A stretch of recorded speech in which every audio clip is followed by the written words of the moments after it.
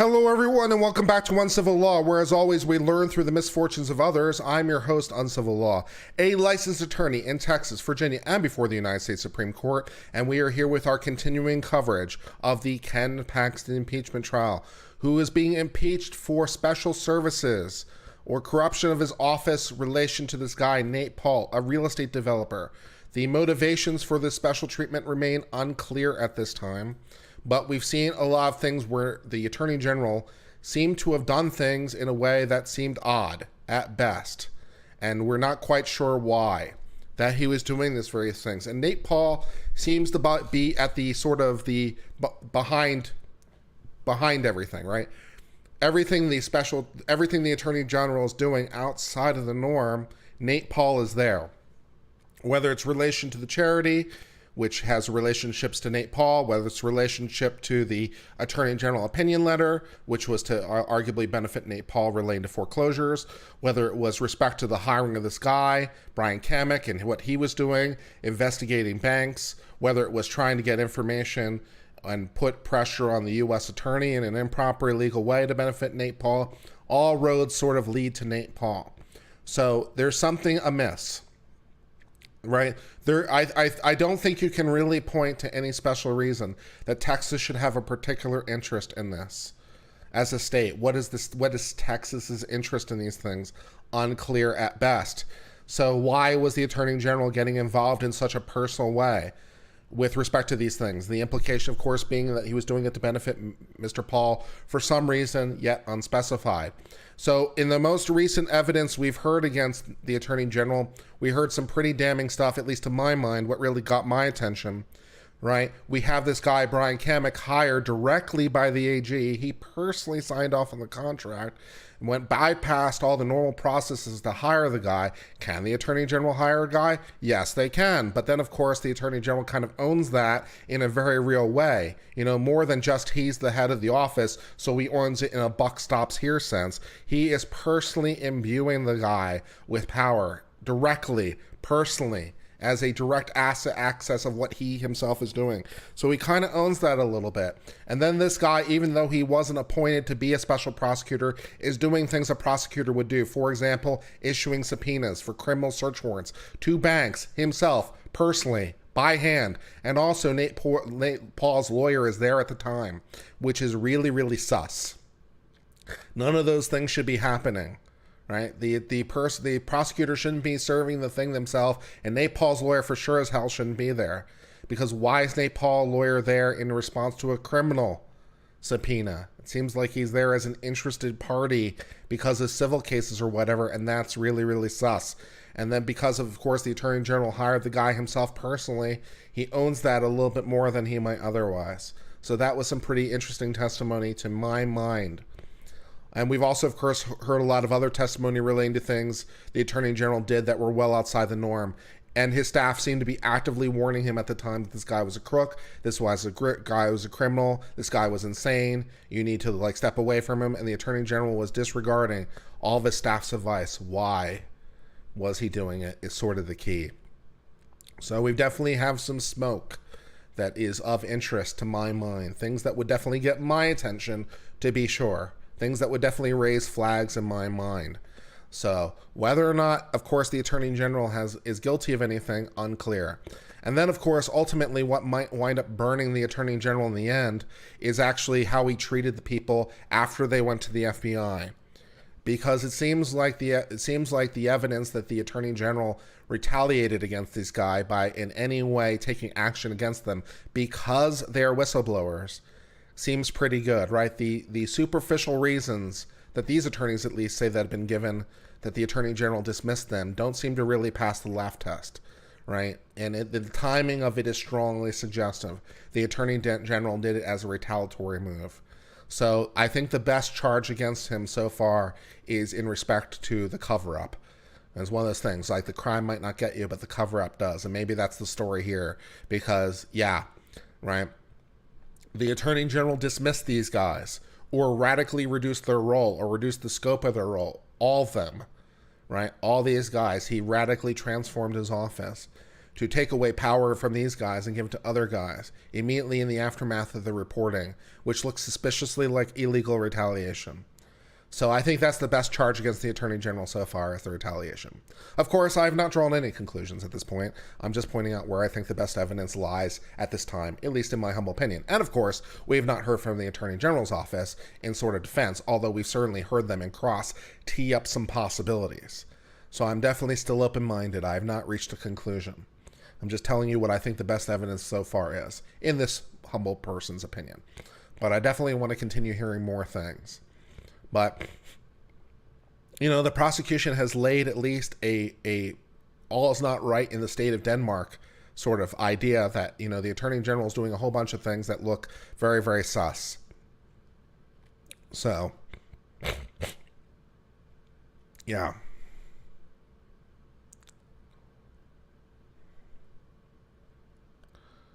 Automata says, weren't they all subverting his will for months before whistleblowing, though? Trying to save him from himself, they pretty much admitted. To some degree, that might be their job, to be quite honest. To not put too fine a point on it. I mean, all of them took oaths to the Constitution and to the laws of the state of Texas. And so to the extent that the Attorney General, they believe, and also protecting him in and of itself is also part of their job. So that is part of the job, is to protect the integrity of the office. So I don't necessarily object to some of that. So the degree to which that's problematic or not, but they seem to have some ideas.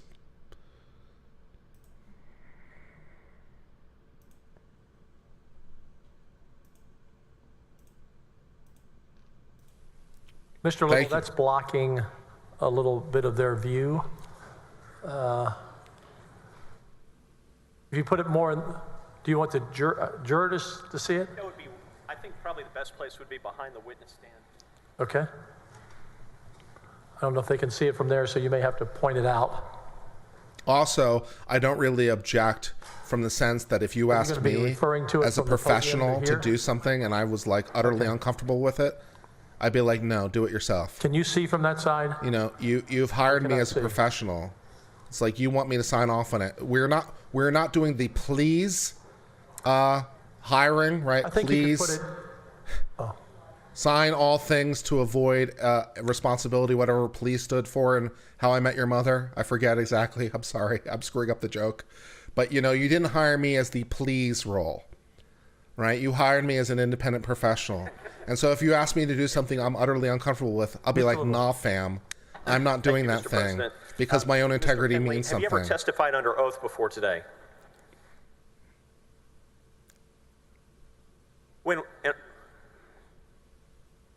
Yes, I've testified under oath. Did you testify under oath before the House Board of Managers? No.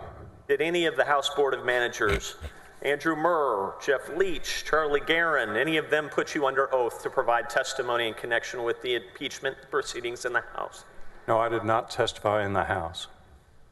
In fact, not in a proceeding in the House. I did speak with their investigators.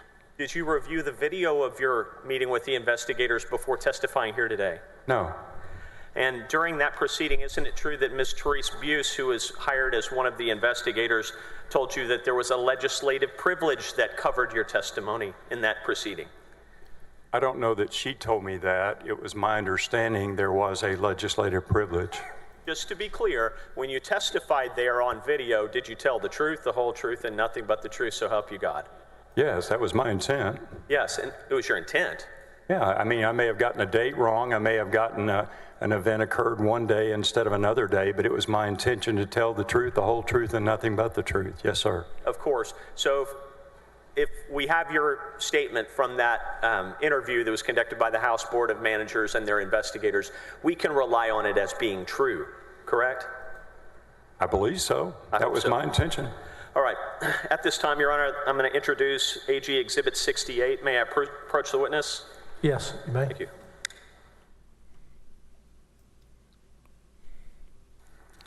Let me just say I've had to tell my boss no before. So I understand that position. So.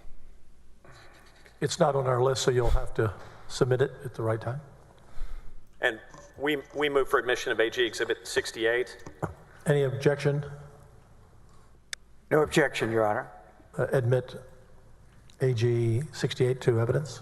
Eric, Exhibit 68, if you would. Thank you so much. All right, to be clear, Mr. Penley, this is the referral that came to your office from the Travis County District Attorney's Office, and it was dated June 10 of 2020, correct? That's correct. It's received in your office sometime around June 17 of 2020, correct? That's my understanding, yes. And when you got this, neither David Maxwell nor you were excited about the assignment at all, and neither one of you really wanted to move forward with it, correct? That's true. And what Nate Paul was accusing these people here, or at least complaining about, if true, it was a 20-year felony. You would agree with that, correct? An alteration of a federal or a document, yes, it would be a 20-year felony. And there's a state analog to the federal statute concerning alteration of government documents, true? Yes, I believe that's 3710. So there was a state offense that had been alleged in this referral, true? He was claiming there were state law offenses, yes. Yes, that's what I said. There is a state offense alleged in this referral, true? Yes, if you believe what Nate Paul was saying. Yes, and it wasn't a crime to follow up on this. It wasn't obstruction of justice. It wasn't interference with an FBI investigation, true? To a certain point, I agree. Very good.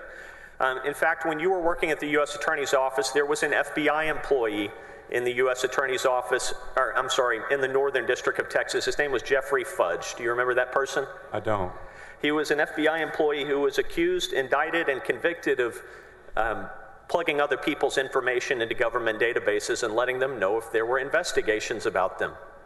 You familiar with that? I'm not. It happened your first year at the U.S. Attorney's Office. Pardon me, Your Honor. You were talking about something he doesn't know anything about. Now he's testifying about it, and I object to that. Fair enough. Well, he can ask the question, but be careful of your line of questioning. I certainly will. Have you ever heard of an FBI employee named Kevin Kleinsmith?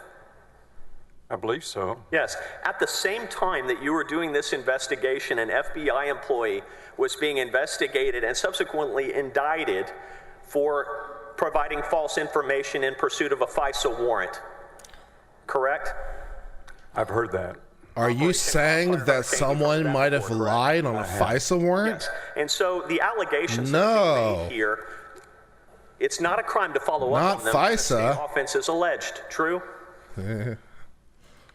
I felt it was appropriate to do an initial review. Object, now responsive. Sustained. True? Could you ask the question again, please? Yes. The state offenses that are alleged here, it wasn't a crime to follow up on them, was it? No, it wasn't a crime to follow up. No. But your testimony earlier was you hoped to slow walk it. Yes. Did you tell Michael Wynn that? No. Did you tell Nate Paul that? No. Did you tell your boss Ken Paxton that? No. And in fact, between June 17 and July 6, 2020, you only talked to David Maxwell about it, right? Between what dates? June 17 and July 6 of 2020, you only talked to David Maxwell about it. That's not correct. That was your testimony on direct. Would you like to correct it? I would, if I may. Please. I'm sure I talked to Jeff Mateer as well. In fact, we talked to Jeff Mateer when he handed us the referral on June the 18th, probably. We may be talking past one another. You did no investigation between June 17 and July 6. True? We didn't do any, no. Didn't do any work. True? That's true. Okay. I'm going to show you what's been marked as AG Exhibit 88. We did a story recently for our channel where we covered the FISA court themselves issuing an opinion in the public, which is pretty rare. The FISA court doesn't issue a lot of public opinions. It's so every time the FISA court issues a public opinion, it gets your attention because, you know, it's so uncommon. And they issued a public opinion publicly reprimanding the Department of Justice and the FBI because they said, I don't even remember what the number was. Was it 600,000 or 700,000 FISA warrants in like a year were based on lies? Like 250,000 FISA warrants were based on lies? So move ahead 3 pages. And that was what the FISA court themselves could document and like prove. So you know the real number is bigger than that, right? We were able to prove 750,000 were crap. These are your notes, Mr. Penley, from your meeting with Ken Paxton on July 6th of 2020. True? Yes. And in that meeting, at the top you write, tampering with docs is a state issue, per Mindy of Travis County. Who's Mindy? Mindy Montford, the first assistant at the Travis County District Attorney's Office. Did she tell you that? No. You didn't know enough state law to know that there was a state offense alleged at this point in time, did you? That's incorrect. So you knew there was a state offense alleged. You didn't need Ken Paxton or Mindy Montford to tell you that. True? I believe I discussed that with David Maxwell. You learned it from David Maxwell, right? I believe so. Did you look up the law yourself? I did. Good. Next line says he alleged they changed the search warrant. The next line after that, if you would, read that to the ladies and gentlemen of the jury, please.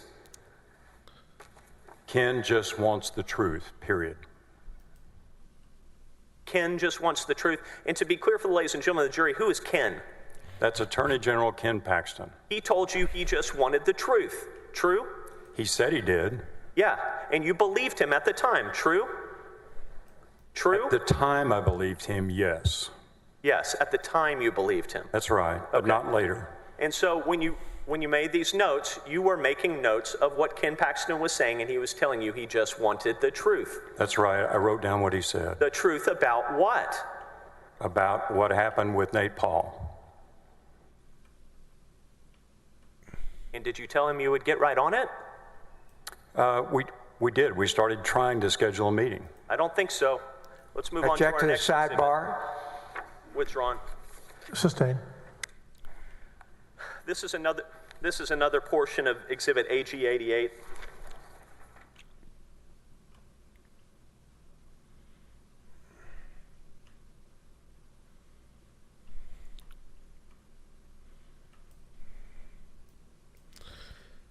And it's even scarier because, like, the fact that you would need to lie in a FISA application. Mr. Roy, if you could move to the next page. It's like, why? The grant rate for FISA warrants is something like 99.999%. Yes. Why would you ever need to lie? Mr. Arroyo, blow up the bottom half of that page, please.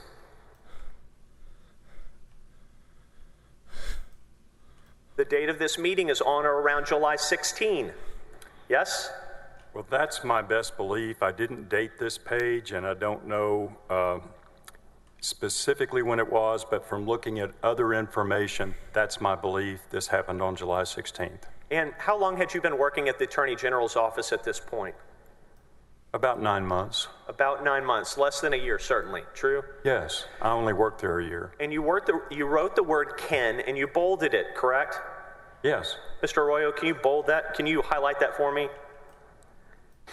And to the right of it, you wrote an asterisk, and it says, he's embarrassed. That's what he said. He was embarrassed with you and David Maxwell. True? He was embarrassed at the lack of progress on the Nate Paul matter. Because you hadn't done anything. True? That's true. Below it says, we've had this for 6 weeks, exclamation point. And Ken Paxton was upset with you that in 6 weeks, you and David Maxwell had done nothing. True? Which part of the question do you want me to answer first? You asked me if we'd had it for 6 weeks. That is true. And it's also true we had done no investigating in that 6 weeks. Ken Paxton was upset that you had done nothing for 6 weeks on a referral from Travis County that he was aware of. True? That's true. Well, see, there's potential cause to fire somebody. There's some discussion about Texas Monthly. Do you see the all caps statement that you wrote in your notes? I do. And Mr. Arroyo, if you would highlight that portion and the portion below it and the line below it. You're on it. And below it. It says, seek the truth, 2 exclamation points. And that's what your boss, Ken Paxton, told you to do. True? That's what he said. I wrote down what he said. And what he said was to tell you to seek the truth. Yes? Yes, that's what he said, and that's what we did. And below that it says, let results be what they are. True? That's what he said, and that's what I wrote down. True. And at that point in time, in that day, he did not tell you to interfere with an FBI investigation, did he?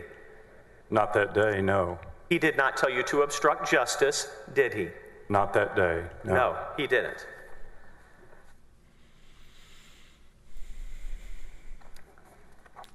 Not a great look. Not a great look. Mr. Arroyo, if you would, please bring up Exhibit 1, AG 1009. This has already been entered into evidence, Mr. President, before the break. You know, Exhibit AG 1009 if you really think it's full of shit, here, and these are your why not notes just from do the July investigation 23, and say, you know what, there's nothing 2020, here? Correct. And these are notes from your review of Nate Paul's earlier meeting with David Maxwell, of which you were not a participant. True? That's true. Yes. And in the middle, Mr. Arroyo, it says the agents didn't. If you can highlight that. Or just refuse flat out. I mean, one or the other, right? Just be like, no, I'm not going to do that because I think it's shit. But like you're misleading your boss. Didn't leave search That's not warrants really behind. great. Violation of the law. Either say no, I don't want to do it's not a that because violation it's a of the waste of everyone's time, Is the code and is screw the you. Code of Criminal Or Procedure like the law do it or not? and be like, It's a okay, I did it, and there's procedural nothing here, code. boss. It's not a statute. But then you're like, okay, I'm going to tell him I'm doing it, and then Procedure. not actually do anything. Broke the procedural rules of the Federal Code of Criminal It's not Procedure, exactly, if that you know, was true. of the utmost Let's turn integrity. the page. Next page, Mr. Arroyo. You know, every time I told my boss no, I actually told him In the no. middle of the page, there's a section that says metadata on PDF. And then sometimes we had to fight about it, and sometimes he made me do it anyway. But, you know, like, I didn't lie to him on about that. it. Damn.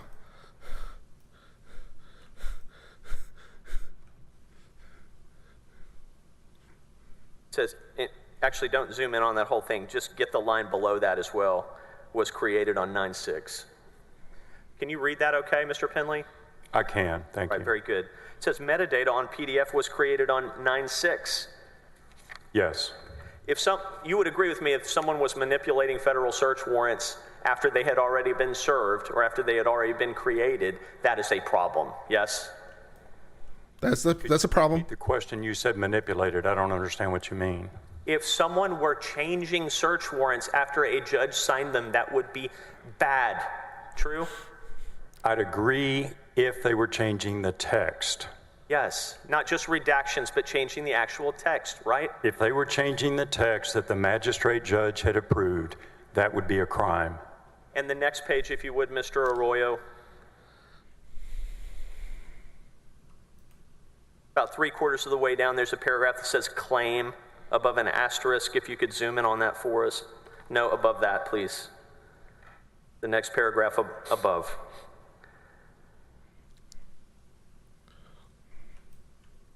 Yeah, the allegation here is that the search warrant for the file storage company, Contigo, was fabricated after the fact. Yes?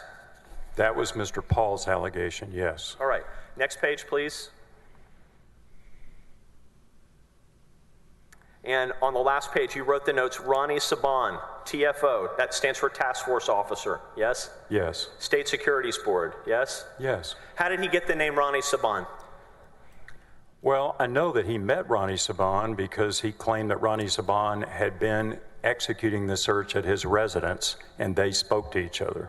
So what you're saying is, I don't want to put words in your mouth, Nate Paul knew Ronnie Saban was involved with the search warrant because he met him during the execution of the search warrant, correct? Yes, he had personal knowledge of Ronnie Saban because he met him during the search. Not because Nate Paul got some secret document from That would do someone it. else, true? No, that's absolutely false, and you misstated my testimony. Did you? I don't know. That's what I heard. Object is non-responsive to everything after no. Sustained. Right? Is the reason? How did he know Ronnie Saban signed off on the search warrant? Because Ronnie Saban was there and in person. They said hi to each other. Arroyo, It was kind of a clue. Exhibit, I'm sorry, not 110, 1010. There we go. Yeah. All right. These are your notes from a meeting with Michael Wynn on July 28th of 2020, true? Those are my notes from a phone call with Michael Wynn. That's correct. Yes, a phone call. And at the top it says, wants to come to Austin to explain papers. Yes? Yes. And below that says the agents didn't leave copies at the premises, but you already knew that. True? I knew that from reviewing the first meeting, the July 21st meeting video, yes. Next line down it says inconsistent signatures and stamps. Yes? That's what I wrote down because that's what Mr. Wynn told me, yes. Yeah. And these notes are from a phone call in advance of an August 5, 2020 meeting with Mr. Wynn and his lawyer, yes? Correct. We set that meeting date during this call. Yes. And by this point in time, Mr. Penley, had you done any investigation? Do I take as many notes as these guys? When I have meetings, I do. And what did that include?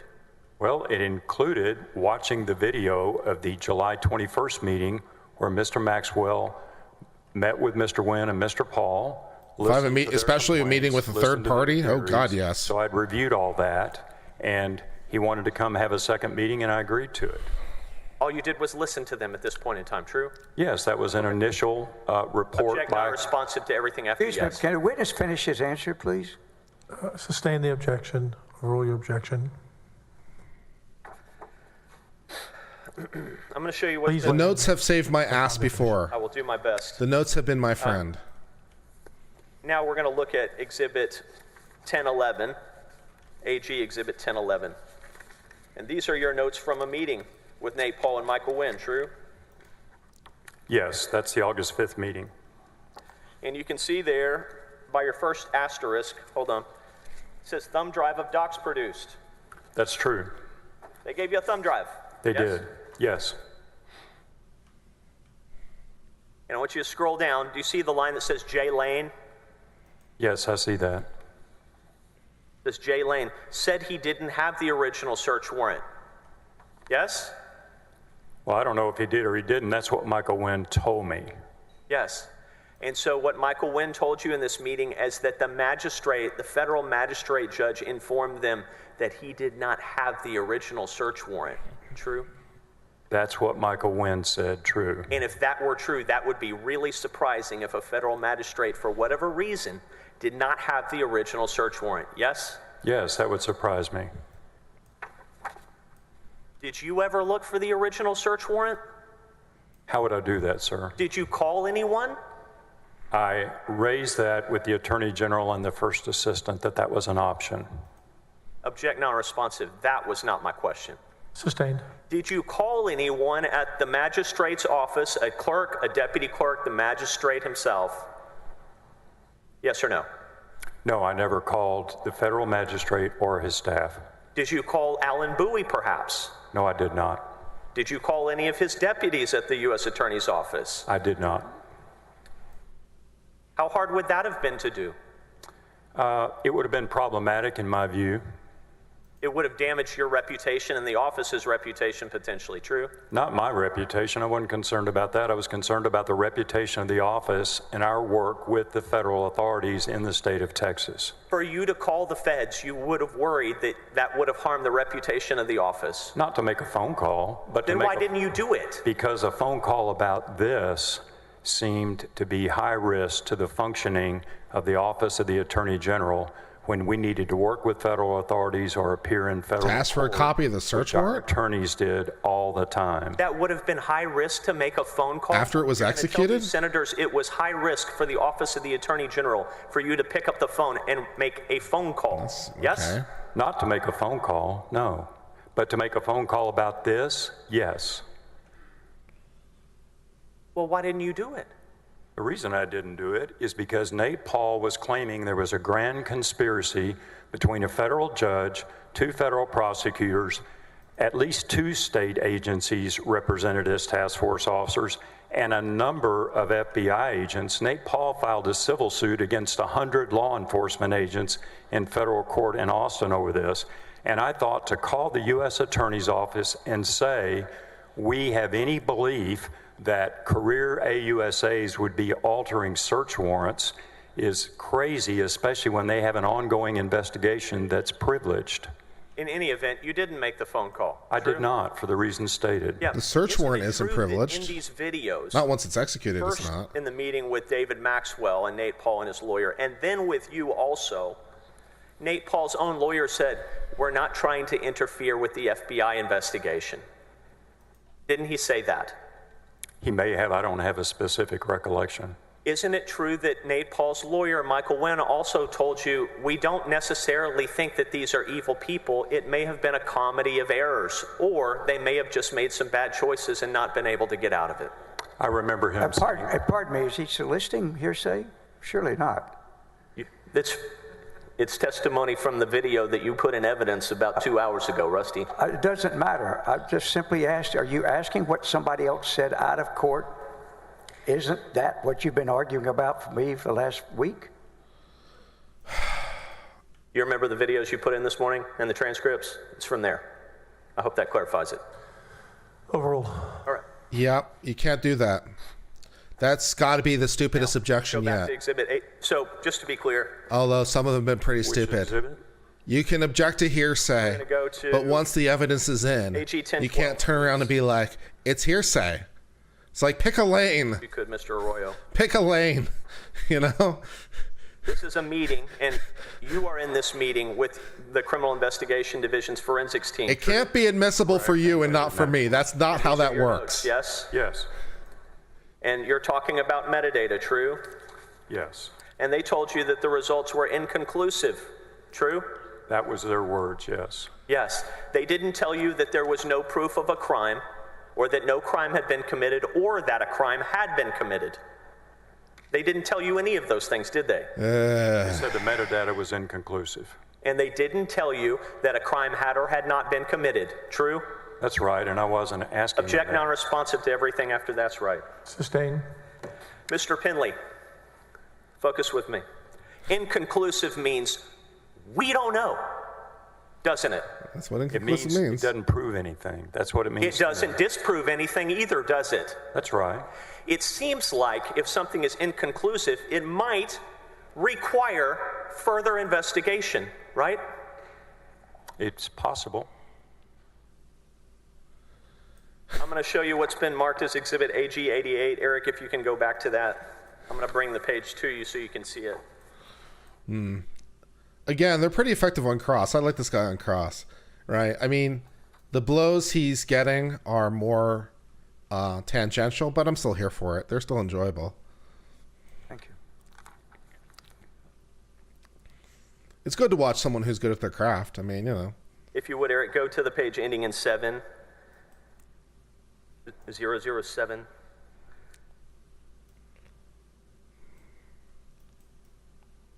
There, stop right there. Go back.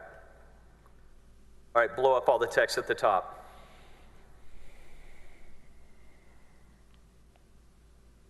Mr. Penley, you got out of the meeting and you had Tina McLeod, who works in IT, she sent you an email. Metadata is, quote, data that provides information about other data.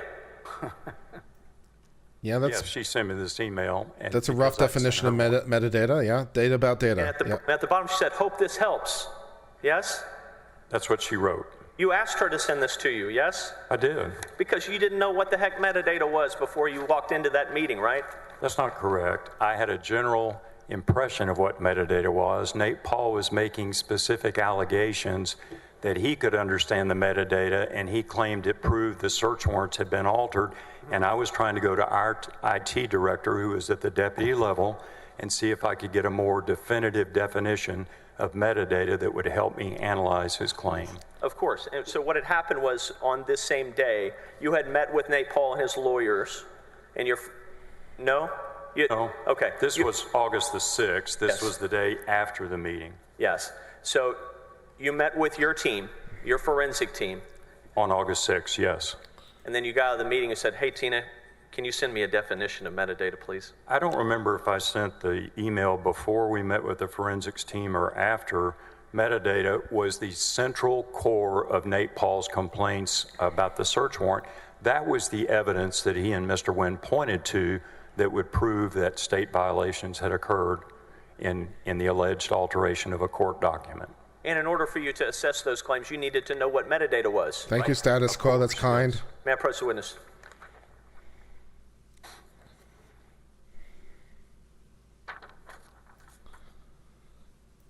If he was trying to get a more precise definition of metadata to help him with the specific case at hand, that definition of metadata is not particularly helpful. Maybe you didn't ask the right Mr. Arroyo, question back now. to Exhibit AG 88. The page ending in 003, please. Like, what would metadata be in this example, maybe, would be better. Or how could I analyze the this list, metadata? Mr. Penley? Or so forth might be more helpful Well, questions. It's a document that apparently Excuse me, was... we're on the wrong page up on the screen. Oh, wrong page. Mr. Arroyo, 003, please. Other way. Okay, what's this list? Your Honor, may I inquire if he asks the witness if these are his notes or his typing? No, it's in evidence. It was offered, admitted, over your objection. No objection, actually. I don't believe this was prepared by him, so I don't know if he is going to ask him about it. I'd like the record to reflect he's out talking to him about something he did not prepare. He produced it in response to It doesn't matter whether we produced it. It matters as to whether this witness had anything to do with it. That's fair. I'll try to lay a proper predicate. It looks to me like we received it from the Attorney General's office. Mr. Harden, you can take the witness on voir dire and ask him. Yes. No. Mr. Penley, of this particular exhibit, did you have anything to do with preparing it? I don't recognize this document. I don't recall preparing this. I don't believe it's mine. Okay. That's all I have, Judge. Do you remember ever seeing it? I've seen it in the documents for this trial. I've seen it in the discovery. You produced it in response to your subpoena, yes? I don't know that. He didn't produce. Hold on, I'm asking the question. I don't know that I did. Okay, we can go back and look. And if I did, I don't know that I prepared it. Perhaps I received it some other way.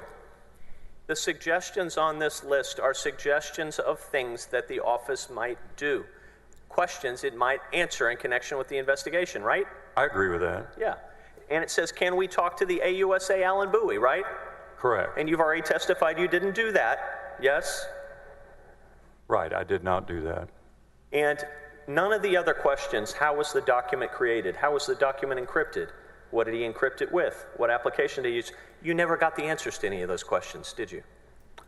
No, I did not. Doesn't that seem like important information you might want to know? No, not based on what I learned on August the 6th. Okay, so I want to fast forward in your mind now to August 12th. We're going in chronological order if you couldn't tell. August 12th, you believe, and your testimony on direct was, you believe Ken Paxton was no longer supporting you, true? That's true. Yeah, and you came to that conclusion after the meeting with Nate Paul and his lawyers at which the Attorney General was present, yes? Based on what the Attorney General said, that was opposite of what he had told me 3 or 4 days earlier. And now, if you would, let's take a look, Mr. Arroyo, at AG 1013.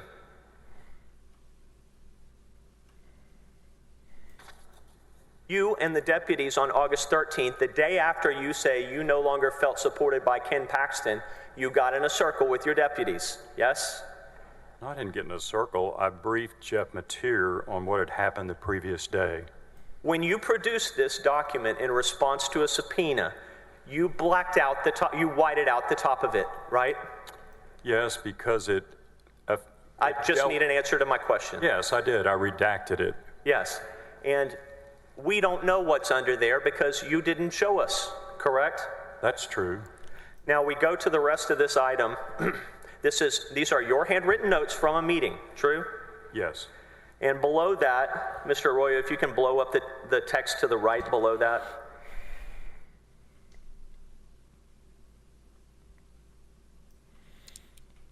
It says call Dan Cogdell.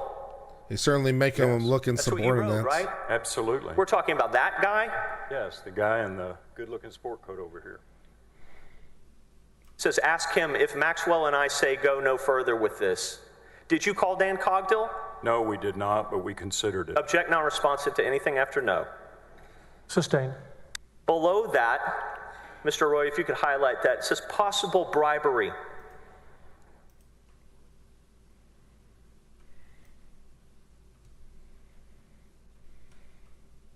Yes, I wrote that.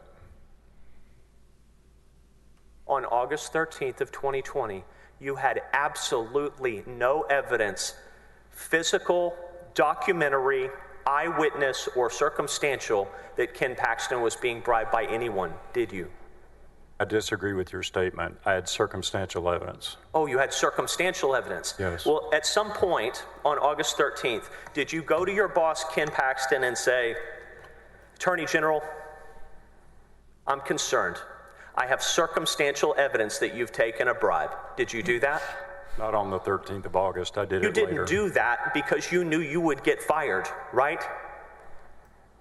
I said possible bribery. I didn't have evidence to confront him with, not at that time. Oh, but you just told the ladies and gentlemen of the jury you had circumstantial evidence. Yeah. So did you confront him with the circumstantial evidence? No, the circumstantial Object evidence. now responsive to everything Can after he no. please be allowed to respond? He did respond. No was the answer. Sustain your objections. Thank you. Mr. Penley, below that it says, if you can zoom back out, Mr. Arroyo, he's using OAG/playing KP. Did you tell your boss you thought that Nate Paul was playing him? Not on August the 13th. Why not on that day? You had his phone number, right? I'm sorry? You had Ken Paxton's phone number, right? Yes, I did. Why didn't you confront Ken Paxton with your circumstantial evidence of bribery and the idea that Nate Paul was playing him on August 13? Because I was trying to find a way to convince him to listen to reason and get away from this investigation, which I thought was highly dangerous to him and harmful to the office and injurious to the respect for the law in the state of Texas. But also because if you had done that, you should expect to get fired, don't you think? I could have been, and I was concerned about getting fired ever since Ken Paxton did a 180 and turned against me in the August 12th meeting, all the way to the end. Okay. So just to be clear for the ladies and gentlemen of the jury, your concerns about bribery did not arrive until you thought Ken Paxton might fire you, yes? No, that's not correct. You're misstating what I thought. I have your notes here.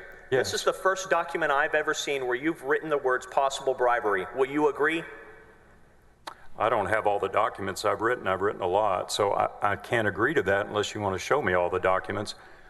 I began to be very concerned about what was going on in his mind when, on about August the 8th, more or less, I told him I recommended closing the investigation. He looked me in the eye and said, okay, fine. All I ask you to do is meet with him and tell him. And then 2 days later, he told me he wanted to attend the meeting. And then in the meeting, when I announced to Mr. Paul and Mr. Wynn, I recommended we close the investigation because the metadata theory didn't prove a crime, Ken Paxton began making negative comments to me. I'm going to object to the narrative. Sustained. Appreciate your answer, Mr. Penley, but my question was a little bit different. On August 12th, by August 12th, you thought, this guy might fire me, yeah? I did. On August 13th, yes. You wrote down, maybe he's being bribed, yeah? Yes, because I thought that. And you didn't confront him that day because to do so probably would have resulted in you being fired, yes? Could be. The safer strategy is to wait a month and go to the FBI with whatever circumstantial evidence you have and adopt whistleblower status for the same information, right? No, I don't agree with your characterization. Okay, in any event, in this memo you say that the metadata is inconclusive, right? I'm sorry, where are you pointing me to? Zoom back out, Eric, if you would, please. Yep, metadata is inconclusive, no proof of crime, no disproof of crime either, right? I wrote down metadata is inconclusive, no proof of crime, and that was my belief at that time, and it still is. In any event, I think you can tell the jury, and that we'll agree, you didn't do any investigating after that, right? No, that's not true. I tried to investigate. I tried to get the rest of the documents that Nate Paul and Michael Wynn had told me they had on August 5th. They told me they'd gotten a bunch of documents from Judge Lane, and I never felt like they'd given me all the documents. You had already told Nate Paul and his lawyer the day before that you were going to close the investigation before you had those documents. True? That's true. And the Attorney General didn't accept it. Object not responsive to anything after true. Sustained. All right. I'm going to show you what's marked as Exhibit AG 1014, please. We're going to move ahead in time from August 13th of 2020 to September 4th of 2020. Can you see this document in front of you on the screen? or in your hand. You've got a copy of it physically. Yes, I think I can see it better on the screen if you'll blow it up. Thank you. This is an email from General Counsel. This is Leslie French at the OAG, and she's sending it to FLD Contracts. It says, FLD, please see the attached partially executed contract and disclosures from Mr. Kamak. I have reviewed the disclosure statement of Brandon Kamak and am satisfied with the choice of outside counsel for this matter. Do you see that? I do see that. Okay. And on September 4th, you got the DocuSign that day, yes? I've said in writing that I got it that day, but now that I've reviewed a lot more evidence, I think I made a mistake, and I believe I've got it for the first time on September the 16th is when it reached my email inbox. Well, that's not what you testified to under oath before the House Board of Managers, is it? That's why I said I made a mistake. Yeah. You're correct. And when you and I think you'll agree, I'm not gonna have to pull your transcript out. You testified to the House Board of Managers and their investigators that you got it on September 4th, and then you went on vacation and said, I'll take care of that when I get back. That's what you told them, yes? And now you're telling a different story, yes? Well, you've asked two questions at least. I'll answer it this way if I may. Yes, I told the House managers I thought the date I first received the executive approval memorandum was on September the 3rd or 4th, whatever date is in the transcript. I don't argue with that. I now believe I first received it on September the 16th, so I'm correcting my testimony. Okay, you're correcting your testimony that you gave to the House Impeachment Board's investigators, yes? Yes, that's true. We should believe what you're saying today and not then, yes? Yes. Okay.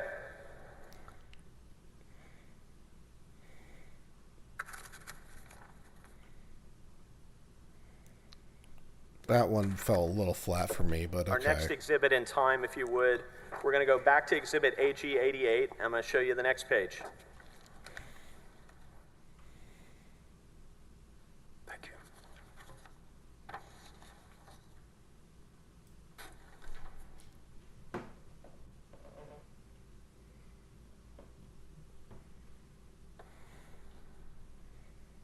Your Honor, because it was, if I may, because this was a group offer, they're all, of course, Exhibit 88. If counsel could, on each one of these pages where he does it for us, give it some type of identifying so we can know and be able to pull back up later. Well, they're already in. I'll identify it by Bates number if that's okay. So, Mr. Arroyo, if you'll go to the Bates ending in 8. I realize they're in evidence. What I would like is a Bates number each time so I know which one to look for. Would you accommodate him, please? We'll do our best. Yes. Mr. Arroyo, go to page ending in 8. 8. Okay. I like that. Get a smile out of me. Give me all the text, Eric, if you would.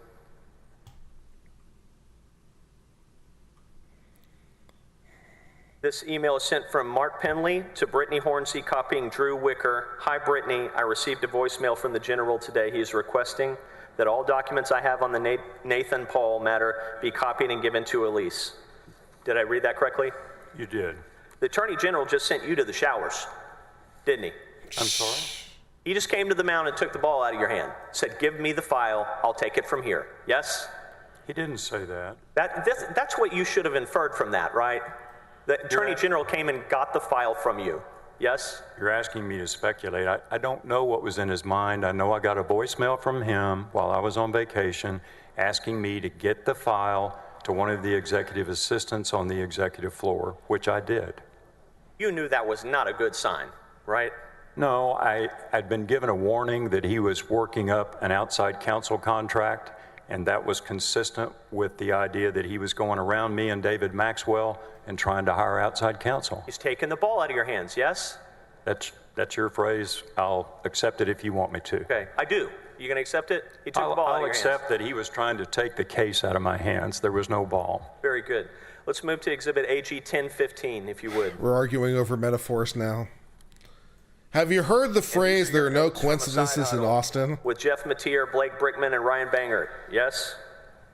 Yes, that's correct. And at the bottom, we've got during the 7th inning stretch, yes, when Ken Paxton took the ball out of your hand, topics that came up. Did you ask for peanuts or Cracker Jacks? And if you didn't get them, you threatened to never come back? Is that what happened, sir? Below that Is it? says NP, file returned, Joe Brown, Cliff Strickland, outside counsel contract. So you knew about it. Yes, the purpose of the meeting with Jeff was so he could update me on things that had gone on during the week I was gone.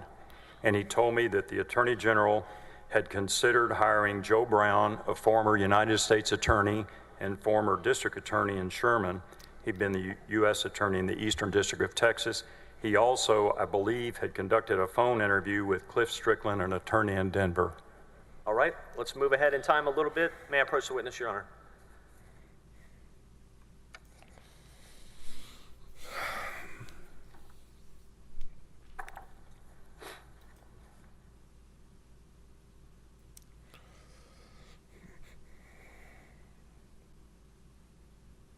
Mr. Penley, I'm showing you what's been marked as Exhibit AG 124. Eric, would you bring that up, please?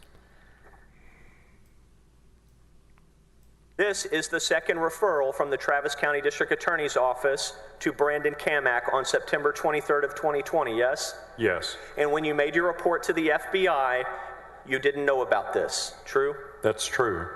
And when you, I believe the word you used on direct was apoplectic. Yes. When you were apoplectic about the grand jury subpoenas being served by Brandon Kamak, it was because you believed they were being used for civil discovery. Is his name really in a criminal pronounced matter. Kamak? That's true. Can that really be the pronunciation of his name? Brian Kamak. And a bid rigging investigation Not Brian Kamak. had been referred Brian from the Kamak. Travis County District Attorney's Office over to Brandon Kamak. You lost me on the second question. Could you repeat that, please? Yeah, let me try again. The grand jury subpoenas Mr. Kamak was serving were relating to this referral in a bid rigging investigation that had been made from Travis County District Attorney's Office to Brandon Kamak. True? That's not completely true. It's partially true. It's a lot true, isn't it? It's partially true. I'll explain if you want me to. You can do that on redirect, I bet. We'll try. But here's what I want you to understand and want you to appreciate and agree with me on. You didn't know about this, and the subpoenas that Mr. Kamak was serving were related to this referral. Yes? A, I didn't know about this. I agree.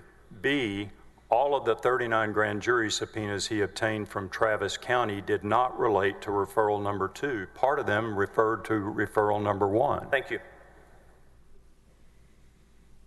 We're going to move to Exhibit AG 92.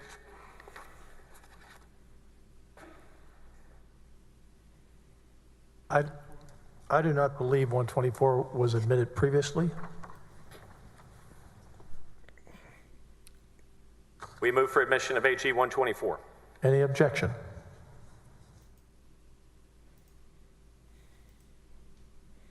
That's the document Mr. Harden, he had been working from before that one you were just handed. He has seen 124, and this is 92.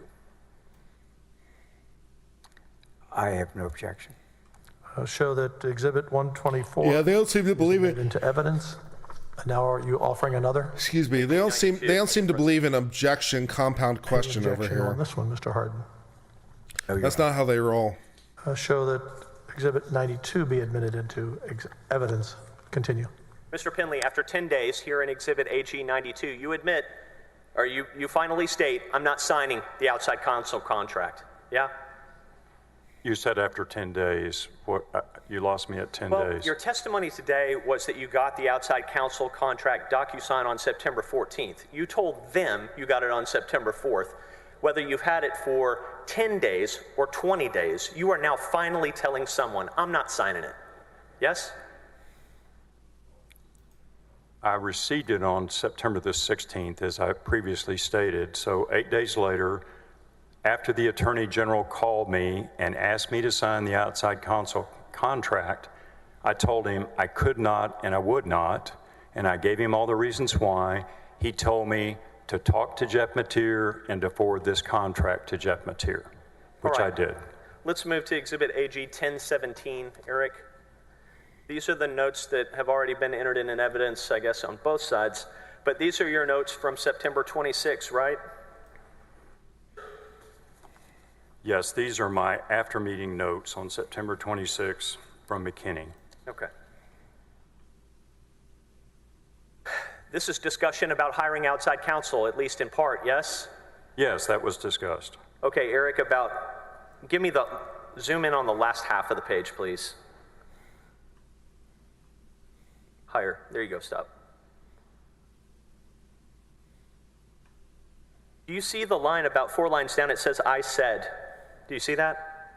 Yes. It says, I said I don't need him, and we shouldn't be spending money on him when we can't give raises to our employees. Yes, I see that. You said that, didn't you? I did. None of that is your business or decision or authority at the Office of the Attorney General, is it?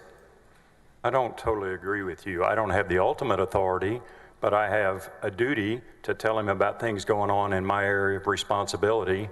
We couldn't give raises to our people. I felt like he was wasting money on outside counsel on an improper investigation, and I was trying to express that to him. Do you understand that there are 900 outside counsel contracts every 2 years at the Office of the Attorney General?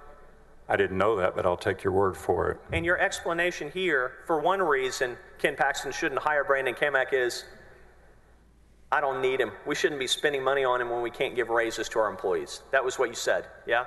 That's what I said. And Ken Paxton got upset and he said, so you're going to exercise veto powers over the budget for the agency? He said that, yes. That was his response to you, yes? Yes, it was. At the bottom, it says there's a chance of media exposure. Second the line from the bottom. Yes. You expressed you were worried about that, That's not a great right? look. I was worried for his sake, yes, and I warned him. Go to the third page if you would, Eric. Yeah. Again, we see on the third page the word inconclusive. The theory advanced by NP was inconclusive, yes? I'm sorry, could you tell me, can you direct me to the part of the page you're looking at? Yes, can you highlight that for the jurors? Yes, it's about 3/4 of the way down. You see the word inconclusive? It says theory advanced by at the beginning of the line. Lower, Eric, right there. This theory, in about a third of the way down. Yes, Theory advanced by NP was inconclusive. Yes? You see that? Give me, if I may have just a moment to read the paper copy. Yeah, take your time.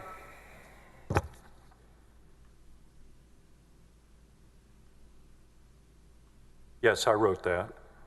And toward the bottom of the page, and just leave it there, Eric, it says, I'm willing to hit the reset button and start fresh if they will produce docs, right? Yes, I told him that. You're 3 months into this referral, yes, and you're now telling your boss, I'm willing to hit the reset button, General Paxton. That's Yes? what I told him on September the 26th, yes, after repeated requests for all the documents. Turn the page if you would. Eric, give me the bottom half.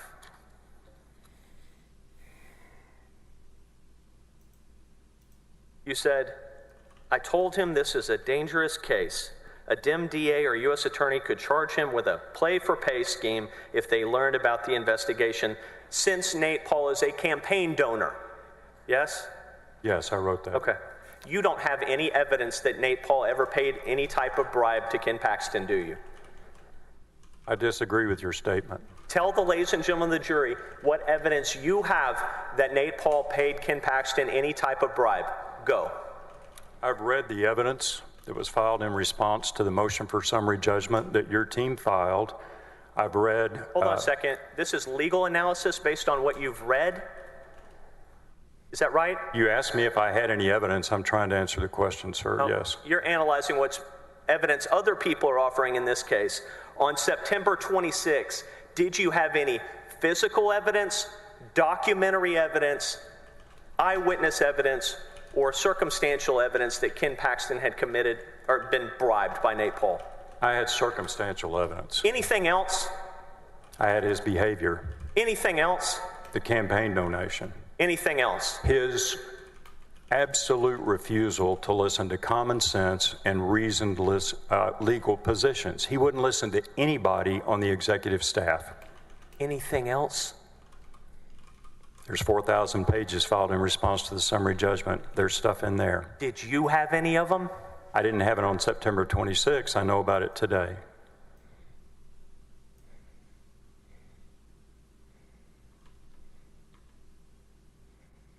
bottom portion of that bottom paragraph says, I gave him the scenario that NP, if indicted, could make up a story and throw him under the bus to the feds. That's what you told him, right? I did. You told him the risk was Nate Paul would manufacture false information that could harm Ken Paxton, yes? That's the way I phrased it, yes. That's what you said and that's what you wrote, yes? Yes.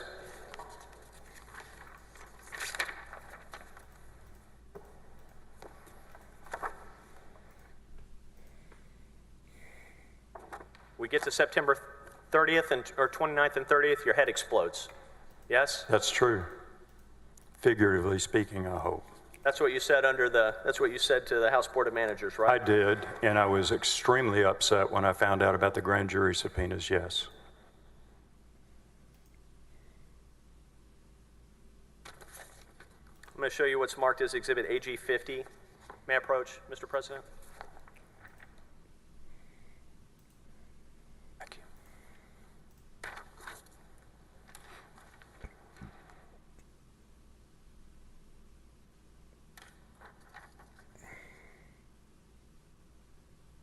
Mr. President, we move for admission of AG 50. Any objection, Mr. Hardin? No objection. Eric, if you would put that up Admit for me. into evidence, please, AG 50. You signed this, yes? I did, yes. It says, we have a good faith belief that the Attorney General is violating federal and/or state law. Yes? Correct. You had a good faith belief on October 1st, 2020. Yes? Yes. Did you bring any documentary evidence or physical evidence to the FBI? No. No documents, no physical evidence. And just to be clear, your testimony on direct was one of the reasons you thought Nate Paul had no credibility was he didn't give you any documentary evidence. True? Based on his theory, there was nothing to back up his theory. Correct. Yeah. We knew that So question it's was fair to say coming. if you had I forecasted that documentary question evidence of any like 2 crimes by hours Ken ago. Paxton, So it I was would like, have yeah, brought them to 2 the hours ago, I'd be FBI like, when yep, you this is visited going to be a with them question prior on to the cross, and here we are. I disagree with you. Oh, so you would have sat on it? No. If you had any documentary evidence of a crime by Ken Paxton, you would have brought it to the FBI. Yes? No. No, you wouldn't have? No. This was an initial report by eyewitnesses, Oh, I don't find that credible and it at happened in all. a hurry. I don't agree find that with credible. How much of a hurry did it happen in? Well, in one sense, it had gone on for 3 months, but what really took this to a crisis level was learning that Brandon Kamek, or Kamak, I don't know the exact pronunciation, I would like to again remind you, you can support this channel. I'm a goddamn oracle. I see the future. Please donate to the channel. It's appreciated. Thank you. Testified about that. May I approach, Your Honor? Thank you. I call objections before they're called. I make rulings before they're called. I know what's happening before they do. I'm on it, baby. I'm on it. We move for admission of Exhibit AG 97, please. When you have time to respond, Mr. Hardin, No objection, Your Honor. admit AG Exhibit 97 into evidence. From your office email, you forwarded grand jury subpoenas that were supposed to be secret to your counsel, Johnny Sutton, correct? That's partially correct, yes. And to be clear, you've never paid Johnny Sutton a dime, have you? Not yet. You have some type of pro bono deal with him? No. Who's paying for him? We haven't agreed on a fee arrangement yet. We've agreed to discuss that in the future. You haven't agreed on a fee arrangement? Let's What? let that sink in for a second. This man who's a former assistant U.S. attorney, he's with the Ashcroft law firm, I believe. It's in multiple states. He's represented you for 3 years and you haven't agreed on a fee arrangement yet? I want to make sure I understand. That's right. Haven't paid him What? anything? Haven't paid him anything. He's never sent you a bill? No, sir. What? Sounds like a great guy. He is. And he's a former United States attorney, not an AUSA. Oh, he was the U.S. attorney, supposed to an assistant U.S. attorney. Fine. Wow. Okay. At some point in time, you get placed on investigative leave, true? Dude, On what? October the 2nd, correct, by the Attorney General. We don't have a fee By that agreement. point in time, We're there was gonna still talk about the no fee file agreement at some related to later your point. investigation at the OAG. Yes? I'm sorry, I didn't hear the full question. Could you repeat? What? There was no file at the time that you were placed on investigative leave in the OAG system related to the Nate Paul investigation. True? I had a file with my personal notes on the case, but we had not officially opened an investigation file. If you would, Mr. Arroyo. Do I have to look up the rules of Exhibit ethics? AG That can't 1020, possibly please. be ethical. That's got to be a violation of the rules of ethics. Hold on. You can't. October 10 of can't 2020, possibly be your notes from a ethical. Conversation with David Maxwell, correct? Yes. Blow up the bottom portion and highlight it, Mr. Arroyo. Hold on. Highlight that bottom asterisk. Your plan, while you were still at the Office of the Attorney General on you're on investigative leave on October 10, right? That's true. Your plan is to cook up bar complaints on Brandon Kamak, Michael Wynn, and Ken Paxton, isn't it? That was not my plan. It was David Maxwell's plan. Yeah. I wrote down, Rule 1.04, fees, subpart C. When the lawyer has not regularly represented the client, the basis or rate of the fee shall be communicated to the client, preferably in writing, before or within a reasonable time after commencing the representation. 3 years later, no fee arrangement. Okie dokie. Down because, well, why don't you tell these people what he actually said? the best recollection, well, I have no independent recollection of these notes, so I wrote down the word cook up. Okie We never did dokie. anything with it. We never even called the bar. But the two of you talked about it, yes? That comment was made on that date, and I wrote it down on October the 10th. Yes, I wrote that down. And toward the top, it says, look at the defense fund, may need a grand jury subpoena, right? Right. That was part of your plan, wasn't it? No, that was part of our conversation, and we were trying to find more links between Nate Paul and Ken Paxton. If you would, Mr. Arroyo, Exhibit AG 1021.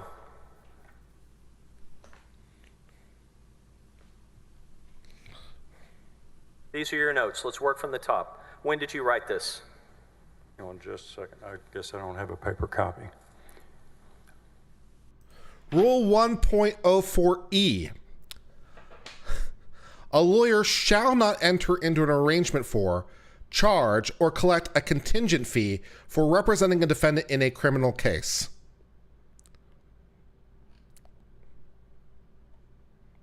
Okay.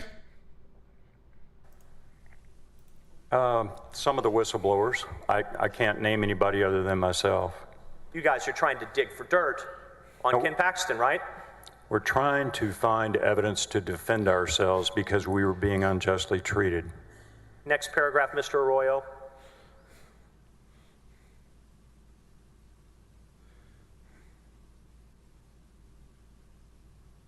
At the top, you write, Missy told him he could sign the contract and hire outside counsel. Yes? I wrote that down, yes. That's Missy Carey, the Chief of Staff of the Office of Attorney General. Yes? That's correct. And your notes, your recollections from this meeting were that you were all discussing it, and the Chief of Staff said, Ken, you can sign that contract. Yes? Well, I don't know this was from a meeting. I believe it was from a phone call. Let's go to the bottom two lines on that page, if you would, Mr. Arroyo. As to whether it's a criminal case or not, at least one of the earlier witnesses testified that it was a criminal bottom defense you wrote, lawyer, at least in KP part. must be So yeah, the indicted responsibilities by also spring seem to break. include criminal law You wrote that, representation. right? Yes. That was what So you wanted, that's wasn't it? why I cited the rule. At that point, yes, because I believed he'd broken the law. Of what year? I'm sorry? Of what year? The law of what year? Ask the witness. Mr. Hardin, redirect. Thank you, Your Honor.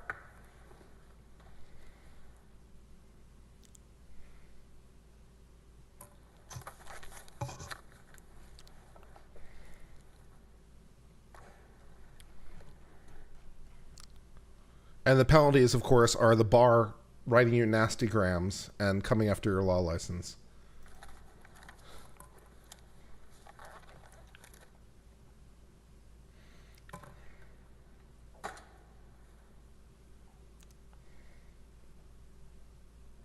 We don't even have a fee agreement. Thanks a lot. We're going to discuss the fee agreement at some later point in time. So, Mr. Penley, I'll just take a few minutes with How? you. Just a few things I want to mention real quickly. But what is your testimony as to whether or not at the time all of this was happening, you had seen the referral that is called the second referral? And if we could put up the front page of AG Exhibit 124, please. where's Matt when you need him? Where's Matt Harris when you need him? Matt, we need help.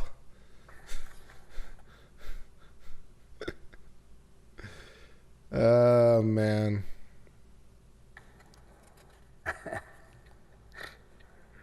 It's okay. Thanks a lot.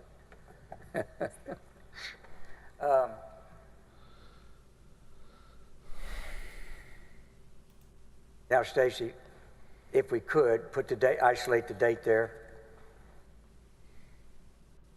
So September the 23rd, correct? Correct. That you're really only, everything blew up, we can all agree, can we not, on September the 30th, with y'all going to the FBI and so? I'd say September 29th, the day before, with the first grand jury subpoena being reported. Okay, So you got a lawyer representing multiple clients over a period of 3 years, just 1 week apparently before with that, no is fee my agreement in point, place, Yes, sir. with fees to be were you discussed ever, at some later at the time this was going on, were you informed that after filing the complaint back in June on the referral, that now after things are, you've been looking at one referral? Yes. Is your testimony throughout this case y'all were only concerned with one referral? Right. I only knew of one referral all the way to the point when I got put on investigative leave. All right. Have you since reviewed, after this was all over, after you were terminated? Well, back up. Had you seen this referral number 2? You couldn't have even scrawled out something on a cocktail napkin? $350 per hour for services, holla? You couldn't do that? Which was a month. I think I saw it in between that. Nothing? And at the time, now, did that lessen your view of, or change your view of Mr. Paul, or did it increase the view you already had reached? It increased my anger at the Attorney General. All right, hold on a second. For doing all this. Hold on a second. I want to move you now to Stacy Bates Stamp.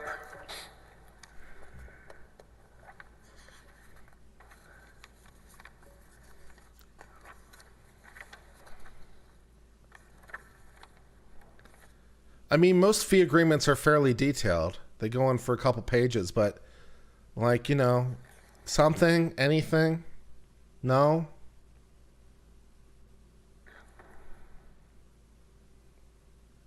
I think it's one, yes, one, Bates Stamp 2443, please, Stacy.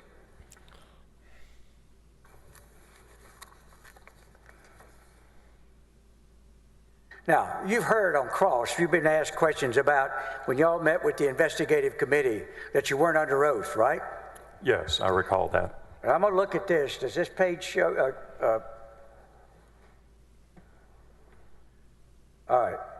Do you see whether or not Mr. Paul once again had a choice of whether or not to swear to the allegations he was making? Yes, I know that on both referral number 1 and number 2, those forms from Travis County have a line for a notary signature and a swearing that everything is true. Now, what is your opinion as to whether when he goes to the district attorney's office to file a complaint and has a chance to make his allegations, did he swear to those allegations? He did not swear to either complaint in referral 1 or referral 2. And when he didn't swear to the complaint, did you, once you found out about it, while you were, you say, on leave before you're officially terminated, did you look at the allegations this guy was making this time?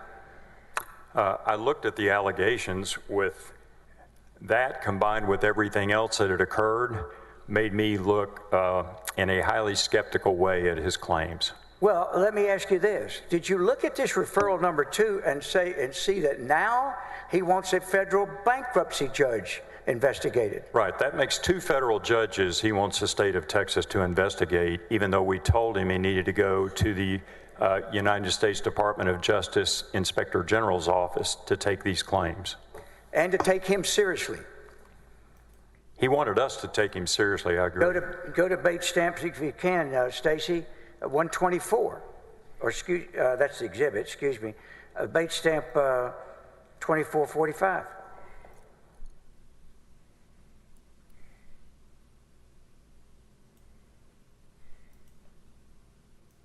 I want you to look at how many people now does he want an investigation of. For instance, look at on page 2445, let's scroll down. Will you just read out the names of the people he now wants y'all to investigate in addition to the people he wanted you to investigate in the original referral? Yes, sir. Brian Hardiman, Slow down. Do you know who Brian Hardiman is, one way or the other? I do not. Next one. Will Hardiman. Do you know who he is? I've read that's Brian Hardiman's son. Do you know who Christopher Dobson is? No. Are you aware that's opposing counsel in the case that he's in litigation with? No, but I'm not surprised. Stephen Benish, do you know who that is? I do not. Do you know who Jason Cohen is? I do not. Do you know who Mark Riley is? I don't. Do you know that Mark Riley is engaged in a civil lawsuit with him? One moment, Counselor. Yes, Can sir. we take out that information, please, and we'll address this? Pardon me? Just very briefly, Mr. Yes. President, assuming facts not in evidence, I didn't hear what you said, I'm sorry. I'm saying, assuming facts not in evidence, Mr. Hardin is saying that these people are certain things and the witness has no knowledge of it. That's fair. Sustained. That's fair. If he doesn't Do you know know, he who doesn't Jason know. Bain is? I don't know him. Do you know whether Tony M. Davis is a federal bankruptcy judge? Yes, I understand that he is a United States bankruptcy judge in the Western District of Texas in Austin. And do you know who Ray Chester is? He is the trustee for the Mitty Foundation, which is involved in a lawsuit with Nate Paul. Is Ray Chester a trustee or is he opposing counsel representing the Mitty Foundation? My understanding is he's an attorney, but he's also the trustee represented by counsel. Do you know who Mr. Milligan is? Gregory Milligan. I believe he's an attorney in Austin, somehow involved in that litigation. At the end of the day, when you read this particular referral, is there any way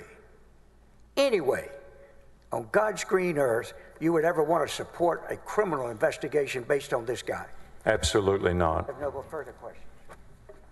Wow, insightful. Recross, Mr. Little?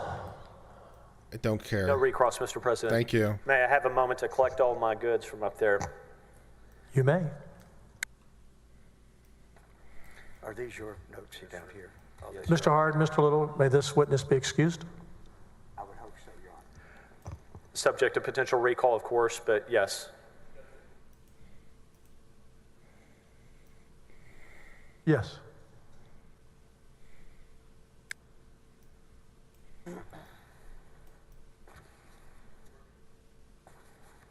You may step down. Thank you. I want to take all those, leave those here for us. Thank you, Lieutenant. Thank you. Thank you, sir. Who is Nate Paul? That is the question of the day. To the Attorney General. Who is Nate Paul?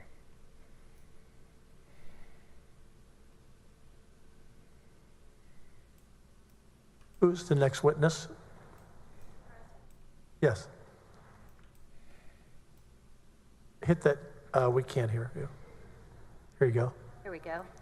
Mr. President, the House Board of Managers calls Catherine Missy Carey. Cool. Bailiff, will you bring in Missy Carey? You got a new lawyer for the prosecution. I'm all excited about that.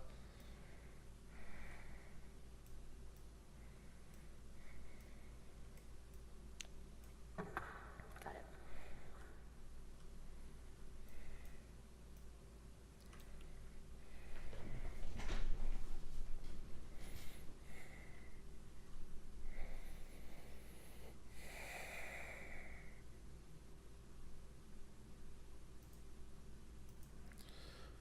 a little heavy on innuendo, a little light on direct connection, you know?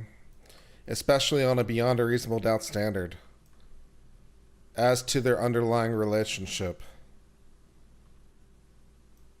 I still think their best cause of action is for the retaliation. But under the underlying relationship on a beyond a reasonable doubt standard, pretty heavy on innuendo. Would you raise your right hand? Take the following oath. I do solemnly swear that I or affirm that the evidence I give upon this hearing by the Senate of Texas of impeachment charges against Warren Kenneth Paxton Jr. shall be the truth, the whole truth, and nothing but the truth, so help you God. I swear. Please be seated. Counsel, will you give your name for the record? My name is Therese Boos. Hello, Therese. You may begin. Hey, Mr. President. Good afternoon. Good afternoon. Would you please state your full Hold name? on. Both of you are going to have to get much closer to the mic and speak up a little bit more. Yeah. No, it's the acoustics are not Yes, great sir. in here. Is that better? I can hear you. It's a big room. Can you hear me? Yes, ma'am. All right. Would you please state your full name? My name is Catherine Minter Carey, although I sometimes go by Missy. Is that a name your parents gave you? It's a nickname. My sister and I were Missy and Prissy growing up, and, I got the better end of that deal, so. So which name do you go by? I think everyone here would know me by Missy. All right. Okay, if I call you Missy. It is. All right, Missy. Where did you grow up? I grew up here in Austin. And what did your mom do? She was a school teacher and a stay-home mom. How about your dad? My father's an attorney. And where did he work? Actually, his first job was he was an assistant attorney general at the attorney general's office from 1965 when I was born to 1971. And then he had private practice in a law firm here in Austin. Was he a role model for you? He is a role model for me, yes. Is he why you became a lawyer? He is. How about the Attorney General's office? It just, when I was a kid, he would take me up there. I was probably kindergarten or first grade, and it was like the scene from Mad Men, if you know the TV show. It was a cool place, and it was what I always wanted to be. So where did you go for undergrad? I started at Hollins College, which is a girls' school in Virginia, and then I transferred to Texas A&M, where I graduated with What's a your degree in? In political science. Where'd you go after that? I went to law school at St. Mary's in San Antonio. And were you licensed to practice law? I am. I'm licensed in Texas in 1990. After you got your license, where did you go to work? My first job was here at the General Land Office. I was a staff. First, I started out because I didn't have my bar results, and I learned quick that the Appropriations Act says you have to have a license to be a lawyer. So I started actually as a legal secretary or law clerk, and then when I got my results, I became a staff attorney there for 5 years. And when you got promoted to staff attorney, what kind of things were you handling? I did employment law. Wrote legislation. I worked on the Open Beaches Act, the Oil Spill Response Act. I did a little bit of collections for the Permanent School Fund. Did different things like that. At the end of your 5 years, where did you move to? I moved for the first time to the Office of the Attorney General. Okay. And which department were you assigned to work in? In the Administrative Law Division. And what kind of things did you handle? So part of the time I was a litigator in administrative law, represented the state in court. The other duties were general counsel to various state agencies that didn't have their own general counsels. I did open records, open meetings. I drafted rules, tried cases about the Administrative Procedures Act, did some employment law. Sounds like all kinds of things. Kind of a division that does a little bit of everything government-oriented. Okay. Did you leave the Attorney General's office? I did. I left the Attorney General's office for a while in 1997, and I was conscripted, so to speak, to work at the Texas Lottery Commission for Harriet Myers, Anthony Sadbury, and Judge Hill, John Hill, to work on a matter with the executive director at the time that was kind of well known in the press. Okay. So Was there a scandal? there was. And did it all have to get cleaned up? It did. And did you assist with that? I did. All right. After that work got done, where did you go? After that work got done, I was asked by incoming Attorney General, now Senator John Cornyn, to come and be the Attorney General's office's public information coordinator. So I came back to the Attorney General's office in 1999, and I did the coordinator position for a year, and then I was given the division chief of the Open Records Division next, and I think I held that position about 6 or 7 years. And at the end of that, where did you go? I was promoted to the general counsel position for the Office of the Attorney General. I think in 2006, I was the agency's general counsel. And after that? After that, I was promoted by Governor Abbott when he was still Attorney General to be the deputy for administration for the Office of the Attorney General, and I remained in that position when General Paxton came in and did the same basic job for both of them. Tell us how many attorney generals you've worked for. As Attorney General, I've worked for 4, and then John Hill at the Lottery Commission. Okay. So 5. Tell us the names. So Dan Morales, John Cornyn, Greg Abbott, Ken Paxton, Attorney General Hill when he was on the Lottery Commission.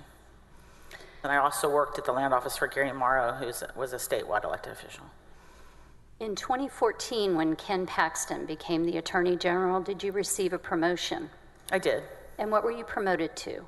I was the first female chief of staff of the Office of the Attorney General, and the first person to work their way all the way up from a line lawyer to a position that high in the agency. And who did you report to in that position? I reported to Jeff Mateer, who was the first assistant. Well, actually, probably it was Chip Roy first. I can't remember. It was the first assistant, whichever one was there first. And eventually to Jeff Mateer as Indeed. first assistant? I think Jeff was their chief of staff, yes. Okay. May I have Exhibit 553, please?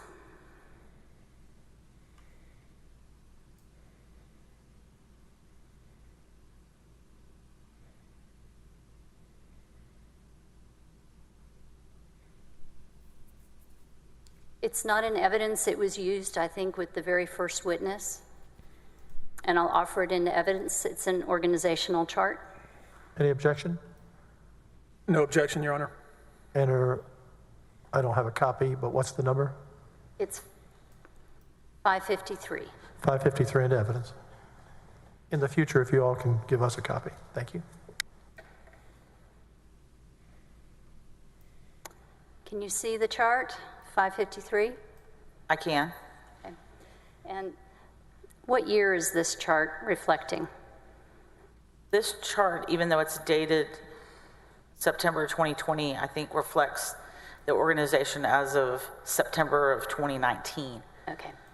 And have the names changed a little bit during the time that you were there? I'm interested actually in the divisions and the deputies, the slots.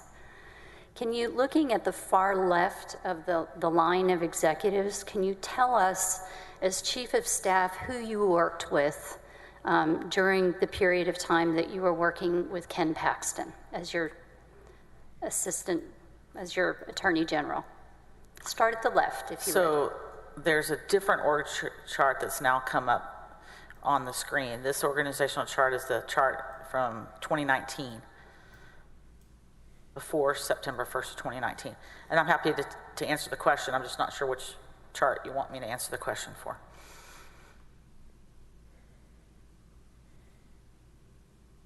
Are we on 553? 553. 553.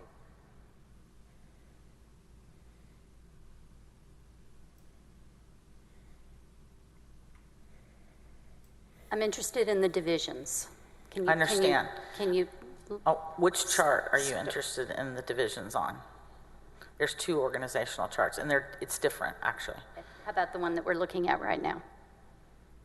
Does that help? That helps. Yes? Yes. All right. Let's start at the far left of the chart. Okay. And can you tell us which divisions you supervised and spent the most time with? The first assistant supervised all the deputies. However, Mr. Starr and I sort of split the deputies by areas of our expertise to assist Jeff in his management of the deputies.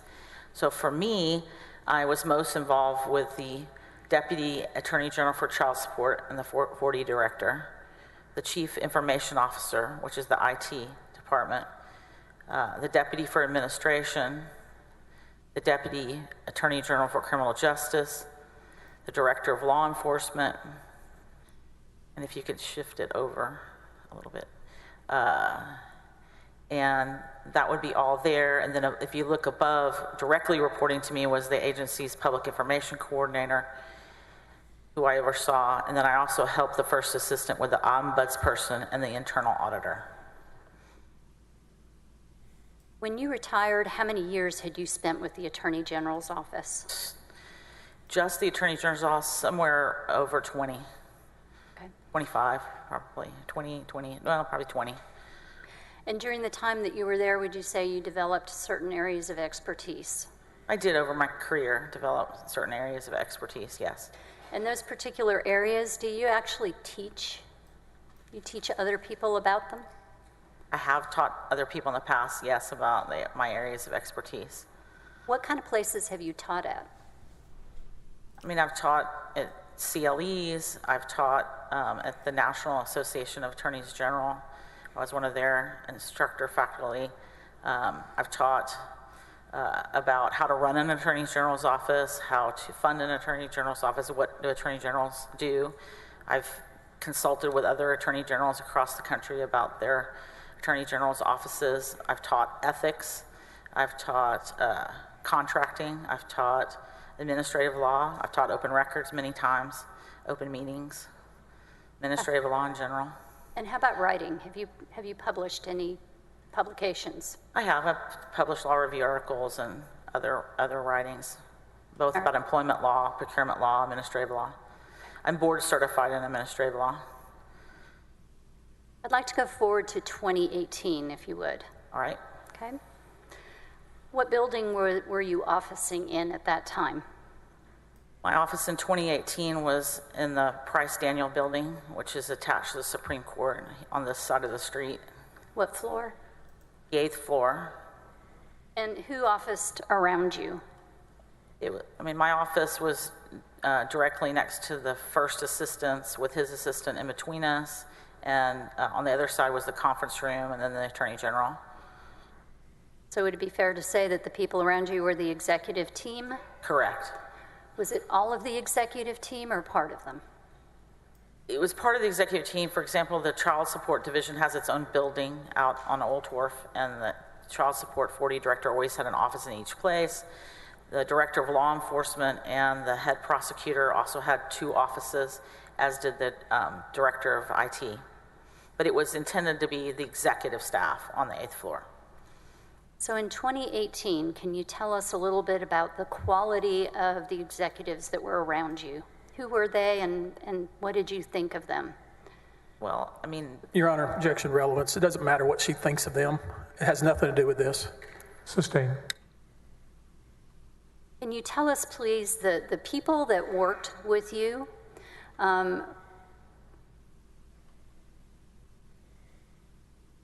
did they mirror the policy choices of Attorney General Paxton? Your Honor, again, relevance. Object. Would overrule this time. They did. The executive team was created in order to further General Paxton or any Attorney General's agenda and desires of where they want the office to go, and they did so. And during the period from 2018 up to 2020, were you aware of how they were perceived by people outside of the office, other professionals? Objection, Your Honor. That calls for speculation. How can she know what people outside the office thought about these people? I can qualify. Sustained. Are you familiar with how the executive group within your office was perceived by people outside of the office? For example, other professionals in Texas and even outside of Texas? Objection, Your Honor. Personal knowledge, she doesn't have it, and to the extent she has any, it would be hearsay. Sustained. Do you know what the general opinion was of the office from 2018 to 2020? Objection again, Your Honor. The general opinion of who? I mean, there's almost 30 million Texans. There could be 30 million opinions. Sustained. Did the executive team meet regularly with Jim Mateer? With Jeff Mateer, yes. Sorry.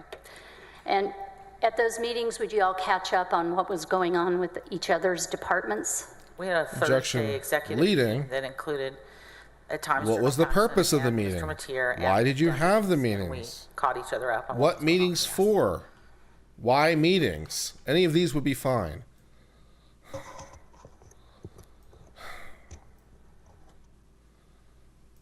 Can you tell us Or what even General meetings? Paxton's involvement with the day-to-day operation of the office was? His involvement was similar to most other attorneys general. Most attorneys general set the high-level policy, Objection. high-level direction of where they want the executive staff to Objection. go, and then She depends on can't the executive possibly staff speak to to what complete those others tasks attorneys and generals do or follow do that not do. direction. Speculation You had out worked in the office ass. for a very long time at that point. As you looked around you at the people that you were working with, how would you describe them? Objection, Your Honor. Vague and irrelevant. Also bolstering. Sustained. What kind of group were they? Again, I have no idea what that means. What kind of group were they? It could be anything. Vague.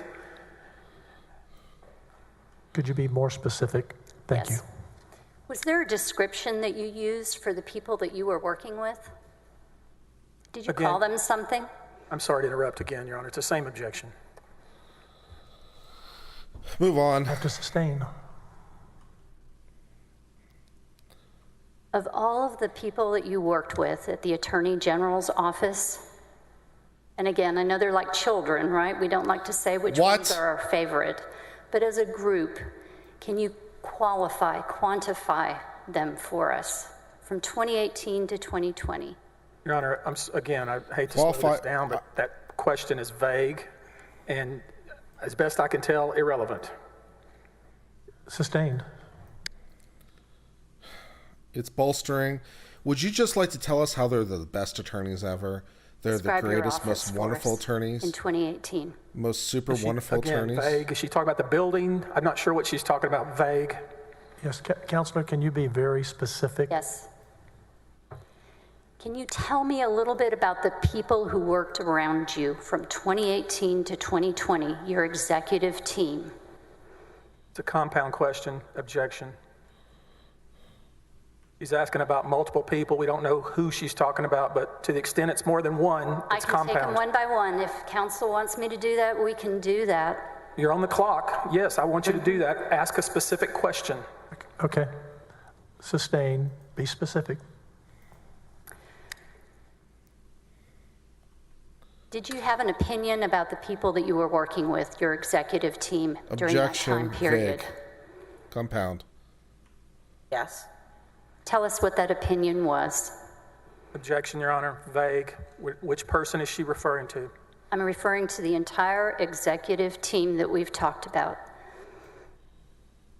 Yeah, we And can. I'm sorry to do this, but she can ask, what's your opinion of Mateer? To the extent that's even relevant, probably not, but this is very vague, and to the extent it's not vague, it's compound. I'm going to overrule. You can ask the question. You can answer what your opinion was over the overall team. Can answer the question. My opinion of the overall executive team was that they were incredibly professional. They were committed to. They were just the best agenda, team. They were the greatest team and most wonderful it team, was the an most incredible wonderful and great set of people I've ever met in minds. my life. Was part of your responsibilities working with and supervising the security detail group? Yes and no. I did not supervise the security detail. And the because I judge worked just for the eventually Department of gave Public up? Safety, but I did liaison with the security detail. The as judge one of just their eventually points of gave up. It's like, I contact, can't be myself bothered to and keep Jeff ruling this Mateer. way. Okay. How about the scheduler?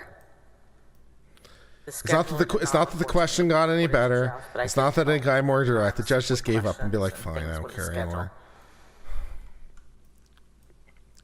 I want to talk with you specifically about spring of 2018, okay? Yes. All right. Was there an incident that caused you some concern? Yes. And I want to talk about that. Can you tell us where you were when it happened? I believe you're referring to an incident at the Galaxy Cafe. I am. Spring of 2018, I was at the Galaxy Cafe on West Lynn eating lunch by myself.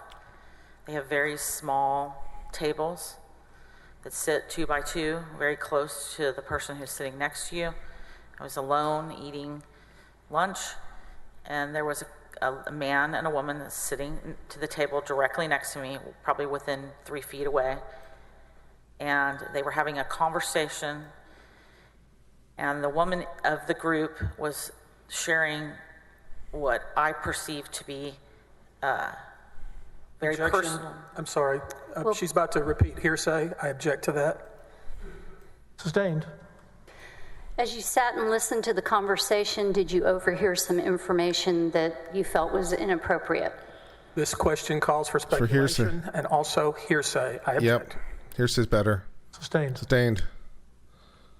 As you sat and listened to the conversation, how did you feel? Objection, relevance. Doesn't matter how she felt.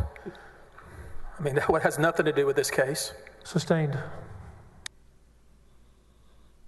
As you sat and listened to the conversation, did you decide to do something? There you go. Objection, vague. I'm not sure what that means, Your Honor. We'll overrule. Yep, overruled. What did you do? After listening to the conversation, I took a photograph of this person and took it back directly to Attorney General Paxton. And why did you do that? Excuse me, can you move closer to the mic? Yes. Thank you, Ms. Carey. And why did you do that? Because I felt the conversation was... Objection, hearsay. I'm not asking for hearsay. I'm asking what her concern was. That's not what the question was, Your Honor. I asked her, Would you repeat the question? yes. You took a picture of the woman. Why did you do that? There you go. I wanted to talk to General Paxton about it, what I saw. Is security of the Attorney General something that you as an employee were very concerned with? Always. Was the conversation that you overheard causing you concern about safety for the Attorney General? No. What was it causing you concern about? Objection, she hasn't said that she was caused concern. I mean, it assumes that she was concerned, and she hasn't told us that yet. Sustained, you can ask that question. Were you concerned? Yes. What were you concerned about? The level of personal detail being shared in a public space. And was it directed to the Attorney General, Ken Paxton? No. Who was it directed to? It was directed to a man who I did not recognize at her lunch table. Okay. The woman that was speaking, did you recognize her? No.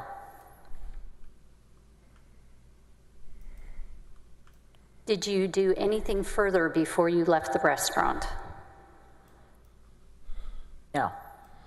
Hey, You monitor wake the up, wake up, woman wake up. Have you heard the was leaving the scuttlebutt? restaurant. Objection, leading. The who said what? Sustained. Well, I was flying all around the cafe and then I heard Said she this did woman that talking without talking about this guy, about the Attorney General. Wah, wah, wah, wah, wah, wah. Can you rephrase that a little bit? I can. Before you left the restaurant, did you try to get any additional information about the woman? I looked at the car she was driving when we were leaving at the same time. And what kind of information did you get about the car? I noticed the kind of car it was, the color, and that it was a car purchased in San Antonio. Okay. You had the picture in your phone, you had the car information. What did you do with that? I waited for a time when I could talk to General Paxton privately, and I talked to him privately about what I'd witnessed. Okay. Tell us what you told him. Objection, hearsay. It's not offered for the truth of the matter asserted, Mr. President. It's to show the effect on this witness and the actions that she took as a result of it. Overruled. Yep. What did you tell General Paxton about what you heard? Basically what I just told the court, and I asked him if he knew who she was. What information did you relay to him about what you had heard? I relayed to him that I was sitting at lunch alone in the Galaxy Cafe, and I overheard loudly a conversation between two people, and that the details that were provided by this person were surprising to me and of concern, and I wanted him to know about it. Specifically, what details were you concerned about? This is hearsay, Your Honor. You've already ruled on that. Sustained. And I'm not offering it for the truth of the matter asserted. I'm trying to show why she's doing what she's doing. If it's not offered for the truth, then it's irrelevant. Sustained. When you talked with General Paxton, how did he respond? There you go. He told me that I had taken a picture of his realtor who was trying to sell his condo on Enfield, and that he would talk to her. Did you believe that? Absolutely. Was he concerned that someone was talking about his personal business in a restaurant out loud? No. Did you believe him when he said it was his realtor? Yes. Objection asked and answered. Sustained. What's the same fine, whatever. Did he provide a name for that person? No, he did not. All right. Let's come forward now to May of 2018. Did you have an occasion to go to an official function in San Antonio? Yes. And did you see someone there that you recognized? Yes. And who was it that you recognized? Same lady I'd seen in Galaxy Cafe. Okay. A realtor at an official function? What kind of function were you at? Was at a National Association of Attorney General's reception, a happy hour, cocktail hour. Okay. Did you get the name of that person? He was wearing a name tag. And what was the name? Laura Olson. Okay. During the course of the spring and summer of 2018, did you come to learn what the relationship was between Laura Olson and the Attorney General? I did. Objection, Your Honor. I'd like to lay a predicate for that. Otherwise, it's based on hearsay. Sustained. Is this the woman he was having an affair How did you with? come to learn about the relationship? Attorney General told me about it. I was also told by the security detail and the travel aides. And did you confirm that it was the named Laura Olson, same person? I did. How did that make you feel about him telling you that she was a realtor? Surprised. That he had lied to you? Yes.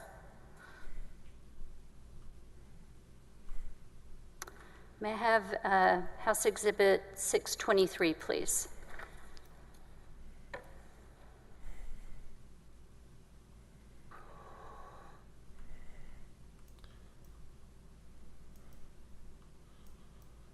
What are we doing?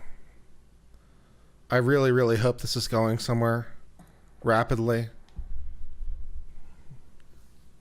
Because so far I can't be bothered to care. Would offer State's Exhibit 623 into evidence. Mr. President, it's a public record. Your Honor, Do we need to redact any of this? I would think so, Your Honor. This is like a speeding ticket or something? The information that's going to be put up is going to be redacted. It has been redacted. Not my copy. Yeah, nor on mine. I don't think we should be using this private personal information about anybody talked about in this trial. The hard copy will be redacted. What's going to be shown has been redacted. I don't know what they're going to show. Oh, can you show us the redacted copy? Because ours is not redacted, nor counsel.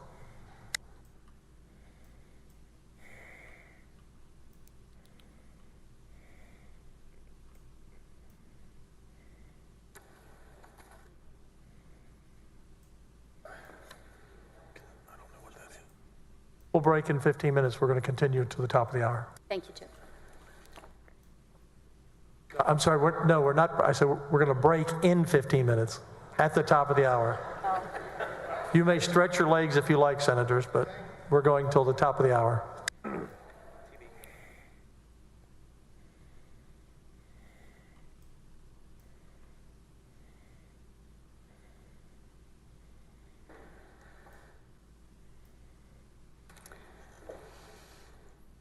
If I may, I'm going to move on and we'll come back to this exhibit. Okay, we'll come back to that exhibit. Continue. During the spring and summer of 2018, were there some things that were happening within the office concerning Laura Olson that you were having to deal with? Yes. Specifically, were there problems with morale? Yes. In which areas of the office were you having difficulty? Travel aids, security detail, Mr. Mateer. How about the scheduler? To the witness, can you repeat that? We couldn't hear you clearly. The travel aids, the security detail, and Mr. Mateer was my answer, Your Honor. Let's talk about the travel detail. What kind of problems were you having to deal with?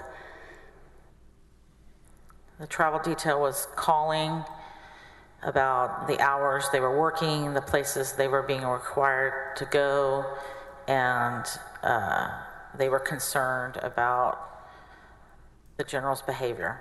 Okay. How about the bag man? What is a bag man? What? It's a travel aid, and the travel aid is the employee at the Office of the Attorney General that's generally assigned to the Attorney General, does things like make sure they're on time, has their speeches, make sure you get to the venue on time, keeps time, sort of time management, holds on to those. It's a close aid, personal aid. Were there problems with the bag man as well? Yes. What kind of problems? Complaining about the hours worked, Yeah, that's a body man, not a bag man. A bag man is something very different. Expressing those concerns to me because that's a body approved man. their leave or required them to take A bag man is a very different role. for non-state business events. What kind of complaints were coming about the hours? Too long hours, no vacation, odd hours. Were there complaints about security concerns? Your Honor, I'm sorry to interrupt. We're talking about 2018. We are? Some complaints in the office from 2018 that has nothing to do with any of the articles of impeachment. A body man is a personal valet. Is the person who helps the principal on their personal stuff. Complaints concerning security. It can be a pretty intense role. Similar concerns. Which were what? Hours worked, non-state business, disorganization. Personal assistant. And changes to the schedule. Issues concerning not state business, what kind of things? I mean, I think the affair was one of the concerns. Why not just say valet? I don't know, because no one does. What do you want from me? So were some of the different switches in the schedule. Because no one knows what a valet campaign is. Events, but they do know what a body state man business. is. I don't know. Who is J.B. Skis? He was General Paxton's travel aide at that time. And for the court reporter, it's S-K-E-E-S. Is that correct? That's correct. All right. And what kind of problems did you have with him, if any?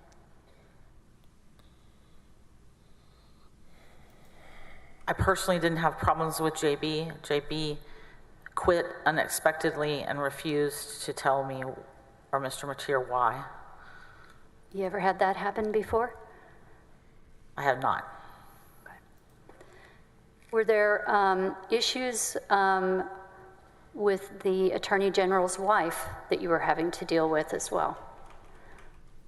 At some point in time, Mrs. Paxton was calling the office, asking about the schedule or asking where he was, and the staff was uncomfortable sometimes answering those questions, and they were complaining about that. Why would they be uncomfortable? Objection, speculation. Sustained. Was he the What Attorney caused General's them to be button man? uncomfortable? Yeah, he was the Attorney General button Only what man. I was So told. what did he do? Help the was your Attorney General with his understanding? buttons? This Make sure he only had the best buttons for his suits? Hearsay, which she just set it up as hearsay, so I object to That's not what a hearsay. button man is. It's not what a button Sustained. man is. With a problem like that, with the problems that you were having concerning morale, what did you do?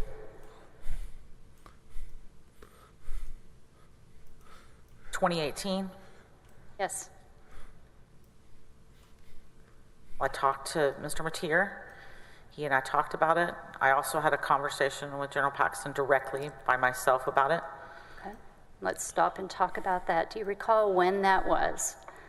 I cannot be precise, no. Do you recall what time of year it was?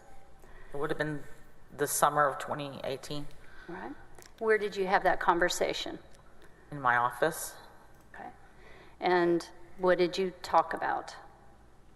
Objection. To the extent she's going to relate what she said, that would be hearsay.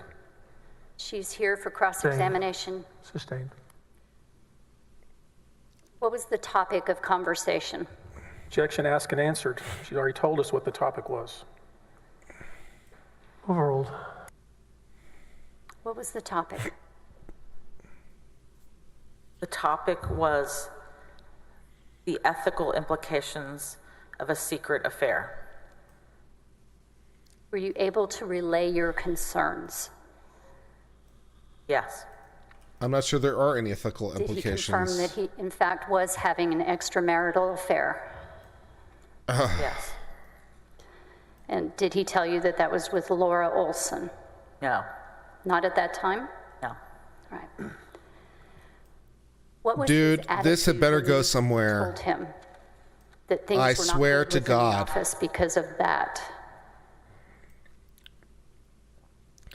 If this is just Ken Paxton had an affair and isn't he a bad man, listened I'm going to lose What I my had to shit. say very carefully.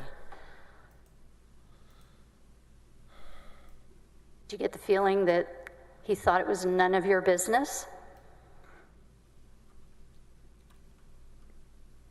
Maybe. It is none of your business. But we had a good conversation, a productive conversation. Were you able to help him understand why it was affecting the life of the office itself? I tried to do that. How It did you do shouldn't. that? It has nothing to do with anything. We talked about what had happened to previous public officials that I had counseled in similar situations. We talked about previous public officials and what happened to them in similar situations. We talked about the risk involved in secrets of this magnitude that began to bleed over into the work of the Office of the Attorney General. What kind of risks are there? I mean, there's ethical risks, there's political risks, there's legal risks. What kind of legal? That's a good question. These things can open one up to bribery, misuse of office, misuse of state time, things like that. How did he receive that information? Well, Okay. Did you make a request of him to tell his wife, Angela? I did. How did that conversation end? Contemplatively, and then he left my office. Were voices ever raised during this conversation? Not in this conversation, no. All right. Based on what you know of him and your experience working with him, how does Attorney General Paxton react to confrontation? Dude, what the fuck are we doing? Generally very patient, and he listens well, and he takes in information. So I would say he reacts well to confrontation. Let's come forward to October of 2018. Was there an occasion that you went to the campaign headquarters? I did. Right. I think that was actually September of 2018. Okay. And Nice. who is present at that time? Jordan Berry, Jeff Mateer, Brantley Starr, Ben Williams, Mark Rylander, I think, perhaps, myself. and I'm not sure, I could be leaving someone out, but that's the ones that stand out. Okay. And what was the occasion? We were invited to meet with General Paxton and Senator Paxton to talk about this matter. This matter being what? The affair. Okay.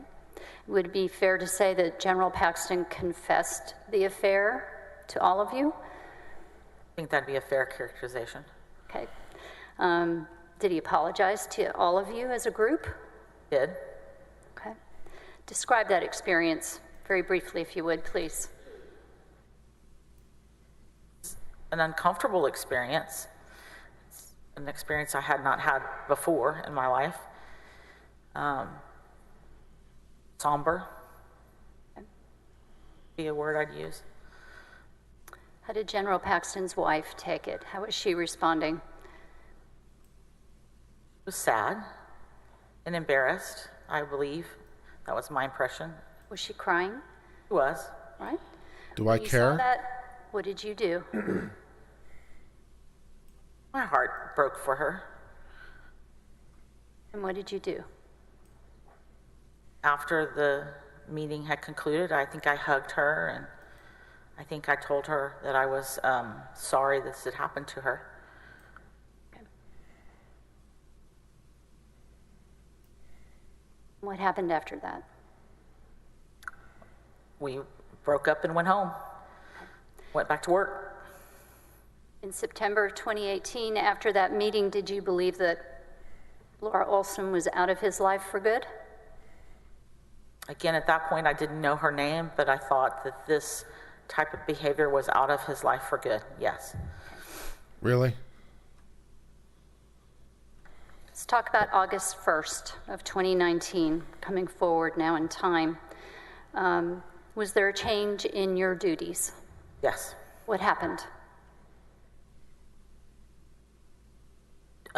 Judge Starr was being promoted to the federal bench, so there was a vacancy in the deputy first assistant position, which was equal to mine, both reporting to Jeff and helping manage the deputies in the way I described in the exhibit.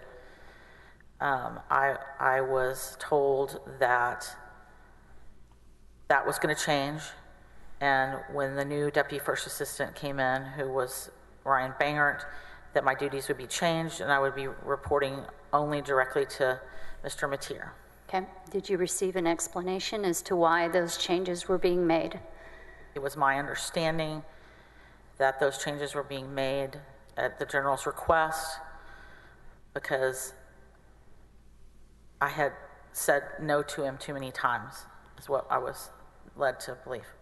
Well, that's legal. What kind of things would you Counselor, say? excuse me.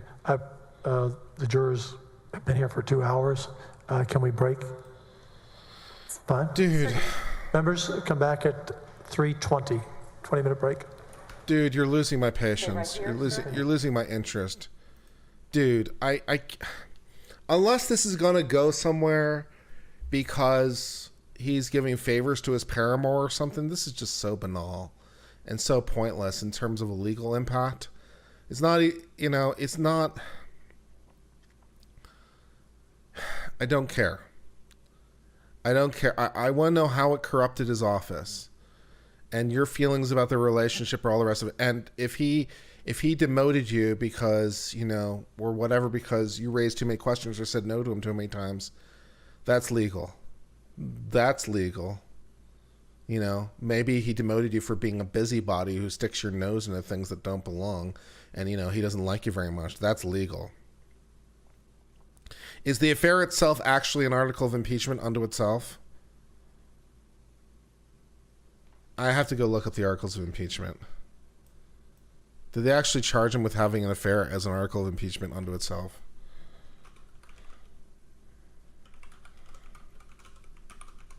Let's see.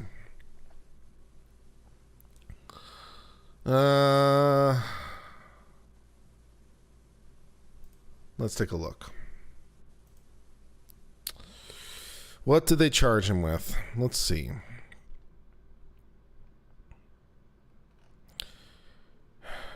Abuse of process, abuse of open records, official information, engagement of COMAC, which we've discussed many times, termination of the whistleblowers, misapplication of public resources, settlement agreement, which we've discussed, employment of the mistress, Paul's employment of the mistress, Article 9,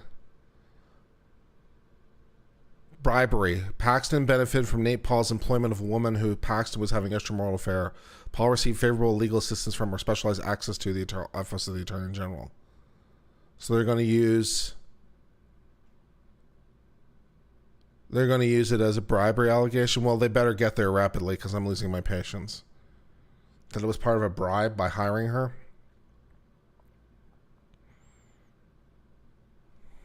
Okay. But so far, I don't care.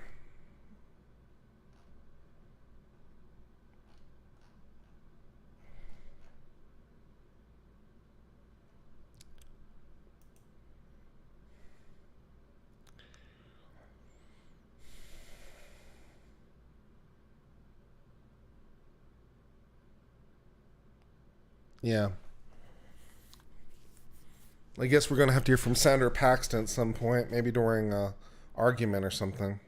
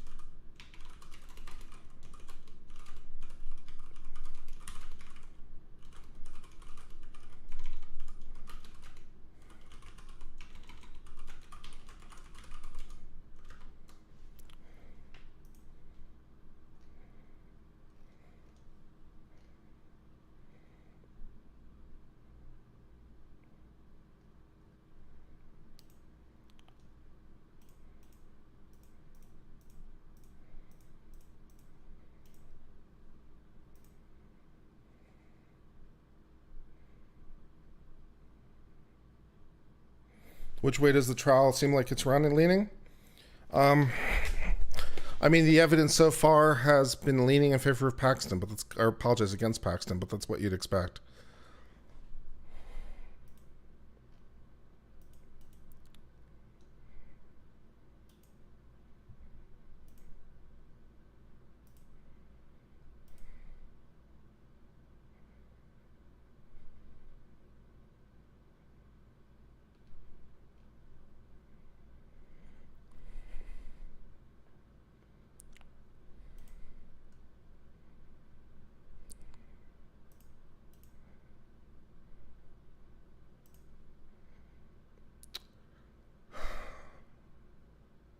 So we'll see how it goes.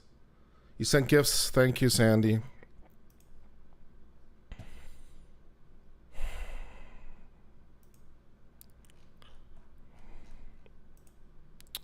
Automato said, weren't they subverting his will for months before whistleblowing, though? Trying to save him from himself, but pretty much admitted. Depends why he did what he did. KL Burke gifted 10 gift memberships. Maria Z gifted 10 gift memberships. Eric Newman gifted 10 gift memberships. Soundwave TM3 said, hey, Big Dog Kurt, would like to know if we can get your analysis of proposed bill going MA HD 4420 against the state that has heavy regulation already. No idea what that is. Can't comment. Eric Newman gifted 10 gift memberships. And then O Thy Mirror said, how does wife take info that he's having an affair? Isn't this some pseudo trial about him doing some corruption? How far afield are we going? Also, where am I at in terms of likelihood of conviction? I still think preponderance of the evidence favors that he fired them for improper motivations. That he terminated them. I think the best action is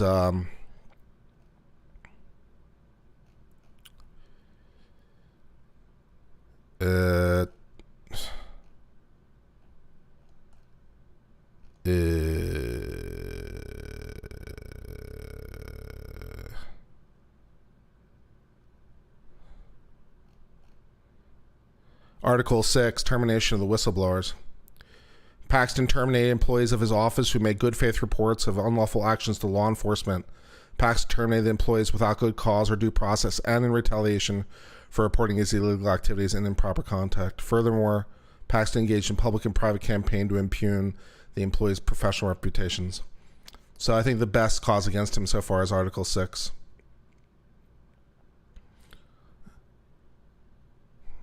That's what I think.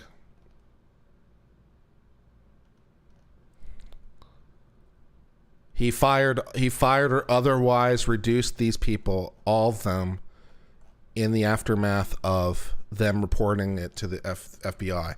It is not plausible that he had it is not plausible he had a good faith basis to terminate or otherwise retaliate against all these people at the same time after they came to the FBI.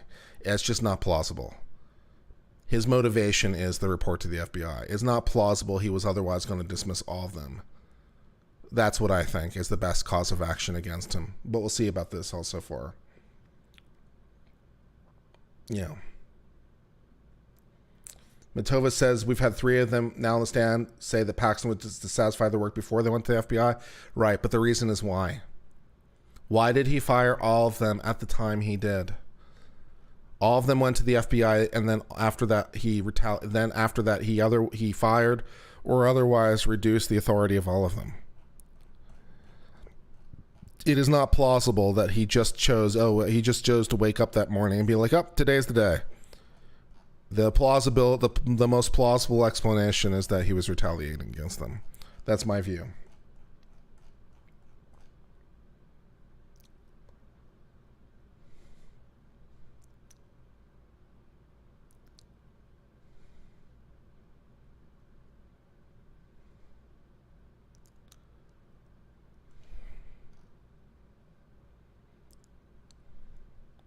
Is it not plausible they were difficult employees? It is not plausible that he chose to dismiss or otherwise diminish all their roles just so happened to be after they went to the FBI.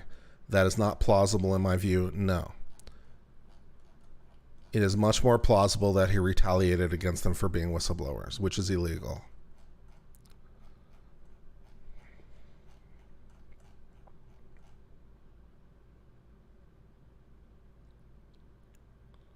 But he just said he reduced their jobs. One even said they feared being fired way before the FBI meeting. Reducing their jobs is retaliation. Firing any form of adverse action is retaliation. He doesn't have to fire them, although that would certainly do it. Any adverse action against them because they're whistleblowers would be illegal.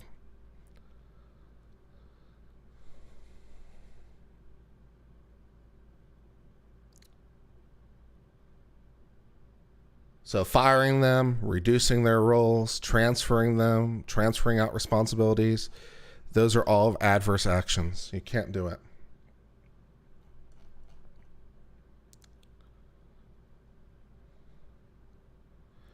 Aldimer says they thought they was going to fire him, and then they did, the whistleblower stuff. What I heard is they thought that they were going to fire him for being whistleblowers. I heard that. They were fearful of their job by being whistleblowers. They would be fired. That's what I heard.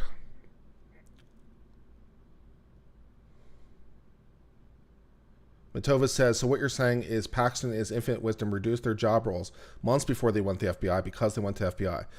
Maybe I misunderstood the timing, but I understood that the changes for the witnesses we've been talking about, other than this witness, of course, but the other witnesses I've been understanding that their roles were only reduced after they went to the FBI. I didn't understand their roles were changed before they went to the FBI. So if I misunderstood the acts, how's it adverse if they're getting paid the same? You should be able to answer that question without me telling you the answer. It's against their interests. It highlights them as being, it highlights them. It's a punishment. It's punishment. Is it a right to work state? It's irrelevant. He cannot retaliate against them because they are whistleblowers. That's illegal.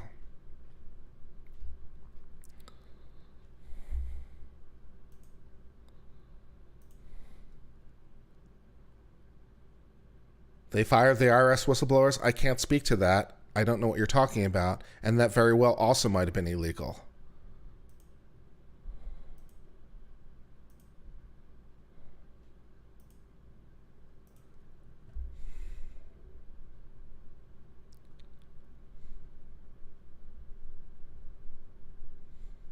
Does it still count against them if they resigned? Yes. If they were retaliated against and they were constructively discharged, yes. If they resigned because they were retaliated against and Paxton was making their situation unworkable, then yes, that would qualify as constructive termination. So because if he did everything but fire them and then they resigned, yes, that would still qualify.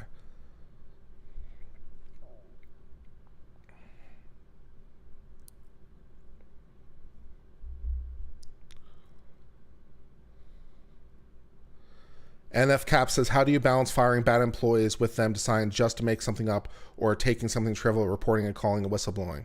Okay. Let's try to answer this question this way. The question is, why did he fire them? That is the question.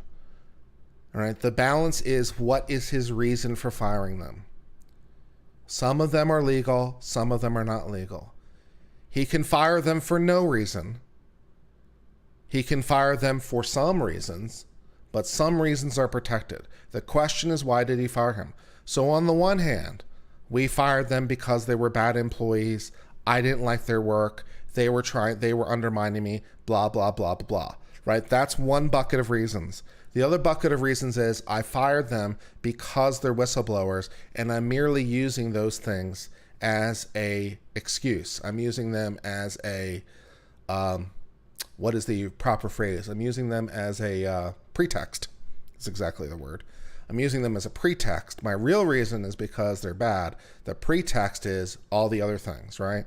So did he have reasons to fire them before they went to the FBI? Sure. We've heard all kinds of reasons that he could have fired them before they went to the FBI, but he didn't fire them before they went to the FBI, right? He could have, but he didn't, right? So the question is, when he did fire them, is it because of those reasons which pre-existed that he could have fired them for but didn't?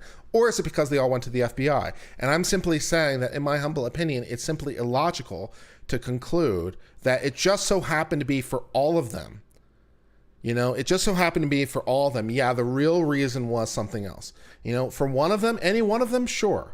Any one of them, sure. You know, the real reason was because I was dissatisfied with their work. The fact they're whistleblowers is neither here nor there. It's simply implausible that for all of them, he took actions to diminish them or otherwise took adverse action to them just at the FBI. And it just so happened to be that it was because of, you know, they decided to, you know, take actions against them just because. That's, for me, strikes me as implausible. Oh, thy mercies, doesn't it cut both ways? To put in a whistleblower complaint so they can't be fired. Ha, can't fire me now, I reported you.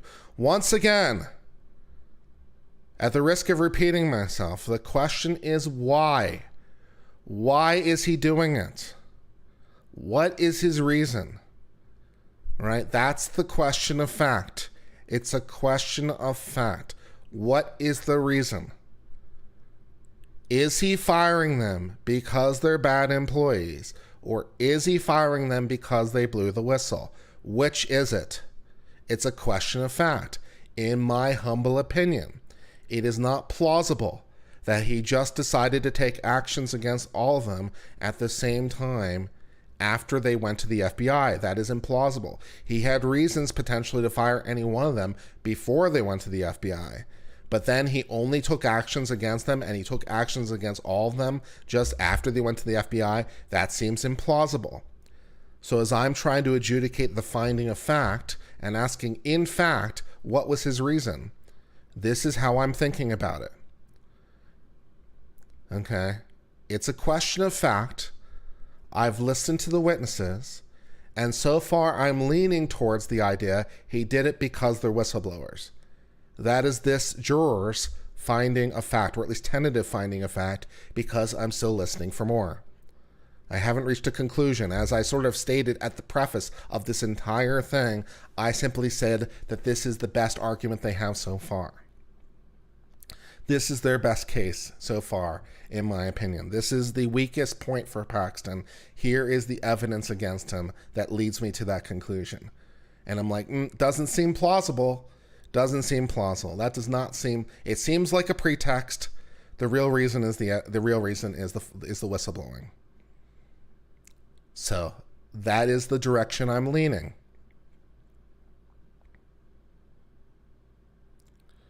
Automata says, I'm asserting that he fired them and none of them resigned. Again, as I discussed, if they resigned because he made the position so untenable that they resigned, it's constructive discharge. So it would be correct technically to say they were fired. The resignation is not the most legally operative thing. You can resign and it's still being fired because it's constructive discharge. So the mere fact they turned in their resignation paperwork does not mean they were the one making the decision as a matter of law. Incidentally, similar concepts emerge, for example, in constructive eviction, like your landlord does things to you to make living in your apartment so untenable you choose to leave. Constructive eviction. Similar concepts. So, yeah.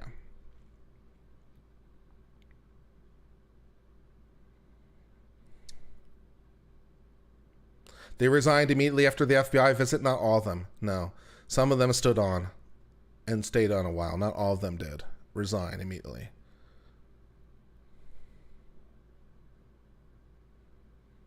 Grant Stanford says direction you're leaning is not beyond a reasonable doubt. I didn't say it was. Grant, hopefully that's because you were paying attention. I didn't say beyond a reasonable doubt. I said quite clearly and quite emphatically, it's the best case so far. It's the strongest charge. It's the best case they have. Here is the best evidence they have. I'm leaning in that direction. Did I say beyond a reasonable doubt? Sure didn't. So let's just, appreciate what I am and I'm not saying. Let's listen with care.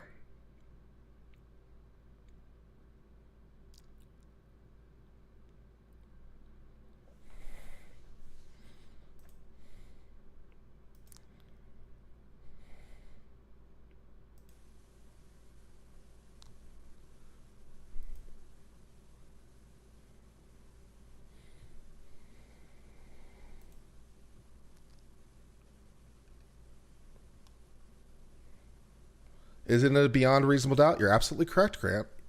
You're absolutely correct. The ultimate standard is beyond a reasonable doubt. You're absolutely correct. But I wasn't making that claim.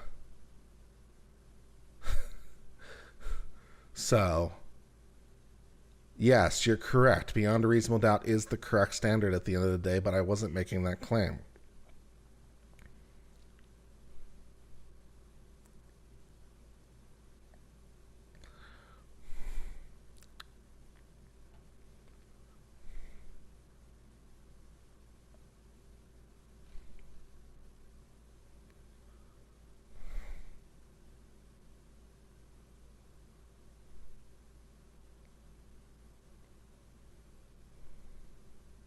Fat May May says, so if he reduced their roles before the FBI, then they've been constructively fired and not for whistleblowing. Well, it can't be for whistleblowing because they haven't blown the whistle yet. So anything that happens before they went to the FBI can't be because they went to the FBI unless Paxton somehow knew they were going to go to the FBI. That would be the only way that would be possible, right? In order for it to be because you went to the FBI, it would either have to be after they went to the FBI or Paxton would somehow have to know that they were going to go to the FBI in order to make the decision on the basis of that knowledge.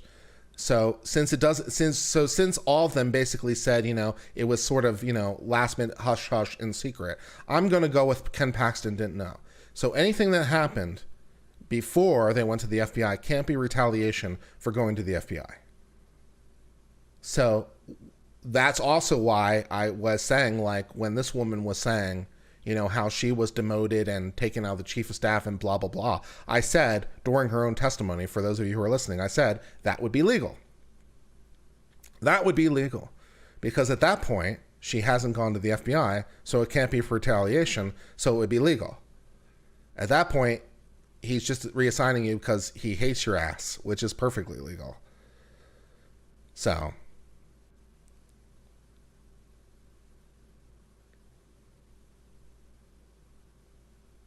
Are they referred to as plaintiff or prosecution in this type of case? Prosecution is more technically correct, I think.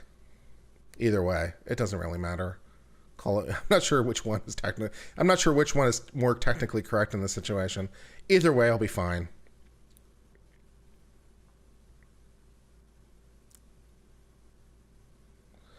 Punctuate Equilibrium said a better question would be, what is the reasonable doubt that says KP didn't fire the employees for protected reasons? Yeah, it's a question of reasonable doubt. Yeah.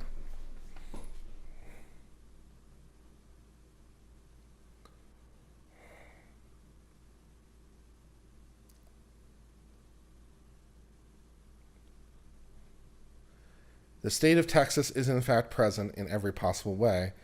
I appreciate your comment anyway.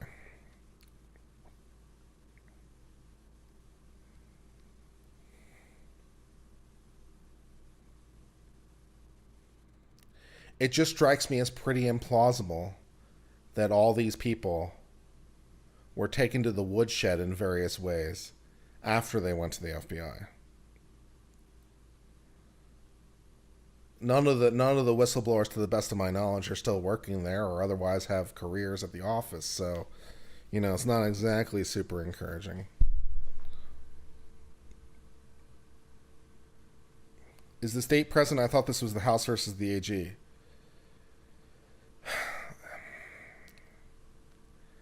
Yeah.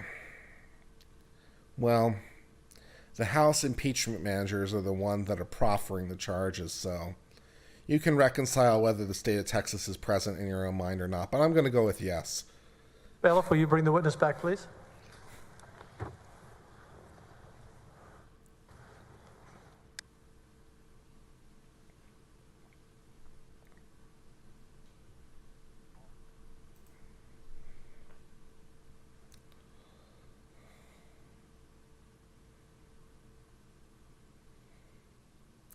The reduction of role before the FBI means they've been, in fact, constructively fired. No. Anything that happened before they went to the FBI can't possibly be because they're whistleblowers, unless Ken Paxton knew they were going to go to the FBI, which there is no evidence of that.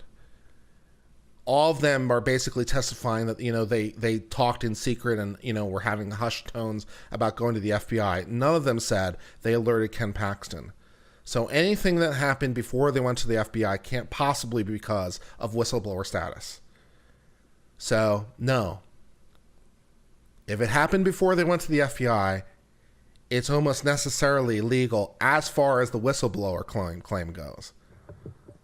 It might be something else, but it's not a whistleblower violation because they're not whistleblowers. Are you ready, Lacey? I am. Can you hear me now? Okay, there. I can hear you. Okay. Do you have an exhibit in front of you, Lacey? I do not have an exhibit in front of me. The screen is blank. Defense has it 623. All right, I need to use the facilities. I'll be back in about 3 minutes. Talk amongst yourselves. If it happened after they went to the FBI, but before he knew, yes, strictly speaking, that's true. But I think they informed him right away, so I don't think there's any time for that. I believe they told him that day or the next day that they went to the FBI. So I don't think there's any time for that. But strictly speaking, yes. If he didn't know that they went to the FBI, then that would also be true. On there, please. But I don't think that's the Exhibit number facts. 623. I have to use the restroom You now. recognize the person You'll be on there? fine. Talk amongst yourselves. I recognize the name, yes. You recognize the photograph that's on that exhibit? I recognize the photograph to be Ms. Laura Olson, yes. Is that the person you saw at the Galaxy Cafe? To the best of my belief, yes. Is that the person that you know to have been having an affair with Ken Paxton? Yes. All right. Your Honor, at this time I would offer an evidence number 623. I don't have a copy of the redacted one, or do we now?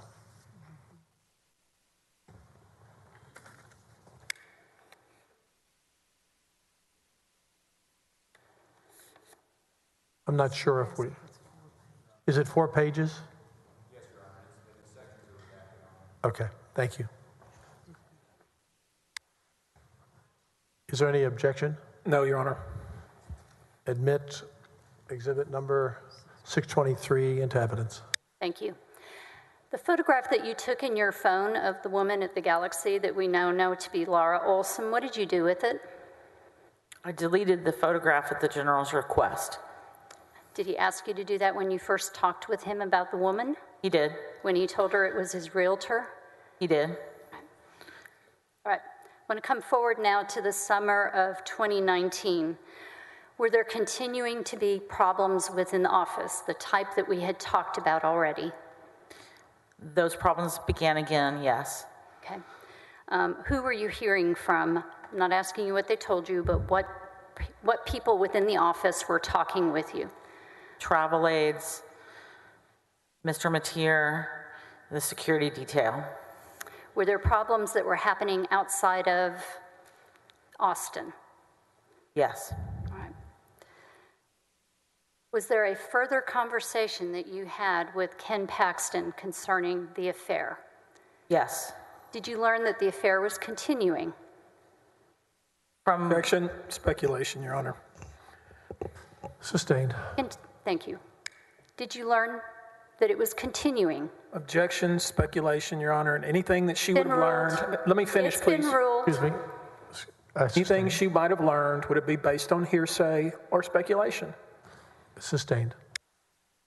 Did you have a conversation with Ken Paxton during that time period? I did. That'd be the summer of 2019? Correct. Let's talk about that conversation. Where did it happen? In my office on the 8th floor. Did you initiate it or did he? He did. And what did you all talk about? We talked about Ms. Olson again. And did you learn that the affair was continuing? Yes. Did he tell you that? Yes. How did he tell you that? What kind of voice was he using? He was frantically upset. At who? I think he was frustrated, and he wanted to express to me that he was frustrated with me and that I didn't understand what he was trying to tell me. And he was trying to tell me, he came in and said he was frustrated and that I didn't understand, he still loved Mrs. Olson, and he wanted to work it out with me. What did you take that to mean? For me to be more accommodating as far as the security detail, the travel aides, any of his requests. So in your very first conversation, when he first told you he was having an affair, had you given him some advice, some professional advice? I did. I gave him ethics advice. And what was that advice? The ethics advice in 2018 was that when you try to keep things secret and you're a statewide elected official who's running for office, that it could be both ethically, legally, and morally challenging, and that it was beginning to bleed over into the office. And is that what you were seeing? Yes. All right. Your second conversation in the summer of 2019, did you give him some similar advice? I gave him the identical advice. All right. Did you tell him that he needed to get his life in order so that the office could get back on track? I did. And leading and hearsay. Sustained. What did you tell him he should do? Objection, hearsay. It's not hearsay, Your Honor. She's the declarant, and Mr. Busby knows she's available for cross. He can have time with her when I'm Overruled. done. You can answer. I told General Paxton quite bluntly that it wasn't my business who he was sleeping with, but that when things boiled over into the office and into the state work, that it had become my business, and that I was having concerns about how the time and the effort of the travel aides, the security detail, and myself was being spent. And I want you to tell us what his demeanor was when you told him that. He was angry with me. How could you tell?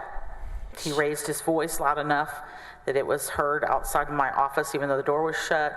He was, his hands were waving. He was red in the face. He was upset with me. How did that conversation end? He stormed off out of my office. He ended the conversation.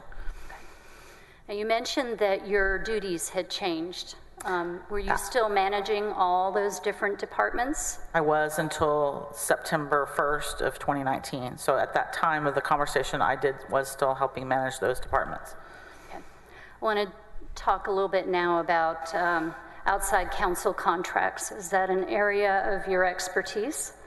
It is. When I was the general counsel of the Office of the Attorney General, it was my duty to process those, read them, approve them. I wrote the administrative rules regarding those contracts. I wrote the contract form, so I'm very familiar with the outside counsel contract process. In your time at the Attorney General's office, have you approved and actually evaluated a few or many of those contracts? Thousands of those contracts. All right, so you're very familiar with them. I am. Do people come and talk to you and ask questions about outside counsel contracts? They do. In fact, they ask you about a lot of things in that office, don't they? They do. All right. All right, I want to talk a little bit about the rules, because there are rules within the Office of Attorney General, are there not, for approving those contracts? There's a procedure that's published on the agency's website, and there's also the Administrative Code, Texas Administrative Code 1 TAC, Chapter 57. It's related to outside counsel. Let's talk just a minute about the procedure. Within the Office of Attorney General, when one of those contracts is being drafted up, what's the approval process, very quickly? For a contract for the Office of Attorney General? Yes. Those contracts are generally initiated by the deputy that's interested in having the contract. It's routed through a sort of an audit procedure, which is called the Executive Approval Memo. Down in the General Counsel Division, the form is filled out with the pertinent information. There's a contract number that's established. It's put into a computer system, and it's reviewed for the requirements of the Appropriations Act and the rules. Is there a requirement that there's some kind of finding concerning the best interest of the state? I think what you're referring to is in the Appropriations Act, Article 9, Section 1601A. There's a requirement before you can spend appropriated funds on an outside counsel for the state. A determination needs to be sent in writing to the controller that the contract is in the best interest of the state and that can be paid. Is there also a requirement that the attorney who's being hired be qualified? There is. For the particular job at hand? There is. And do you have to have money allotted for the contract? Yes, it helps. That part of the helps to have procedure? money allotted for the contract, yes. All right. So unless the attorney's working for free, but. The forms that were used within the Attorney General's office during this time period, are they the forms that you designed? They are. And the procedure where everyone has to sign off all the different levels, was that something that you worked up? I'm going to step off for a minute because I need to make a call to my credit card company. I will be back as soon as I can. Talk amongst yourselves. It was not. It used to be in paper with a routing sheet on top. All right. Are applications for those types of contracts given identifying numbers when they're going through the process? They are. And is that important? It's an important tracking mechanism to track the contract and that it's in the system and that it's approved, and it also allows the accounting division and the budget division to know which funds to pay that contract, which funds to direct the controller to pay the contract out of. Missy, can you tell us when you first heard the name Nate Paul? Not with precision. The first, ballpark.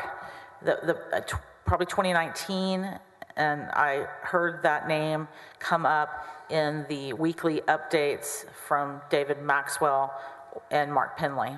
Were those at the meetings of all the deputy chiefs? At times, and there were also private meetings at a regularly scheduled time with Mr. Mateer and myself and that particular deputy. And what was the context of hearing that name? What was going on? I was aware that at Objection. first... I'm sorry, Your Honor, to interrupt. This is based on hearsay. Objection, hearsay. Not offering it for the truth of the...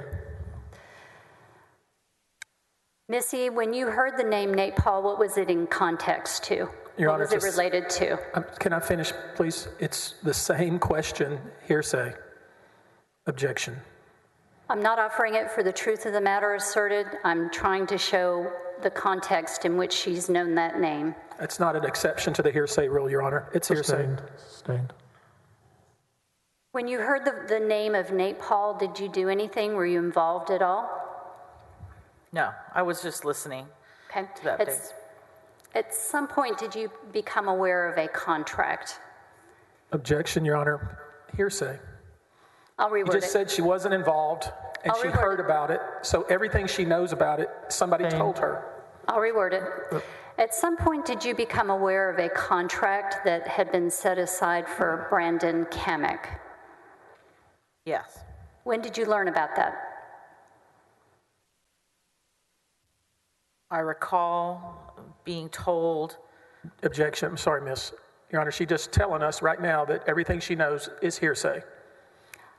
I'll reword it. Sustained. Without telling us what somebody said, tell us first of all the time frame of when you became aware of it.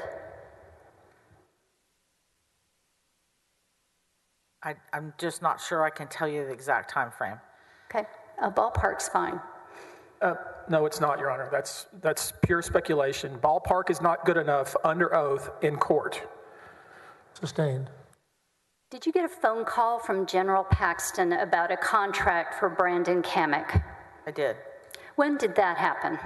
September 28th of 2020. All right. Where were you? I was at my ranch in Mason, Texas. I got a call on my cell phone. Okay. Was this COVID? Were you at home I was. working from home? I was. All right. The first contact you had, what was it from the general? The Attorney General called and asked me for some advice, given my experience in the outside counsel world, about an outside counsel contract he was interested in entering into with Brandon Kamek. And so he called and asked me how the process worked. And what did you tell him? I told him how the process worked. We talked about the statute. We talked about the rules. We talked about the internal procedure of how it worked. He was interested in pursuing an outside counsel contract with him. On September 28, did he make you aware that there had been a problem with the contract that was going through the office for signature, for approval? He did. Did he tell you who was holding it up? He did. Who did he tell you? Mark Penley. And did he ask you how to get that contract in effect without that signature from Mark Penley? He did. What did you tell him? I told General Paxton that I believed, given my experience, that he, as the Attorney General, could sign an outside counsel contract with Mr. Kamek if he followed certain procedures that weren't able to be waived, Okay. which is the best interest standard in order to pay him. Then I also told him he could waive in writing based on 1 Texas Administrative Code, section 52.7C, that if the Attorney General or the First Assistant waives the internal procedures in writing, then they can all be waived, the ones that aren't statutory or required by the Appropriations Act. So the waiver can happen by the Attorney General or First Assistant, but it has to be in writing. Is that correct? That's what the administrative rule says. All right. You also mentioned that despite that, the standards of whether or not that contract is in the best interest of the state still applied. Is that correct? Standard of whether the contract met the best interest of the state in order to be funded still applied, yes. All right. So he can sign a contract on his own as long as he provides a written waiver. How about funding? So at the Office of the Attorney General, there isn't an account set aside for outside counsel contracts. The money has to be moved from what is called the First Assistant's Reserve, which is some funding that's at the First Assistant's discretion. That money can be moved by in writing to the budget people and set aside the money. Then the money is coded and applied to the outside counsel contract. So can be done, but should be done. Are those two different questions? They are.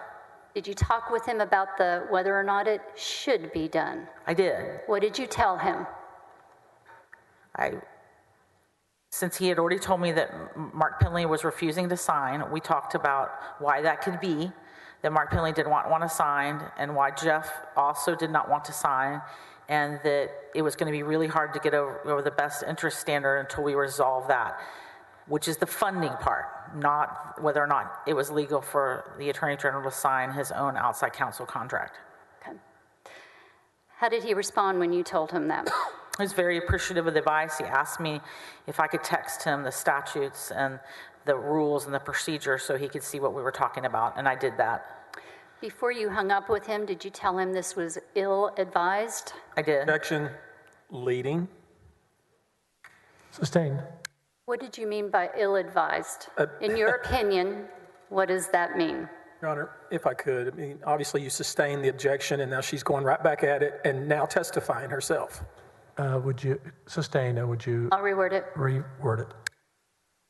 When you advise someone that a contract shouldn't be done, can be done, but shouldn't be done, how did you tell them? I would have used the word ill-advised. That's just kind of a word I use. And did you tell him why it was ill-advised? I did. What did you tell him? I told him that his senior staff felt like that this contract was a problem and they didn't want him to do it, and that we needed to resolve that and be on the same page. Okay. Were there continued, was there continued contact from Ken Paxton concerning this contract? He emailed me back the next morning after I sent him the stuff in writing and said he appreciated it. He did call me back again the next day, a couple hours later, and we had the conversation again. We talked about all these same things again.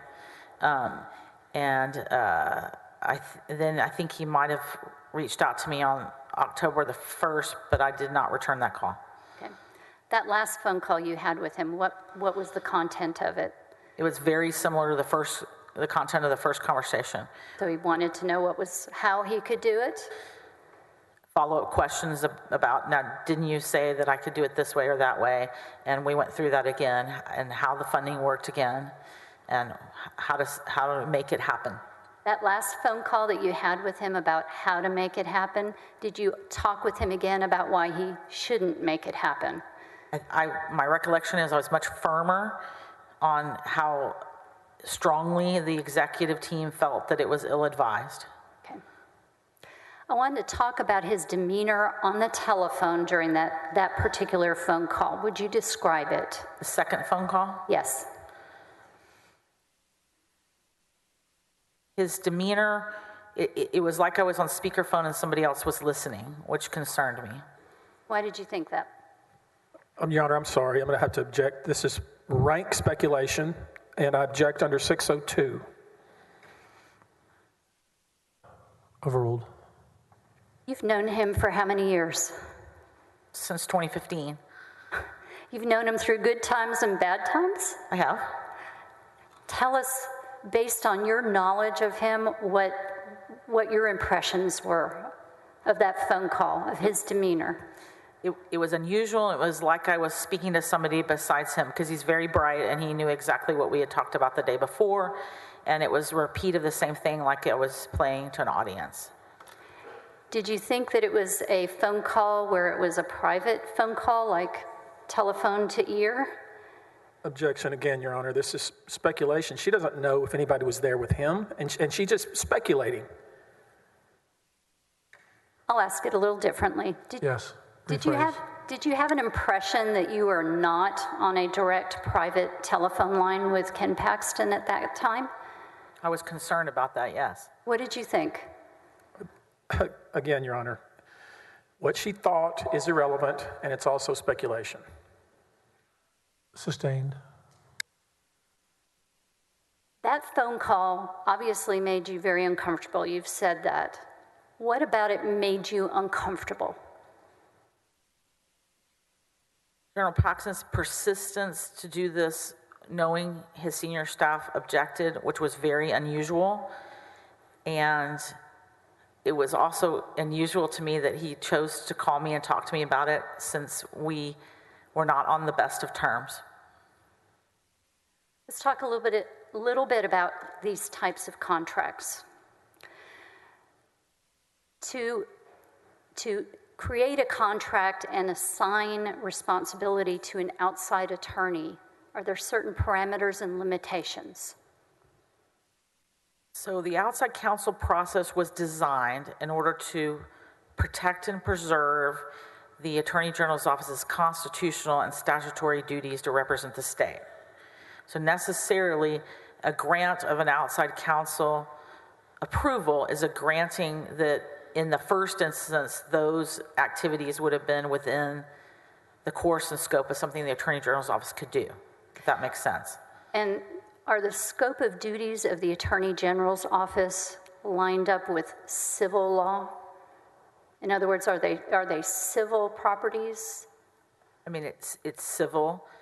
There's civil parts of it. There's also the ability of the Attorney General's office to assist prosecutors on request. Okay. If that's what you're asking. That's what I'm asking. Okay. So talk with me for just a minute about how we get to prosecution. What has to happen? What has to happen for the Attorney General's office to be able to prosecute legally? Well, if the Attorney General's office wasn't provided statutory authority by the legislature to have sole prosecutorial authority. How's it been going? Did I miss much?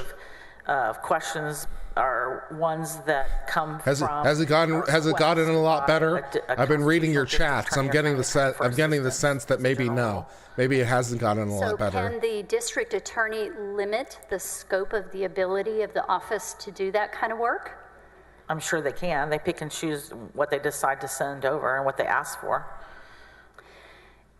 During all the years you were at the AG's office, have you ever seen the Office of Attorney General hire outside counsel to handle a criminal item? I don't recall hiring outside counsel to handle a criminal item. Are those large divisions within the office? Some of them are larger than others, but we do have... Yeah, we've been learning all the ways you can reword hearsay and it still be hearsay. Yeah. So Has the judge been sticking to the rulings any better? To handle those and be like, I said it, did I stutter the first time? Has the judge said that yet? Be like, did I study the first time? Talk about that was hearsay. Contract, move on. Or the CAMIC contract. Judge done that yet? Have you been able to look at it? I have seen it. All right. I want to talk about the contents of that. The limitations were provided on that contract, were they not? Was there an Addendum A? The Addendum A is generally the scope of work that the outside counsel is being requested. That's how it's set up in the form. Okay. And based on your research, what did that Addendum Also on A personal track? news, my improv class tonight has been canceled please, ma'am? because apparently some of my fellow students came down with COVID and reported it to the class teacher or something, and so they canceled improv on me. So it's in evidence. I guess we have more bonding time together, you and me. So there's that. If I could see Addendum A, please, ma'am. We need Addendum A, please. I have it. Whoops. Thank you. Yeah. Do you recall looking at that language? I have read this language before, yes, ma'am. And was that language tracked from the Travis County District Attorney's Office referral letter? Did you take a look at that? It appears to be very similar. Okay. And is it a limiting type of language? I mean, I think by its nature, all scope of services are limiting in their language. This particular contract, though, does it give... Your Honor, I like to object. Can we get some foundation here? She was not involved in this other than the phone call she just talked about. And we heard Ryan Vassar, who drafted this. So this is all... I also canceled my she shouldn't be up there testifying stand-up class on Wednesday because I wasn't getting enough instruction. A lot of experience in these contracts? There's that. I'm talking about this particular contract, Your Honor. She just asked. Oh, Bria, yeah, that was my stand-up comedy class. In the drafting of this yes, contract. I did send the email saying I wasn't going to do stand-up anymore. This is my improv class, which I was still doing. So. It or to talk about it. Sorry it's if there was some confusion there. Moreover, and thank you for that. Moreover, Your Honor, now she's asking her to give some sort of legal opinion, which certainly she's not been proffered as an expert. They don't have any experts in this case.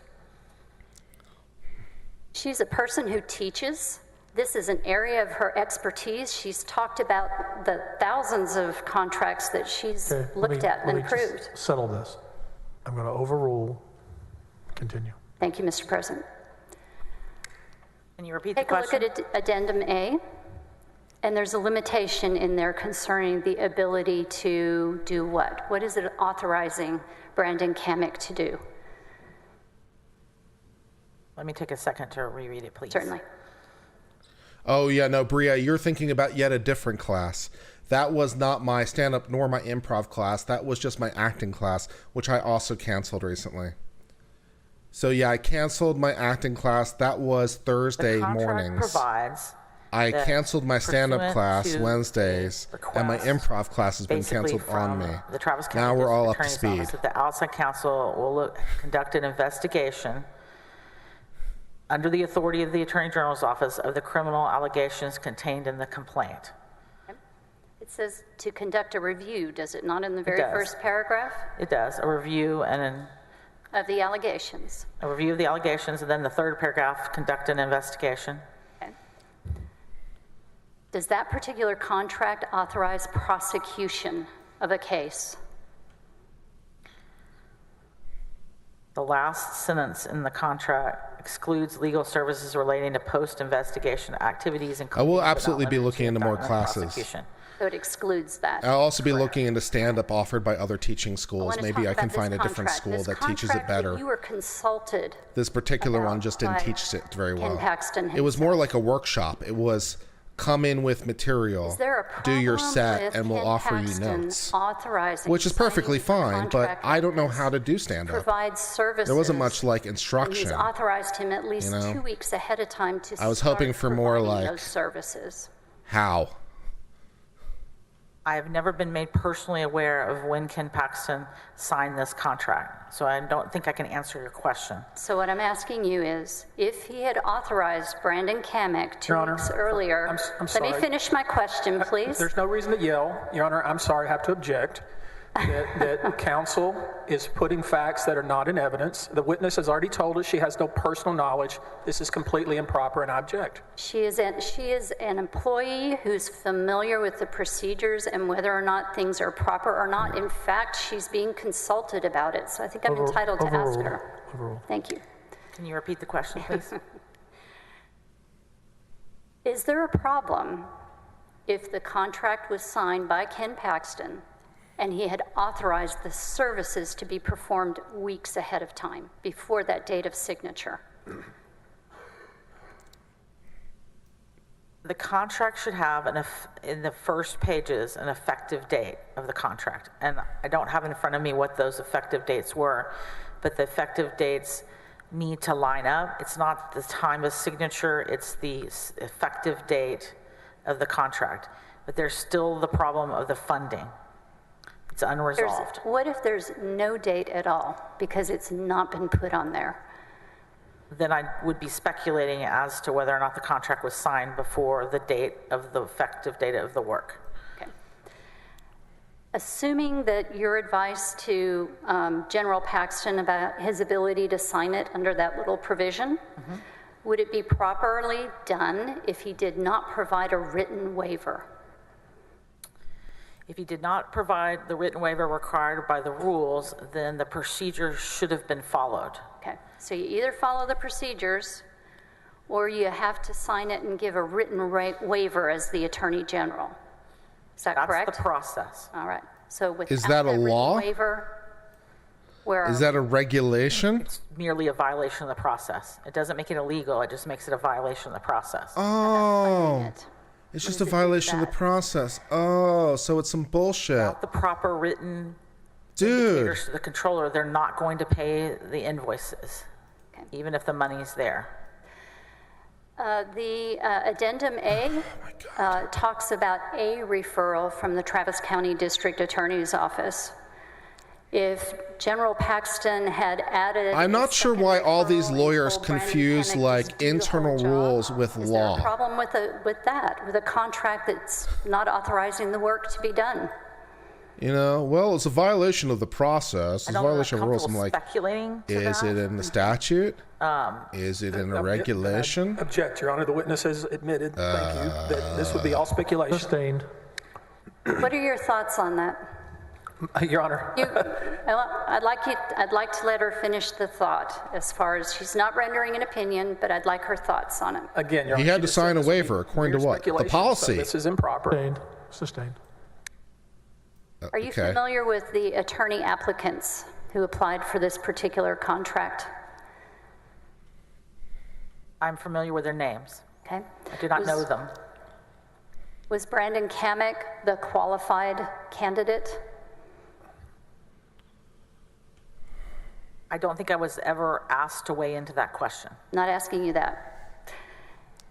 Having looked at all these contracts and you've said you have to have a qualified candidate for the job, looking at those two, was Brandon Kamek the qualified applicant for it?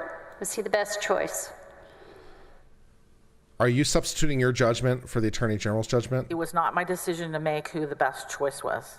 Yeah, damn straight it's not your choice to make. That's the right answer. As you sit here today. Oh my God. Answered, I think. Objection, relevance. Would it ever be in the best interest of the state to pay for a free investigation to a private citizen Pay for a free when investigation? there's no state interest involved? How do you pay for a free You're investigation? asking me if it's I am. proper to execute an outside counsel at $0 for an investigation where there's no state interest involved at all. Correct.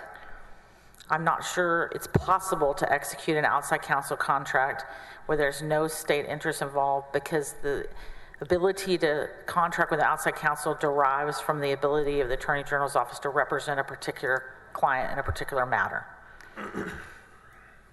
There's only one client for the Attorney General. What do you mean a particular client?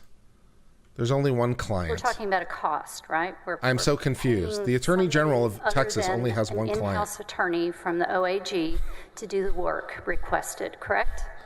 Statute, the government code in 402-0212 that describes outside counsel. I'll give you a clue who talks the about client is. The full-time It's the Attorney General employees of the Texas. agency don't count against as being outside counsel. It's when you hire a counsel that's not employed by the state. So my question is, when you're paying someone like Brandon Kamek outside of the state to provide services that benefit only one individual for a job that is not in the best interest of the state, do we have a good contract? I'm sorry, Your Honor. Objection vague. Question's completely vague. Sustained. Oh my You God. said that in order for a contract to be approved and signed from the Office of Attorney General for an outside counsel, the whole contract has to be in the best interest of the state, right? Yeah, that would be Yes. definitionally I mean, true. That would be ideal. It's not because that comes from the Appropriations Act, but the state should not perform acts with taxpayer dollars that are not in the best interest of the state, in my opinion. Right. And so if it's a job that's only going to benefit a citizen and has nothing grounded within a state interest, that's not a contract that should be approved, is it? Objection leading. Sustained. I'm dying Is over that the here. type of contract that we want? That we should be approving? I'm sorry, I don't know who we is, but objection vague. Sustained. I don't know. Let's ask the person who was elected to speak on behalf of Texas Let's talk about what's in the September interest of 28th. Texas That and ask their afternoon, opinion. After you How about spoke that? with That might be Ken interesting. Paxton about this contract, Oh my God. did your phone start blowing up? I talked to General Paxton. I believe those phone calls were in the evening on the 28th, not in the morning. The prosecution is losing phone calls points. from? They're losing points. They're hurting my soul So inside. when They're General hurting. Paxton They're hurting called my soul because parts. He hadn't looped me into We were doing so a well. while.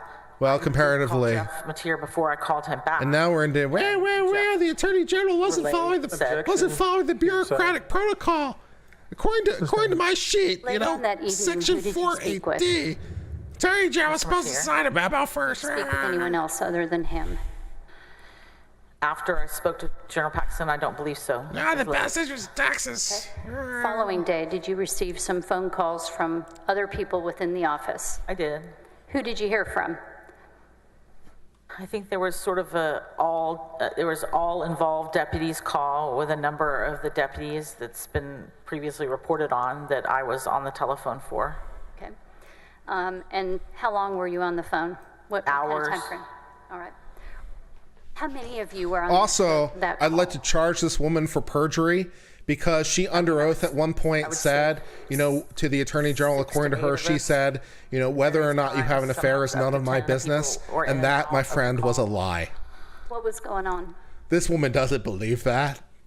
There had been some subpoenas issued by Mr. Kamek that some of the staff had known about and reported, and the deputies were getting together with Mr. Mateer to discuss those facts. And that my only interest was was whether or not it harmed the office. Was Nate Paul at the center of that was. conversation? Objection, hearsay. Topic. I'm not asking her to repeat what was said. Overruled. Was Nate Paul the topic? Yes. Did you learn about several things that had been going on in the office? Yes. Any idea why you were not aware of those things before that date? I believe that due to COVID and everyone being home and not on the same floor working together and people coming in and out on different days of the office in the middle of the pandemic, we were not all together at that time as a team in the same place at the same time. And so there wasn't complete awareness like there usually would have been of what each deputy was working on with relation to Mr. Paul and General Paxton. So as a result of that long phone call with the group, did you come to learn, I'm not asking you to repeat, but did you come to learn about those things that had been happening within the office? I did. And what was the connecting theme of those things? Mr. Paul. All right. What? As a person who's spent so many years worrying about ethics and how things Really? should be managed within a government office, what were your thoughts about what was going on? I object to the sidebar. Surprised at the level of involvement from the Attorney General with one particular person that reached across so many levels of the executive staff, all related to one person. In the course of your career, have you ever experienced something like that before? Not related to a particular person as opposed to a particular topic. Okay. Tell us what your concern was ethically with what had happened. I learned that the contract was executed, even though the conversations I was having with General Paxton, he never told me that the contract was already executed. We were approaching the conversations as if it was not a fait accompli and had not been done. So I was very surprised by that. And I was surprised by how many different things related back to a use of resources by the agency for one person. So, what's the big deal with that? Who cares? Objection, Your Honor. I mean, What's I don't know the what deal? that is. That's not a question. What's It's the not a deal? question. What's the deal with all this, Mr. Paul? Problem with all of those resources going to one person? Besides it being unusual, it was unusual, and there was a lot of speculation about the underlying reasons during that phone call. Okay. Speculation, you say? That's kind of evidence, right? Was there any resolution? Are we with doing that a phone call? Was there a decision to do something? are we doing a 9th? Yes. Troy McClure over here? Or no, not Troy McClure. What's About his the name? 30th, the next day. There was. And what did you decide to do? What did Lionel the group Hutz. decide to We're do? doing a Lionel Hutz. Hearsay and speculations are kind of evidence. Like, some of the group felt like they had an obligation to report to law enforcement. Why would they do that? What was the problem Objection, with? speculation. She's asking about people we've already heard from. Tell us what they were thinking. We've heard from them. I'll reword it. Sustained. I'll reword it. At this point in time, what was the problem with Oh, what was Matt. going on? What was Matt, the you'll like concern this. in your mind? Matt's here. Oh, Matt, you'll like this so much. We had a new bombshell. mind You'll love this was one. You'll love this one, Matt. I got immense some amount of good effort news that for was you. being put We learned from the witnesses. problems Do you remember earlier individual, how one of so the many witnesses said that their executive lawyer, staff this disagreed Mr. with Sutton that. guy, how like he just hadn't been billed yet? Was not consensus. And how on like to concerning and weird that was? Do you remember that when one of the guys said they just hadn't been billed yet? Degree of that? Well, we had a new witness who's also represented by Mr. Sutton. And apparently they don't even have a fee agreement all of yet. the events that you 3 years into it, there's no fee looked at agreement. the people It's something that had just to been be involved discussed with at it. some future time. Did you, in What do you your think about that mind, one, Matt? figure out how much of the office had actually been dedicated to doing work for Nate Paul's benefit? I did. What kind of number did you come up with? How did you describe it? I think at the time I mentally came up, it was more than 50% of the deputy's time of our entire executive staff. You ever seen anything like that in your career? I had not. All for the benefit of who? I don't know that I can answer who it was for the benefit of. What I can answer is the commonality Objection. and the thread. Sorry, ma'am. The witness. Matt, are you alive? Answer the question. Next question. And what was Sustain. what was the commonality of it that you were about to talk about? Nate Paul was the commonality. All right. And the other commonality would be who directed it, and who is that? Attorney General Paxton.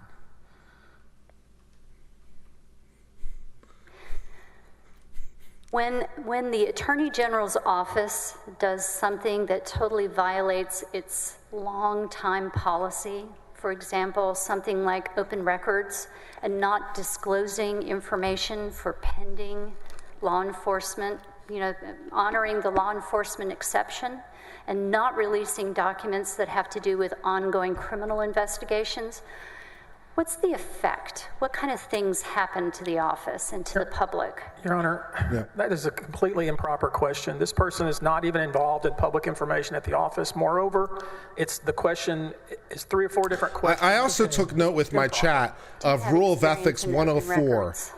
C.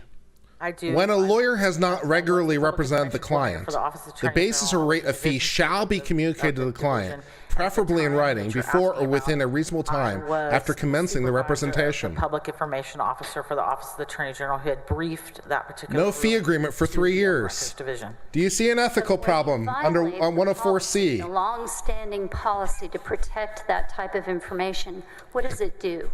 Your Honor, that assumes, she just said she approved this, and now the lawyer is saying that she violated some policy. That's improper. That's incorrect. I've not said anything Overruled. like that. What's the long-term effect? What happens? What's the concern? When the Open Records Division changes long-standing precedent in their rulings, it can create confusion, and it is a proactive statement of precedent on other rulings in that area. And when it's broken, what does that mean? That precedent's gone. All the governmental agencies have to adapt to that new precedent. Apparently, they don't even have so much as a scrawled out bar napkin that says $350 an hour. Go Lols. with the others to the FBI? I did not. Why not? I had retired, and so I did not. I was invited to the meeting, and I was 3 hours away, and the meeting, I was told that unless you came in person, don't come. Did you have an occasion later on to go talk with the FBI about your observations? I was subpoenaed by the grand jury to talk about my observations in 2021. Okay. And did you do that? I did. Did you I cooperate? complied with the lawful subpoena. And your name is not on the whistleblower letter, is that correct? I am not a whistleblower Why is that? Why did you not sign the letter? because when the time all this was happening, I had already submitted my notice to retire, and my retirement was imminent. So, for lack of a better word, I was a quitter. I had quit. See, there you go. So we can't charge her. So we can't charge Paxton with retaliating. She was already on her way out the door before the FBI. See, so there's no retaliation for being a whistleblower. See, there you go.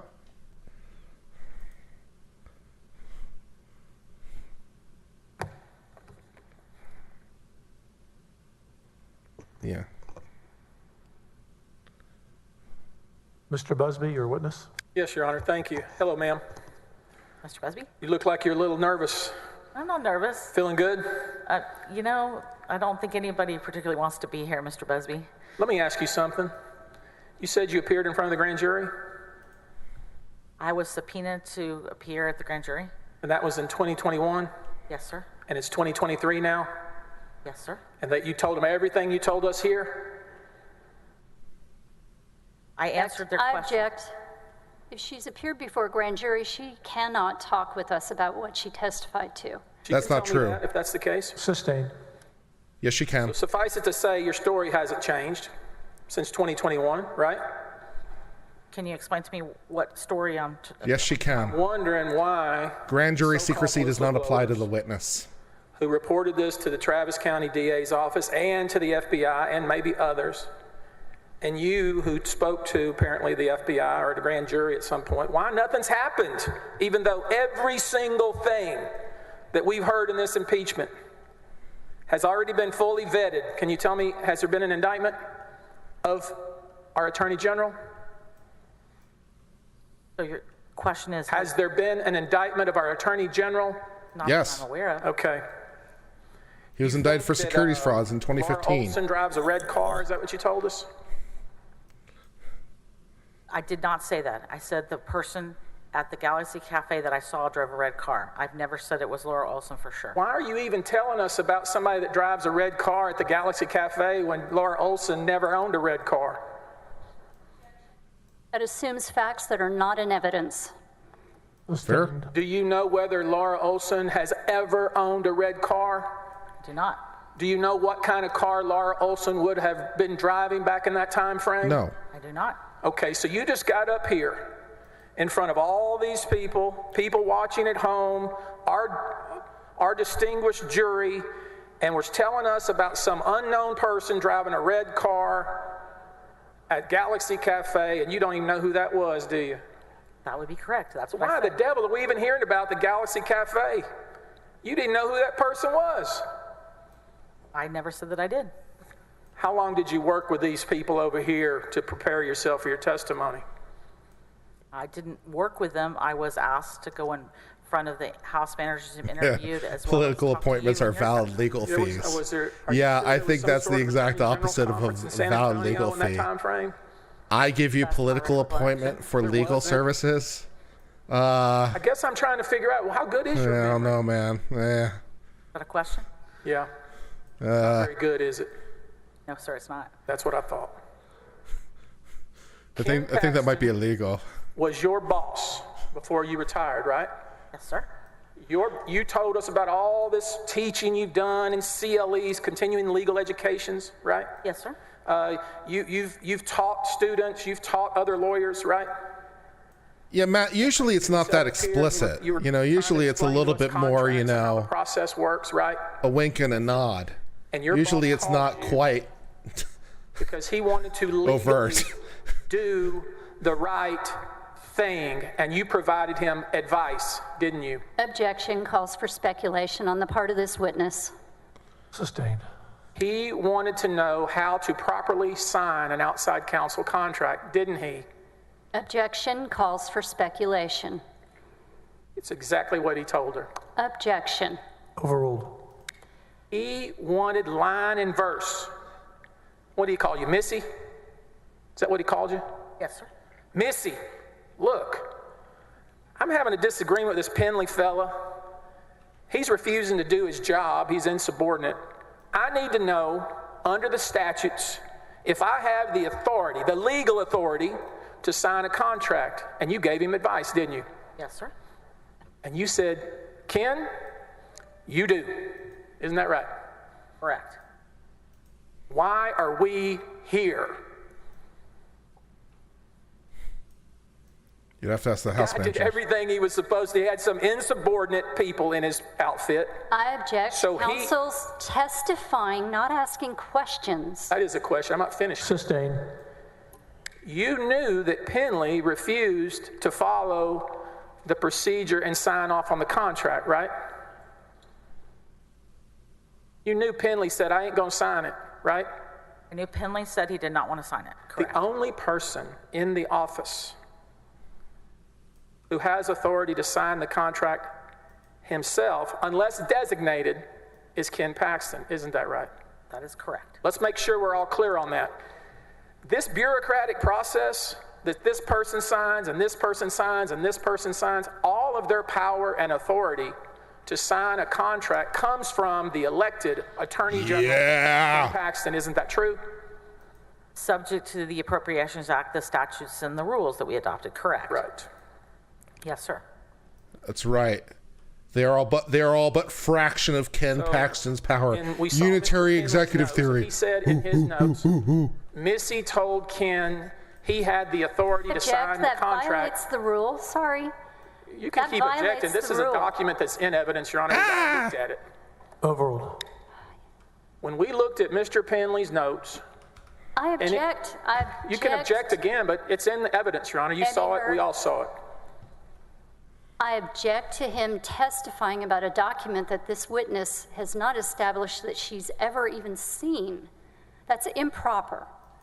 That's not right, Your Honor. When I ask her if Penley's notes are correct, that is, Missy told Ken he I'm had asking for a the ruling, authority Judge. to sign a contract. That's an incredibly appropriate question.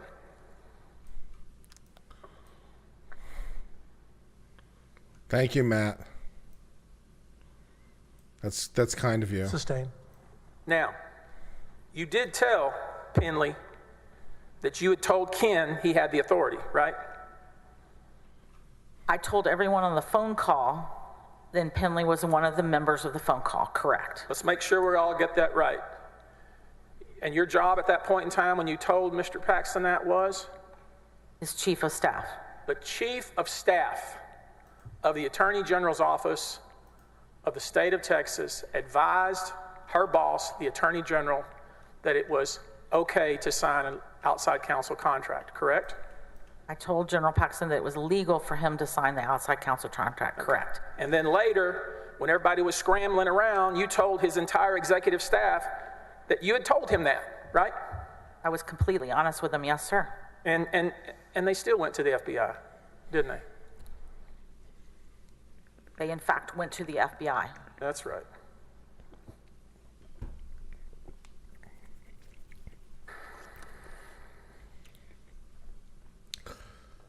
Ken Paxton is the one with the power. It's the church. I'm not sure that's an appropriate question, is it? My personal beliefs? Well, it is when you're telling us about the ethical, legal, and moral implications of an affair. Remember telling us all that? Remember saying that? Maybe, I think you said political, ethical, legal implications of an affair. Remember saying that?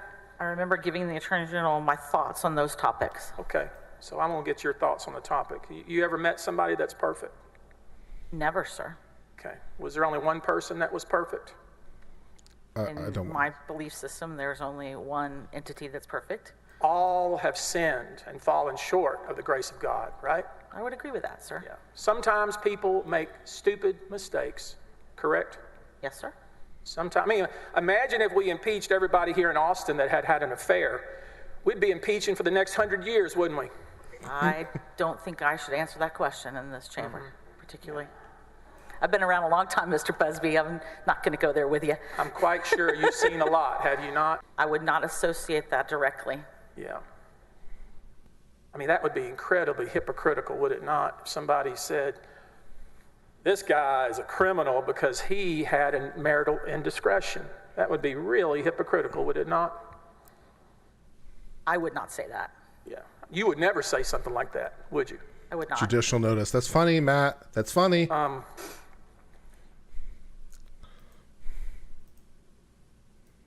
You even sent in those, when you were texting back and forth with Ken Paxton, your boss, you sent him the legal authority that gives him the authority to sign contracts, right?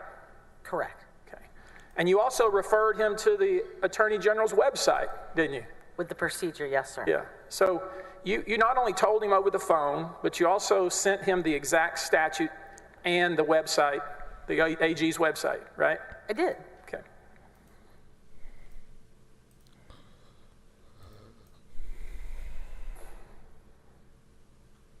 Did you ever figure out how the grand jury subpoenas were actually obtained by Mr. Kamek? I did not. Okay. You know, of course, he didn't have to appear in front of any grand jury, right? If you tell me that, then, I'll take your word for it. I didn't dive into that. Again, I had told General Paxton that the contract was legal to sign, but couldn't be funded. He had a funding issue. Well, okay, we'll talk about the funding issue. The funding issue is something of course, Kamek didn't get any money. I do not know that. Okay. Are you telling me Kamek didn't get any money? Young man did a lot of work, didn't get paid. I object to defense counsel testifying. I'm asking if you knew that. I object. Sustained. Did you know Yeah, the that? audio did glitch He for a never got second. paid? I did not know Sorry that. about You that. just told me. Hopefully it won't Let me happen ask again. you, would it be an appropriate process for the Attorney General, before you even try to go through the executive approval memorandum process, that's a bureaucratic process, is it not? Correct. Okay, it's a bunch of procedural rules that have no force in law, right? It's a documentation that is not the legal document. Right. Oh, gotcha, you didn't follow the procedure in the office. The AG can decide what the procedure in the office is, can he not? He could waive the procedure in writing, yes, sir. He can waive it in verbal. He can do what he wants as long as he believes he's serving the people of Texas. Isn't that right? Well, he agreed to the rules that said it would be in writing. And he can change the rules. If he goes through the Texas Administrative Code process in this instance, he could change the rules, yes. Let me just ask this, though, so we're all clear. Can the AG of our state send an email to the controller? Is there a controller in the office? Somebody in charge of the money? There's a controller in the office, and then there's a Texas controller. Yeah, I'm talking about the internal one. Who was the internal controller in the AG's office? Michelle Price. Can the AG send an email to the controller within the office and say, set aside $50K or $25K for a contract I'm going to sign? He can. Okay. Is that something that he has the authority to do? Yes. Okay. Does anybody else have that authority?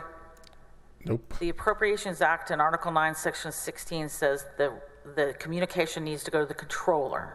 So that communication would need to be forwarded to the controller to prove that the Attorney General felt it was in the best interest of the state. The Attorney General. No one else. The Appropriations Act uses the words Attorney General, and as you correctly stated, those kind of things he can delegate, but if he didn't delegate, it says Attorney General. Yes, sir. If he did not delegate, it would be illegal. True? That's true. I don't understand the question. Let's say that one day Mr. Penley decides that he wants to set aside $50K to sign an outside counsel contract. That would be illegal, wouldn't it? Yep. I don't think it would be illegal. I don't think anyone would do it for him. The controller would be following the procedures. You think so? I do. Okay. I have faith in the staff. Let's look at an evidence we've already seen. Look, the answer is so easy. Exhibit 361. No, and what's even funnier about it is like all these people are conservative, and you would think being conservatives that they would latch on to unitary executive theory, because that's like very popular in conservative circles. And remember, these guys are the super duper conservatives, right? 10 out of 10, most conservative. I've never met a more conservative person in my life. But when they get to, does the AG have all the power? They're all like, duh. I don't know. You see that controller stuff, I don't know either. Jeff McTeer is authorizing $50,000 to be set aside for a guy named Johnny Sutton. It's like, from your point of view, this is not complicated. Do you see that? This is easy. Did you know that was going on? No, sir. Did they tell you they were doing that? No, sir. Do you think that the first assistant has the authority to hire outside counsel with an email? I do. You do. But Ken Paxton doesn't? I believe that Ken Paxton could have sent a very similar email if he did about the funding, and he would have achieved the same result. If he did, you may show me that documentation if you'd like. I I'm not aware of it. I thought we had this real strict bureaucratic procedure to hire outside counsel. Remember you telling us about all that? We do. Okay. And in that procedure, the first assistant has been delegated that authority. No. Ken Paxton did not delegate any authority to hire Johnny Sutton. No, you know that's true. I object. That's a misstatement of what she said. Do you know whether Ken Paxton... Object. I'm going to rephrase the question. Sustain, rephrase. Do you know whether Ken Paxton, the boss, authorized Jeff Mateer, the subordinate, to set aside $50,000 for Johnny Sutton? I have no personal knowledge of Johnny Sutton. Okay. Yeah, this is like dumb.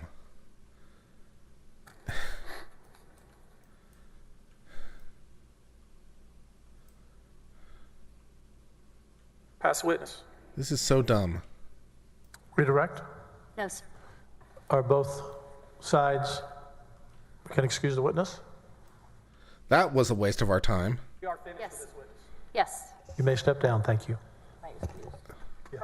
You are excused. That witness was a waste of our time. She asked, is she subject to recall?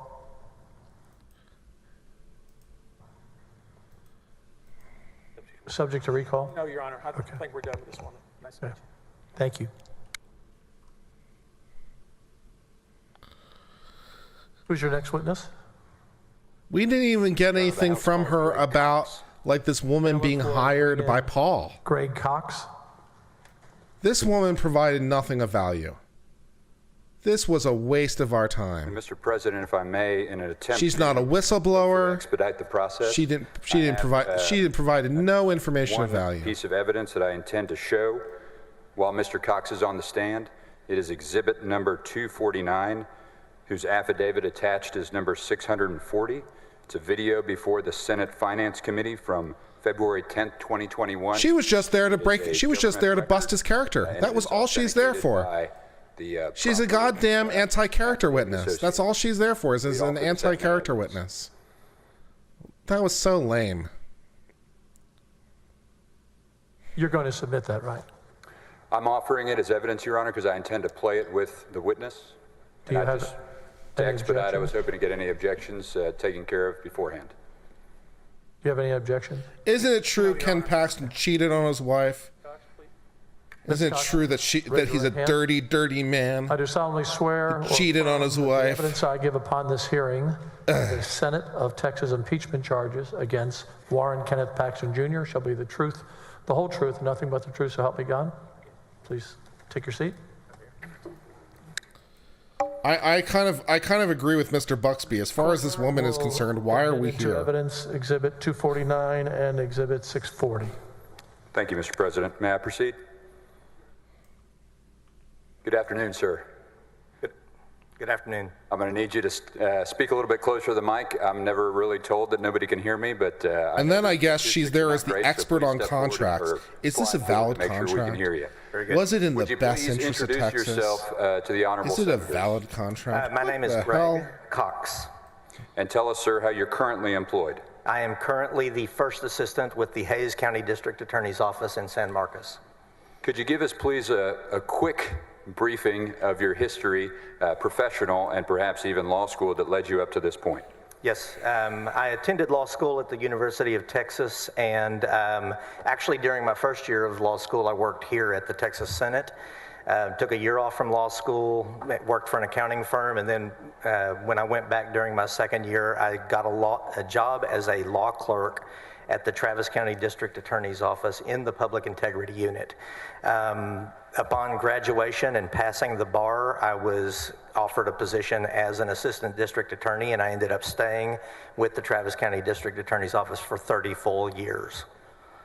After leaving the district attorney's office in those 30 years of service, did you go to I think I like the bow tie. government or quasi-government job? I did. I initially went and was general counsel in 2021 at the Texas Civil Commitment Office, a small state agency that oversees. I'll go team bow people that have tie. been I think I'll go. committed I think I'll go sexually team bow violent tie on this one. predators. I left there and went to the Texas District and County Attorneys Association, where I was assistant director of training. And then in January of this year, I became first assistant in the Hayes County office. I appreciate that, sir. Thank you. During your time at the Travis County District Attorney's Office, you indicated you were Director of Special Prosecutions Division. Did that include investigations into public corruption? Yes, it did. I served as Director of Special Prosecutions, which included the state-funded Public Integrity Unit while it existed for 15 years, the end of 2021 to the end of 2016. I figure you might get some questions about that, but I'll let my colleagues take care of that.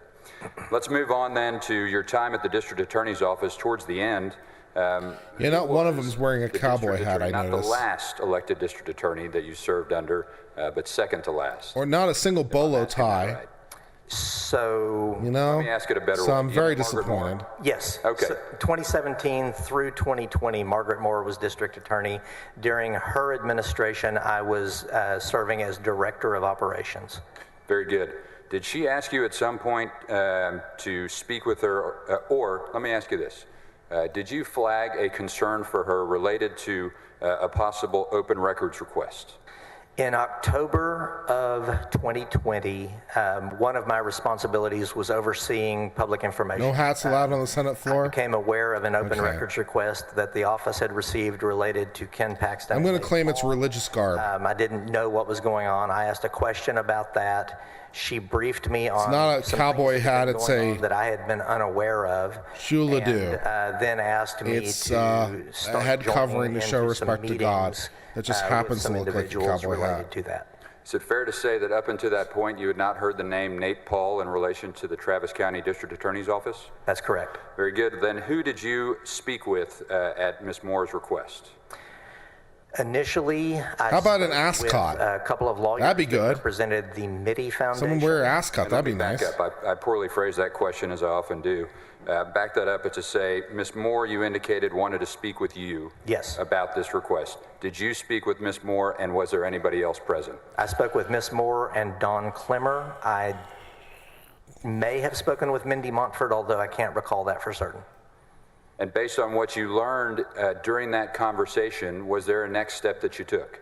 I drafted up a real brief overview of potential criminal offenses that could be relevant to the situation that they briefed me on. And then we set up a series of meetings to gather more information. Do you recall approximately when it was that you drafted this initial, well, I'm going to call it a skeleton outline? If I am recalling the dates correctly, the initial conversation was on October 21st of 2020. Judicial wigs, I am not a drafted fan the of. first memo on October I'm also not a 23rd, fan which of the was red Friday of robes week. that, like, And then Maryland Monday, Supreme Tuesday, Court and wears. Wednesday of the following What's up week, with we that had a bullshit? series of Wear meetings. black like a normal And Supreme then I Court. believe it was on October 28th that What's I up with drafted red? a more thorough memo about the situation. Your Honor, if I may. Then approach the witness, Canada's Supreme after Court I ask wears the red following with question, fur I'm lining. going to show you what don't. They've got a intend to goddamn introduce in owl as evidence, their but, mascot. would ask if you would rely on your memo to refresh your memory. Sure. Objection, Your Honor. He hasn't said that he doesn't remember anything yet. Fair enough, He Mr. can't sit up there and testify from a document that's clearly hearsay. Your Honor, I'll rephrase. I apologize. Thank you. And Mr. President, I keep saying Your Honor, force of habit. Whatever's comfortable for you. Thank you, sir.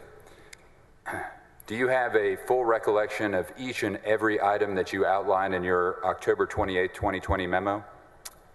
I have a reasonably good recollection of it. Do you feel that looking at that would assist and aid you in your testimony in order to provide comment to the ladies and gentlemen of the jury and not waste a lot of time? I do. May I approach the witness, Your Honor? Not waste a lot of time. Well, And again, I'm all about saving some time, but this is not proper to give him a document that he hasn't said. He didn't ask a specific question about, do you remember this, remember that? You don't just refresh your recollection with an entire document. It's not how it works. Your Honor, respectfully, I have yet to hear a single objection on this issue from Mr. Busby other than his complaints about it. I will proffer to the court, if I may, sir. It's that hearsay. You're if not I may, allowed. sir, if I may, sir, I thank you. I've allowed you to continue your objections, and I ask you to give me the same decency. Your Honor, this witness is testifying that he created a report. He has testified here today that he doesn't have full memory of everything contained in that report. And Mr. President, he has said that it would assist him in providing testimony to the jury. Overrule the objection. Thank you. May I approach Mr. President? Yes, sir. yeah. All right. Standing at the Busby a little bit. I respect that. All right. Show me some fire, bow tie guy. All right. And he did it in a really efficient way, too. It's like, he said he prepared it. He said he can't remember it, said it would efficient. I hope I'm not the only one that's ever happened to, because my wife will take care of me later on. Yeah. Sir, tell me, after your initial meeting with Margaret Moore and Mr. Clemmer, what steps did you take, if any? So the initial conversation, I was provided a briefing of some facts that they knew at that point. I then went and looked at some basic open source information to gather some additional facts, and I drafted an earlier version of this memo that did not include any fact summary. It only included Matt, I really don't an think outline that of Judge potential Judy role is criminal for me. offenses that Although Judge might Judy does be get paid. avenues of investigation. I provided that to Ms. Maybe it's Moore extremely on for me. Friday the 23rd, and then we had the series of meetings that I referenced a moment ago, and I drafted this memo after that series of meetings. Do you recall the individuals who you spoke with? And I'm not asking you what they said, just the identity of those individuals. Judge As Judy I for started federal mentioning court. a little bit ago, 2 attorneys from the MIT Foundation, Judge Judy however you for say federal that. judge. Then we had a meeting that Monday afternoon, a video meeting over Zoom with Mr. Mateer. The following day, we had You could do worse, telephone man. conference call You could with do worse. Mr. Maxwell. And then the next day, Wednesday of that week, we had a rather lengthy conference call with Mr. Penley. And then did you summarize those facts as you knew them within this report that I provided to you, which you had drafted around October 28th? Yes, I took detailed notes, and then I wrote this fact summary and the rest of the memo after that. Very good. And again, I'm not going to go into you about the specifics in your report. You're here to testify about your memory. So let me ask you, as a result of your conversations, let me back that up. Would you call what you did an investigation? I would call it a preliminary investigation. Would it be fair to describe it as a limited investigation? Yes. So in this preliminary limited investigation, you spoke with multiple individuals, and were you able to identify in your mind possible criminal offenses? Yes, I was. And who would have been the subject of the possible criminal offenses? Primarily Ken Paxton, but there were other individuals that were also identified as potential suspects. Very good. I'd like to ask you which offenses you identified, and I'm going to ask you one by one to just go slowly. Could you tell me, please, what you believe the first potential offense you identified was? Potentially bribery. Is for justice is hiring people in Austin? What else did you identify? Maybe I should apply for that. Accepting a gift to a public servant. for justice is cool. Very good. Next. Abuse of official capacity under 3902 of the Penal Code, which has 2 different ways of committing the offense. One is misusing something of value belonging to government for an improper purpose. Second part is violating a law relating to your office or employment, and I believed that there were potential offenses under both of those sections. Ms. Bonella, could I please ask you to bring up on the screen the 3 potential criminal offenses that have been identified? Objection, Your Honor. We all know that Ken Paxton has not been charged with anything. This is completely improper. Possible criminal violations. This is completely improper. Your Honor, this information goes directly to rebut inferences provided by the defense team concerning any possible investigation that may have occurred. Additionally, it goes specifically to articles of impeachment regarding potential abuse of power, potential bribery. Many of the other ones we're about to elicit from this witness, Your Honor. May I be heard one further time, Your Honor? Imagine that it would be proper in a court for somebody to come here and say, he's possibly did this, possibly did that, possibly did this. Incredibly improper. That's pure speculation. He hasn't been charged with anything, and even if he were charged, he'd still be innocent. So this is completely improper, and I object to it because it's speculation. Mr. Busby, I apologize for interrupting. If I may, Your Honor, just briefly, this witness is here to testify to his perceptions, his opinions. They are opinions that can be challenged. He is a lay witness under Rule 701, and he is using his information and rationally based on his perception is providing opinions which would be helpful to the jury to understand a fact and issue. He is available to be cross-examined by Mr. Busby, who I'm sure will take him on cross-examination and test his credibility. He hasn't responded to the objection, which is this is all speculation. I mean, he could say that about everybody here. Possible this, possible that. That's why, as the gatekeeper, the court can't allow it. And Your Honor, again, I've responded directly to it as a Rule 701 lay testimony. Just hold it. I apologize. I got it. You know, a little caucus over here. Yeah, testifying about the law is not really a lay opinion. Yeah, what statutes did he violate as a lay opinion? Yeah, that's an interesting one.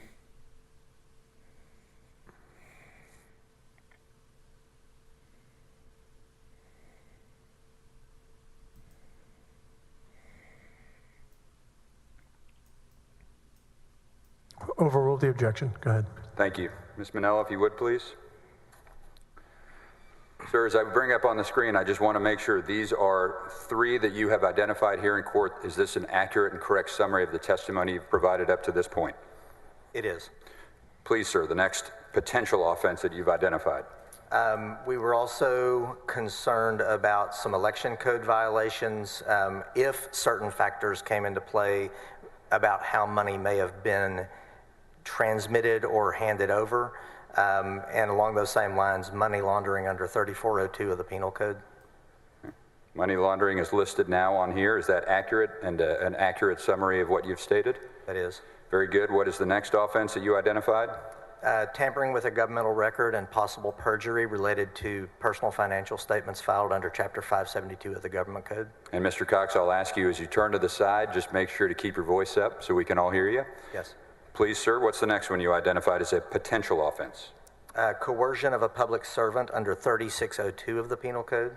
And again, what's shown up on the screen, does that accurately reflect the testimony you provided? It is. Next offense? Official oppression under 3903 of the Penal Code and retaliation under 3606 of the Penal Code. Again, those 2 that have just popped up on the screen, do those accurately reflect your testimony? Yes.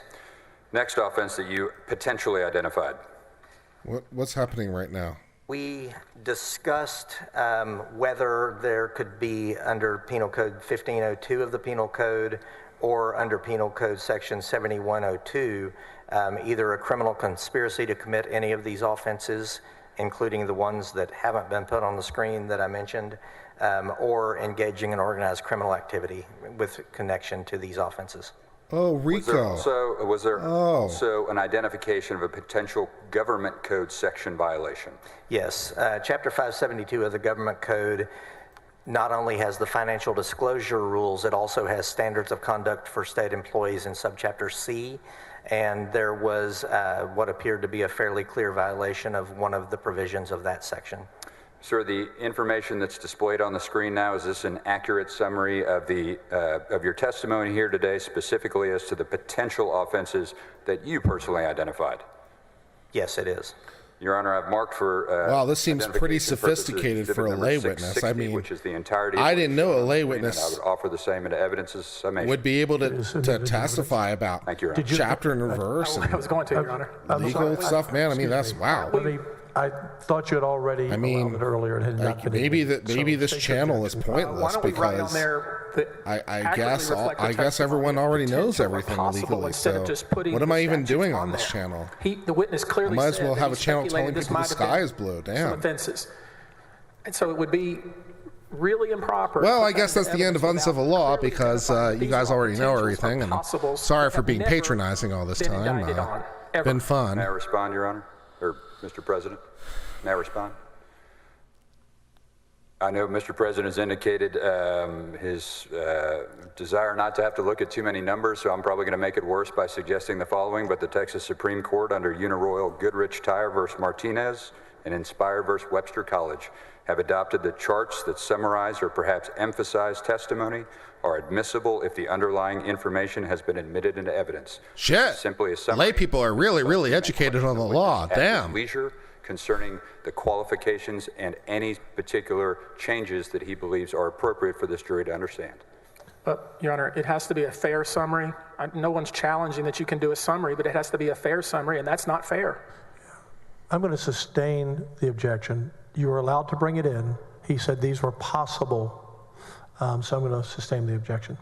And so can we have it, if it's going to come into evidence, write possible on it or potential? That's Yes. Yes, thank Do you agree? I'd be happy to identify it as the testimony which has been provided as possible evidence, and I'll even identify that it's by Mr. Greg Cox. And then are you If he satisfied with writes that on there, because that's going to be on the front page of the newspaper, and let's make it clear that this guy didn't have any evidence of that. Who is this guy? May I do that at a break so as not to take any further time, but before formally submitted in evidence? Yes, on each one, each item. Yes, Your Honor. All right. Mr. President, excuse me. Either. Thank you. Sir, after you've identified these possible potential offenses, Who the hell is and this again, witness? This is your opinion, and as you've described to us, you have worked in the criminal field for some 30 years. Is that accurate? Correct. What, if anything, did you do? After discussing this with Margaret Moore, the decision was made to reach out to the U.S. Attorney's Office, make sure that moving forward with an investigation would not interfere with any ongoing federal investigation, and I was tasked with making That's those calls calls and He's setting up meetings Hayes about that. County's The second in Chapter command. That's 572 right. of the Government Code offense that you flagged, was that one that you discussed with Margaret Moore? I believe so, yes. Do you recall the complete language of Section 572 of the Government Code? Not off the top of my head. Could you recite it off the top of your head? I could not. If you had a copy of the statute, would it assist you? What do you in mean you providing can't your recite it off testimony the here top of your today? head? Any layperson Your should be Honor, able to for recite it identification off the top of purposes their only head. and not for admission. I mean, who here amongst you can't recite? 661 of the House Board of Managers exhibit to the witness and to counsel That- so they may review as the witness testifies? Are you bringing it forward? Yes, Your Honor, but again, not offered into evidence, but merely for purposes of reliance during his testimony. May I have a copy? Yes.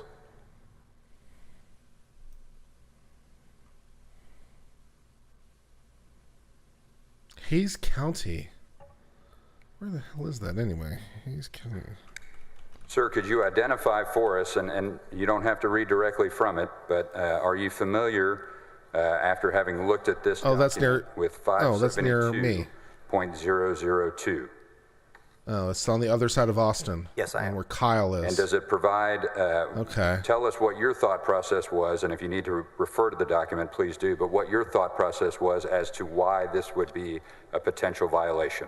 Well, actually, 572.002 sets out who the various officers are that are subject to this. 572.051. There are sets too out many the counties in standards of Texas. conduct.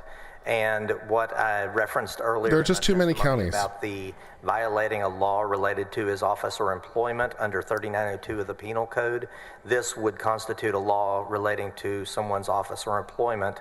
And the subsection A says that a state officer should not accept or solicit any gift, favor, or service that might reasonably tend to influence the officer or employee in the discharge of his official duties, or that the officer or employee knows or should know is being offered with the intent to influence the officer or employee's official conduct. So after flagging these potential violations for your elected district attorney Moore, what actions did you take? 254 counties, that is too many counties, I man. reached out to the U.S. Attorney's Office, spoke with the then manager of the Austin branch of the U.S. Attorney's Office, Ashley Hoff, and we ended up setting up a meeting. Was the idea to reach out to the local United States Attorney's Office yours or Ms. Moore's? I believe it was mine, although I can't say that Ms. Moore didn't also suggest it. Was there any concern, well, let me ask it a different way. Was there any concern about an ongoing investigation? So much of what we were talking about related to Nate Paul, and we knew that Nate Paul was the subject of a federal investigation. We were concerned that if we jumped into this and opened an investigation, we were going to interfere with an ongoing federal investigation. So we just wanted to basically deconflict with the feds before we took any action. Is that common, that deconfliction, is that common? That is common. Don't want to run into each other on the investigation? Correct. Want to make sure the witnesses know that there are potentially 2 tracks going? Exactly. Fair enough. Do you recall who all well, let me ask you this. You set up a meeting, correct? Set up a couple of different meetings. Initially, we had a conference call, Margaret Moore, Don Clemmer, and myself from the district attorney's office, Greg Sofer, Ashley Hoff, and Christina Playton from the U.S. Attorney's Office. And we talked through a lot of the facts, and then we agreed to have an in-person meeting the following week. In between those 2 meetings, I was advised that because Mr. Clemmer and Ms. Moore... Objection, hearsay. Sustained. Can you tell us whether or not there were multiple people from your office who were supposed to be meeting with the U.S. Attorney's Office? When we set up the in-person meeting, I was the only person attended so that no potential witnesses were involved. And did those potential witnesses include individuals from your office? Correct. Fair enough. Without getting into the content of what was discussed at that meeting, did you believe you had a path forward to continue your investigation? That's what we were trying to determine, was whether there was a path forward that did not interfere with a significant federal investigation that was going on. Did you believe that you, after that meeting, had a path forward? After that meeting, I was still unclear. The in-person meeting we had included people from Washington, D.C. that came down for the meeting. And then shortly after that meeting, I had a telephone call with someone from the U.S. Attorney's Office, and at that point, we stood down. You stood down. Was that your desire to stand down? I was frustrated by that. Is it fair to say that you had additional investigation that you wanted to achieve? Yes. And I should phrase that differently. Was it something that you wanted to achieve or you felt the evidence would lead you to follow? It was something I felt was worthy of investigation. It involved important issues involving the state of Texas, and I was concerned that, as I had seen happen too often, the federal government would sit on it for a long time and then we might not see anything happen. That appear to have been the case thus far? It does. Finally, sir, as you were going through section 572.051, I'd ask you to take a look at subsection D of that statute.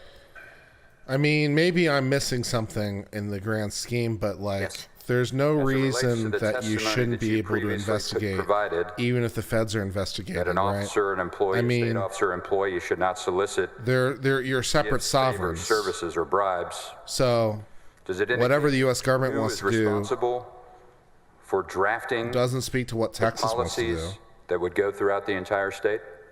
Subsection So, C of maybe that I'm missing statute something, says but- that each state agency shall adopt a policy, and it places the burden of drafting a I mean, the FBI can say policy back off all they of want. I don't have to standards listen to of them. I'm from the conduct state and of making sure Texas. that ethical policies are in place. I don't of the have to Attorney help with General. them. I'll pass I the just witness. can't interfere with them. I mean, Mr. actively, President, we were but gonna I can do my break own in independent 5 thing, minutes. my We can own go sovereign 10 or capacity. 15 if you want to start, and then we'll break, or do you want to break now? Okay. Members, we'll break now. This is your late afternoon break. We'll come back at 5:15, and then we'll go to about 7. Okay. Well, we'll take a little break here, which is fine by me. I could use the time. 5:15, so we get a 20-minute break. I could put on some music and take a stretch, which I'm very tempted to do, to be honest, because it's been a long stream, and I could use a couple minutes. Yeah. So I could put on some music or something.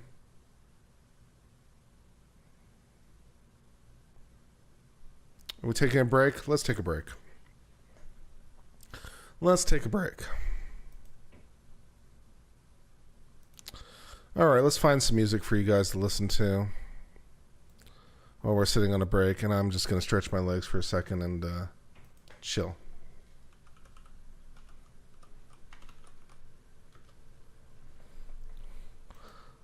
Let's see what we can do here.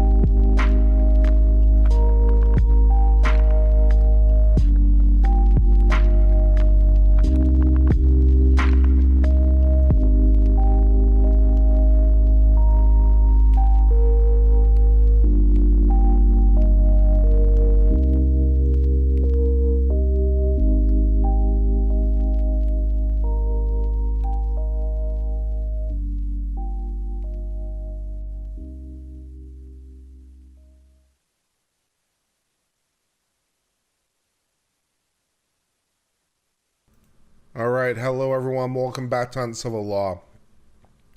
So we're still waiting for the Senate to resume. I don't think we're going anywhere in a major hurry. I still don't understand the point of that woman's testimony. I don't get it. I don't think she added anything of value to the equation at all. It was pointless to my mind. And it seemed to be offered for nothing more than just generalized character attacks. Like, I thought that maybe she was saying, like, all the stuff with the affair because she would have some sort of knowledge relating to this woman's potential employment by Paul, and that would be the tie. But no, she didn't tie it together. She's just like, he had an affair, which incidentally we've already heard from before. So it didn't even add anything new in that respect. But like, it was just pointless. We didn't learn anything. And then we're hearing from this guy who, how he gets involved in this is a little bit unclear. I think he was hired by he's the first assistant prosecutor in Hayes County, and was he hired by the House managers to investigate like criminally, and he thought here's some potential crimes that might be implicated. I don't, or here's some things we thought we would do or whatever, and I just like, I don't know what's going on. It was very, very confusing. Bailiff, please bring in the witness. So yeah, these last two witnesses are confusing to me.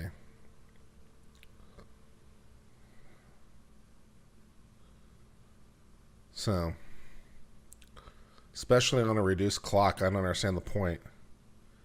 She's not a whistleblower. She didn't get retaliated against. So, yeah.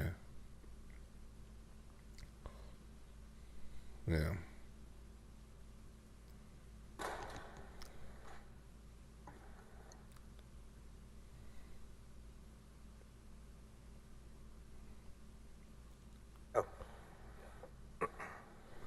Looks like I'm missing a juror or two, or one anyway.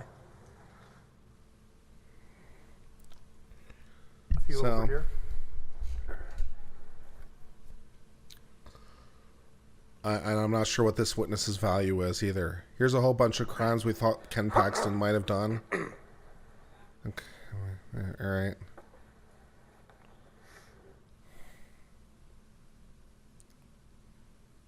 Maybe it gets better.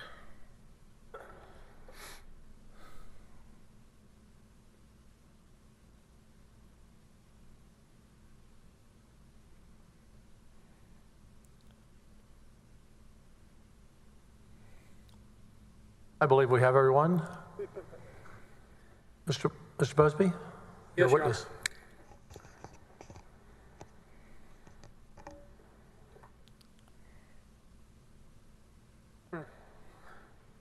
You know, they say that you can indict a ham sandwich. You ever hear people say that? I've heard that saying. In fact, you recall that the former governor of our state was indicted just for exercising his veto. Remember that? He was not actually indicted. He was indicted. Governor Rick Perry was indicted for exercising his veto. Did you not know that? I thought they did an investigation that resulted in a no bill. No, you're misinformed. He was indicted I remember that. by a Travis County grand jury. Did you not know that? I did not know that. And he said over and over and over, my gosh, all I did was exercise a veto. You can indict a ham sandwich. Respectfully object to this line of questioning. I remember that. I remember it was bullshit. Overruled. It made no legal sense. So here and the governor rightly got it dismissed because it was dumb. Indicted him for exercising his veto, and you just went through this litany of possible maybes with regard to Ken Paxton, didn't you? I remember that. That's correct. He might have done this, he might have done that, right? Correct. I guess what you were saying is that, hey, I'm analyzing the law. If any of this foolishness is true, this might be the criminal violations, right? That would be accurate. And you know for a fact that you're not supposed to come into a court like this and testify about what somebody might or may have done. Isn't that right? I was answering the questions that were asked. You would have never, have you ever been in court before as a prosecutor? I have. So you know for a fact that that is not proper, don't you? This is not a criminal trial. Right. It's not proper to go into a court and testify on live stream and to jurors about something that someone might have done. That's incredibly misleading, incredibly prejudicial, and wrong, isn't it? Objection, Your Honor, to asked and answers mischaracterizes the evidence as presented by the witness. Overruled. I was asked to identify the possible avenues of investigation that I outlined in the memo to the district attorney. Possible, maybe, potentially. We don't know, right? You don't know it all, do you? I don't understand that question. You were just sitting up there and making a bunch of silly guesses, weren't you? I don't agree with that. And you just testified in this historic impeachment proceeding. Go get him, Bugsby. In response to the House's questions about all of the potentials, of the maybes, of the possibilities, right?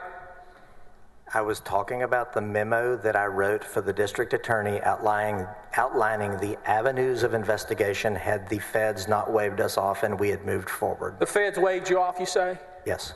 Y'all were excited about this. We got a chance to get Ken Paxton, isn't that true? That's not accurate. Let's look at Eric, AG Exhibit 170, Brickman 202. You tell me if this is right. It's in evidence. Bring that right there. I bet you he said 10/27, excited. Did he say 2020, excited? Eric. I bet you say excited. He said excited. He probably didn't really mean it that way, but damn if he's going to be able to explain that. Let me just read this so we'll understand what y'all really were up to. This will be good. My phone conference with Margaret Moore and her team went well today. They are excited about pursuing this investigation and will coordinate their efforts with the U.S. Attorney Office so that both pursuits complement each other. They obviously want to move quickly as they have time constraints. They are not going to wait on the feds. Did I read that right?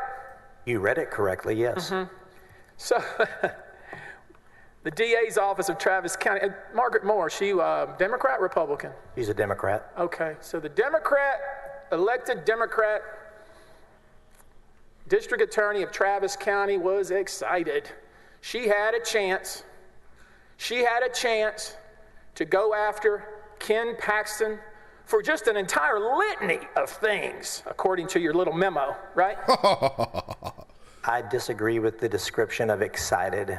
And you're telling me that the feds waved her off. That's what you're telling me? Correct. The feds under whom? Who was in charge of the feds? At that time, I believe it was still Attorney General Barr. Okay, who was the president at that point in time? Donald Trump.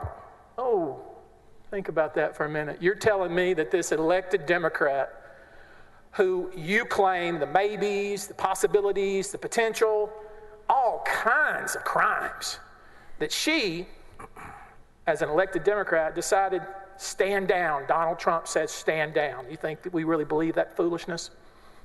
Do you think we believe that? I have no idea what Nobody you believe. believes that. And you don't believe it either. Your Honor, do I you? object, sir, thank you, to the form of the question and offering an opinion that he is not entitled to offer in testimony. Sustain. You don't believe that either, do you? I don't even know what you're saying right now. What was your question?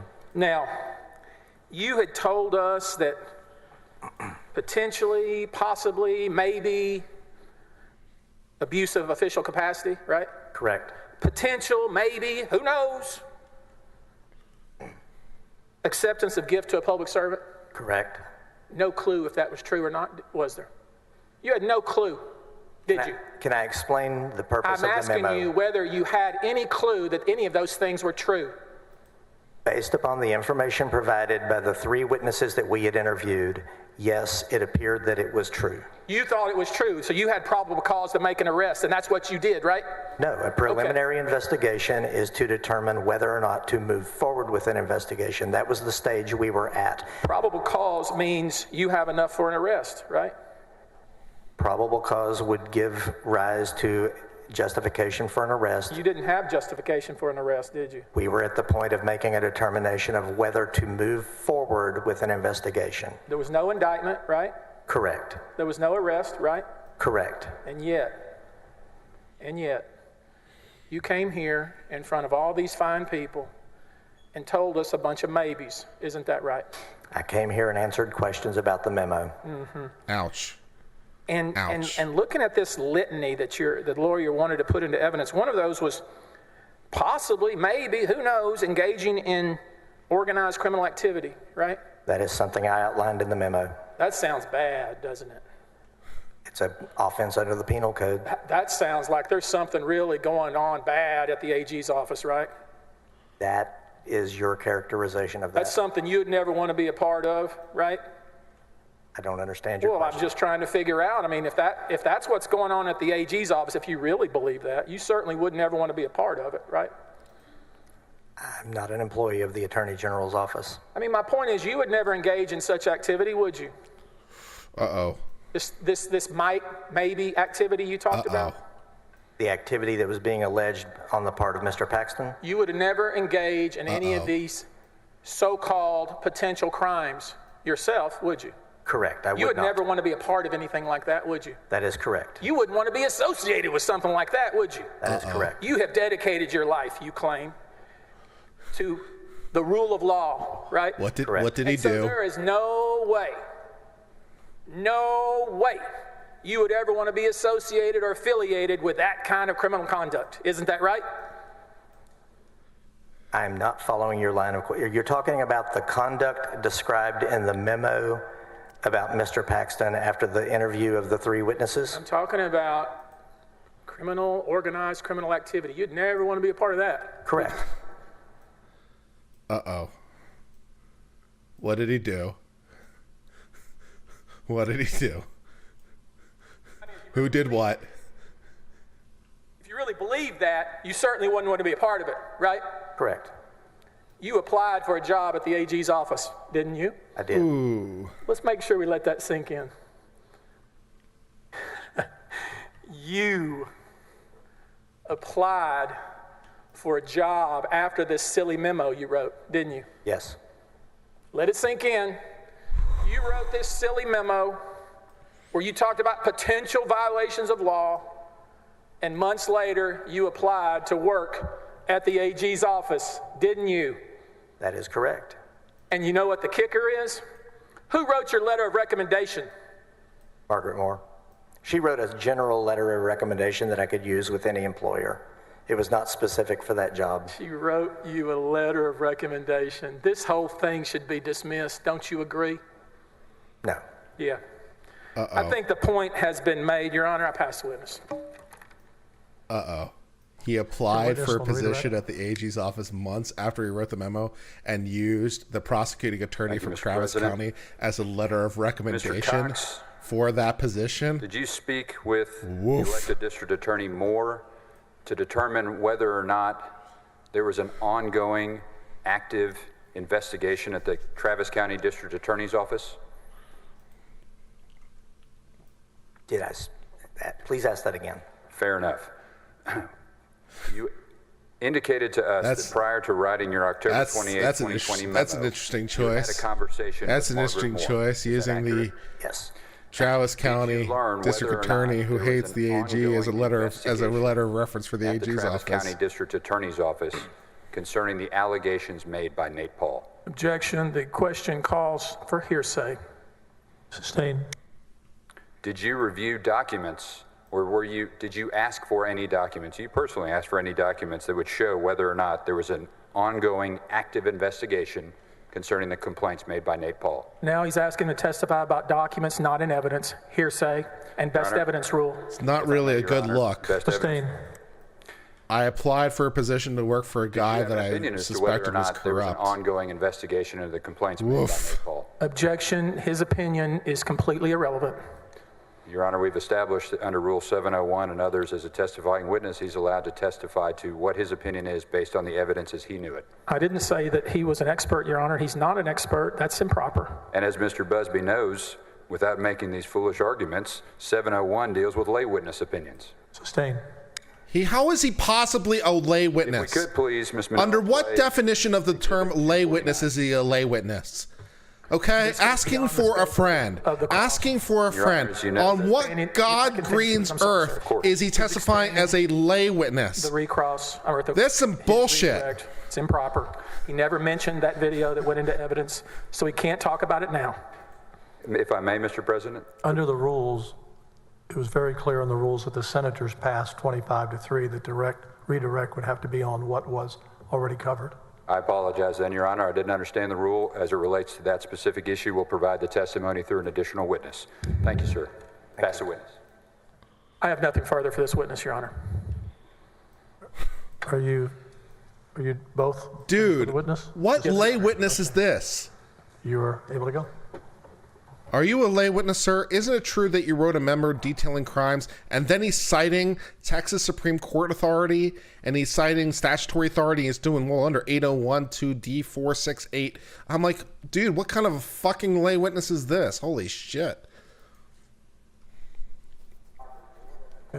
Before we call on the witness, I want to be correct.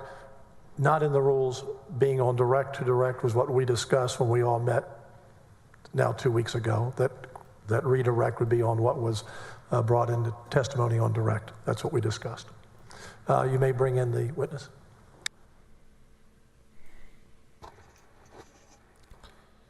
Well, that was pointless.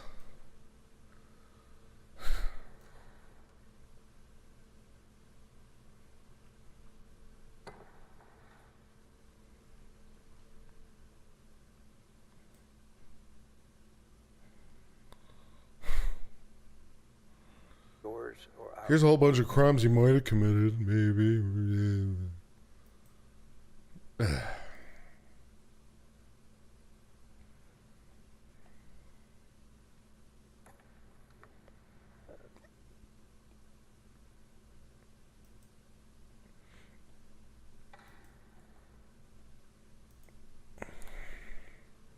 And then he applied for a position at the corrupt AG's office.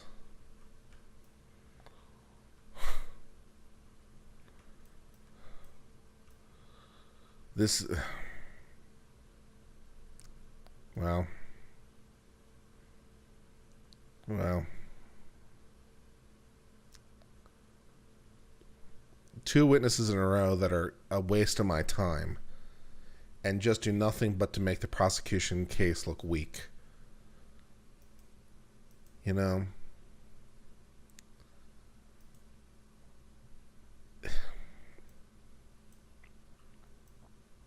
Why did you call them? Raise your right hand. I do solemnly swear or affirm that the evidence I give upon this hearing by the Maybe this will be a really good Texas of the witness. impeachment charges against Warren Kenneth Paxton Jr. Row for 2 recently. Let's see if we can do 1 out of 3. Please have a seat. Who are you and what value do you have to offer? Thank you, Your Honor. Ms. Moore, I'm going to ask you, we've had trouble with this microphone with all of us, with mine and the witness, so if you would try to stay closer than you would ordinarily stay with the microphone, I'd appreciate it. Will do. All right, would you state your name, please? My full name is Margaret McCarthy Moore. Ms. Moore, how are you? I'm going to go through with you a little bit of history of your background and all, but I want to really kind of relate it to your personal, professional background. Where'd you grow up? I grew up in Waco, Texas. And did you live in Waco all the way through high school? I did. And after high school, what did you do? I came to the University of Texas here in Austin. And did you attend and graduate? I did. Earned a BBA in accounting in 1970, and then I started law school here.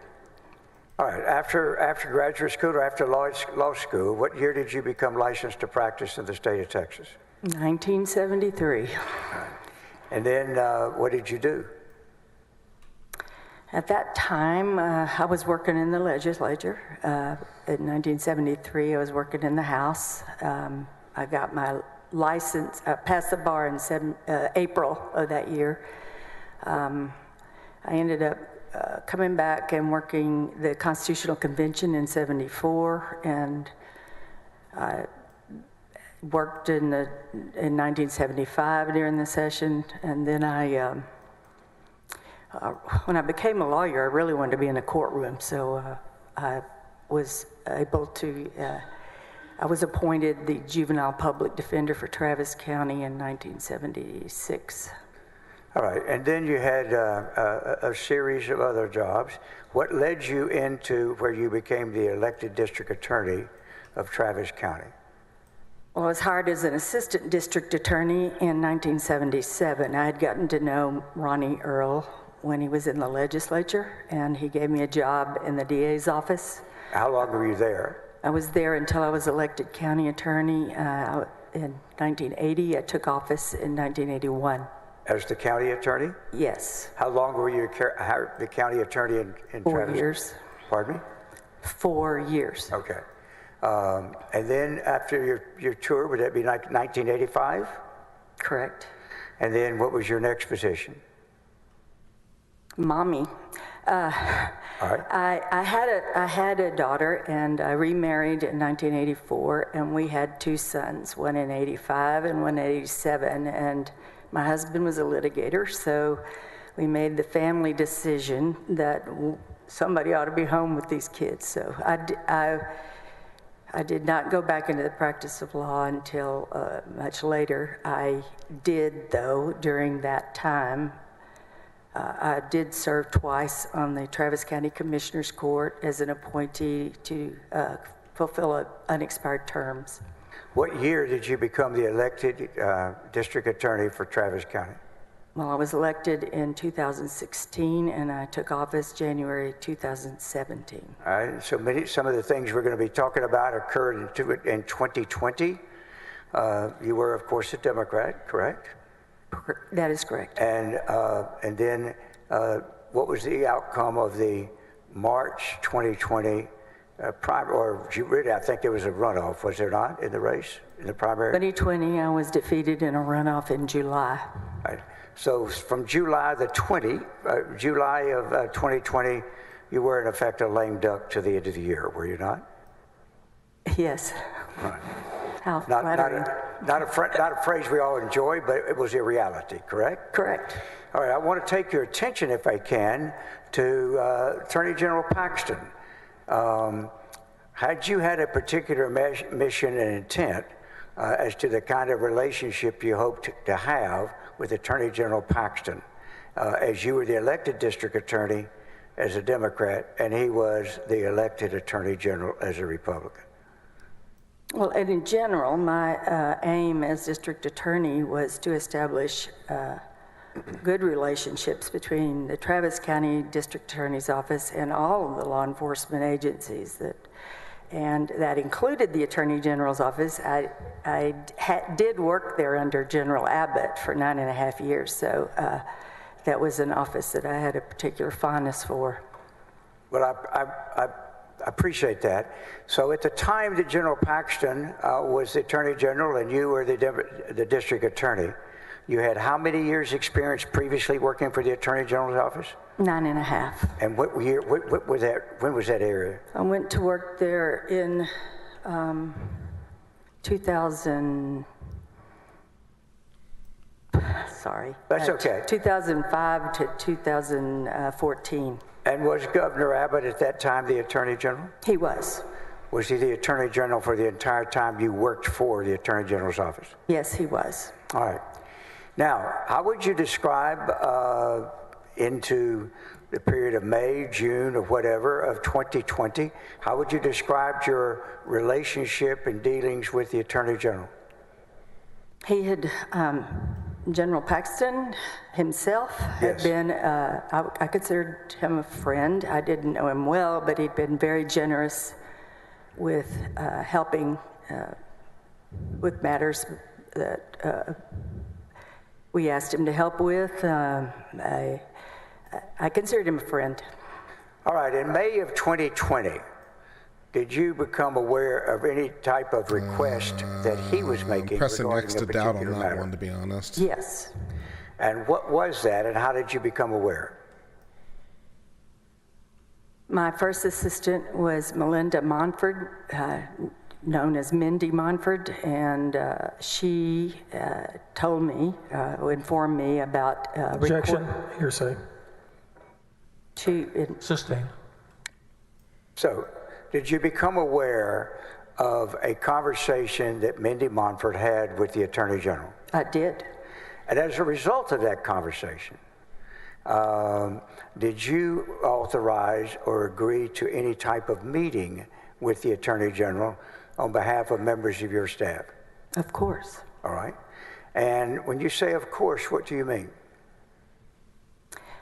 I did consider him a friend, and I'd considered the relationship between the DA's office and the Attorney General's office to be a very important working relationship. So an elected official, the highest legal officer in the land, wants to have a meeting with me or my folks, it's going to be yes. And who attended this meeting? And what type of meeting was it? Were you informed as to where it was and all? It was a lunch meeting to discuss a case that the Attorney General felt should be investigated by the DA's office. So was the original contact then with a proposal for by the Attorney General for the District Attorney's Office to investigate a particular case? It was directly between General Paxton and Ms. Montford. Had you ever yourself at this time before heard the name of Nate Paul? Not that I recall. All right. No. And then were you present at the meeting? No. And to your knowledge, who was present at the meeting? Mindy Montford, Don Clemmer, who is my director over special crimes, Mr. Paxton, Mr. Paul, and Mr. Wynn, an attorney from Houston, that representing Mr. Paul. All right. Now, at this lunch, did you know anything about whether there was perhaps another person? Have you ever heard of a Mr. Drew Wicker? I have not. So do you have any knowledge one way or the other as to whether he was at that lunch? I do not have that knowledge. When the lunch was over, did the Mr. Clemmer and Ms. Montford come back to report on it to you? Yes, they did. And as a result of what they reported, what was your reaction as to what y'all intended to do with the Attorney General's recommendation, or request, rather? Well, the allegations that were reported to me that Mr. Paul turned out to be his complaints that Mr. Paul brought to Mindy and Mr. Clemmer were ridiculous, and their communication to me was to that effect, and I agreed with them after they described it to me. Can I have exhibit, which is in evidence 88, up on the screen, please, or on the iPad, please?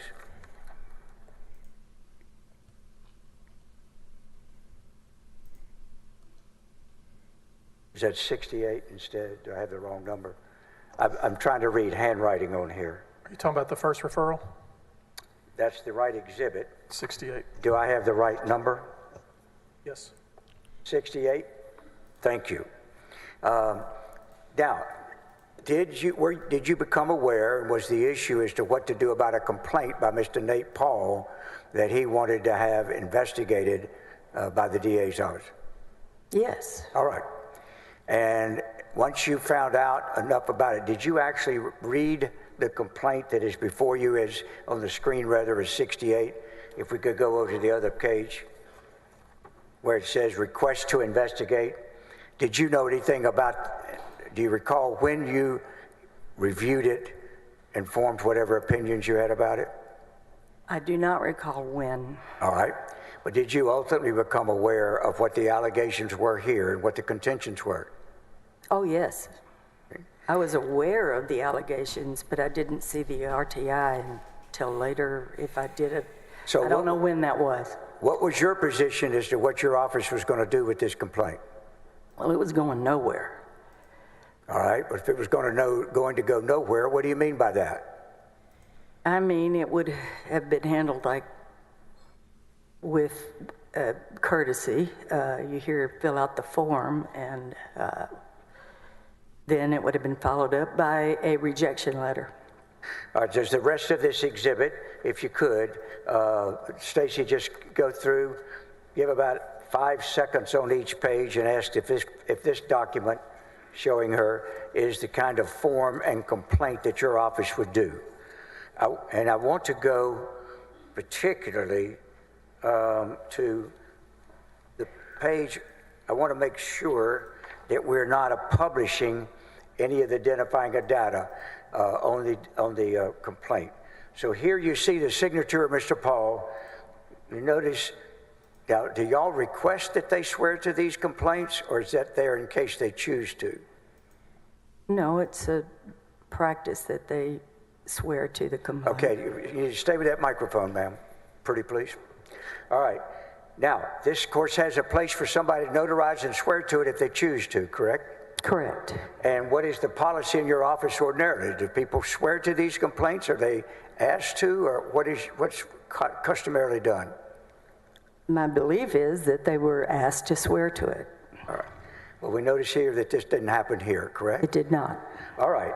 Now, on the next page, I don't want to show the people over. I'm going to read you some names, but with no identifying data on the screen until it gets taken out. And I don't know whether it's been taken out of this particular screen.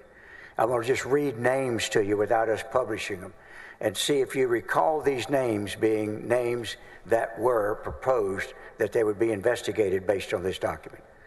Mr. Saban, Mr. Preston Joy, Mr. Jason Ernst, Mr. Alan Bew, Ms. Gupta, a Judge Mark Lane, and then a series of other, one other person, some others. Now, were you aware of the nature of who some of these people were at the time you were informed about this? Absolutely. And is this another reason that you're saying it wasn't going anywhere? It was going nowhere in my office. And does that mean that y'all had no intention of either investigating or prosecuting with this kind of allegation? None whatsoever. If we can, Stacy, if we can move over now, skip the people, and go to Bates number 68, Bates number 9036, 9037. And I want to represent to you, this is Mr. Paul laying out what his contentions are so. And ultimately, did you folks decide what you were going to do with this case? That's fine, you can take it down, thank you. What were you going to do with this case if it was going to go nowhere? What did you do? I decided to send it to David Maxwell. And by the time you were going to send it to Mr. Maxwell, how long had you known him, and what was your view of his competence and ability, et cetera? Well, I don't remember how long And I want you to get back to that microphone. I said I don't remember how long. I knew of his reputation because I worked in the AG's office. I thought very highly of him. I knew that he was a former Ranger, and I was working with the Rangers. He had a very, very stellar reputation as an investigator. I decided to send it to him because I was quite confident that he would view this complaint the same way I did. And so what you thought when you sent it, when you came up with the idea of sending it to the AG's office, why did you send it to the AG's office instead of just politely telling Mr. Paul, no dice, nice to have met you, we're not going to do anything? Because I didn't want to offend Mr. Paxton.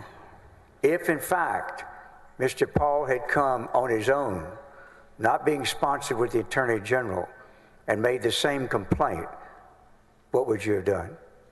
We would have sent a rejection letter. Pardon me? We would have sent a rejection letter. All right. But because it was sponsored to you by the Attorney General, what did you do? Your Honor, I'm going to object. There's been no evidence of any sort of, quote, sponsor. So I object to that. We just had a luncheon in which he sponsored it. I don't know what he means. Overruled. Thank you. Go ahead. Had it not been for Mr. Paxton's personal interest, it would have been handled routinely. But because I valued the relationship with Mr. Paxton and considered him to have been a friend, I didn't want to offend him, and so this seemed to be a delicate way of having the matter reach a conclusion. Yeah. So let me ask you, if you sent it over to him, if I can I have 668, please?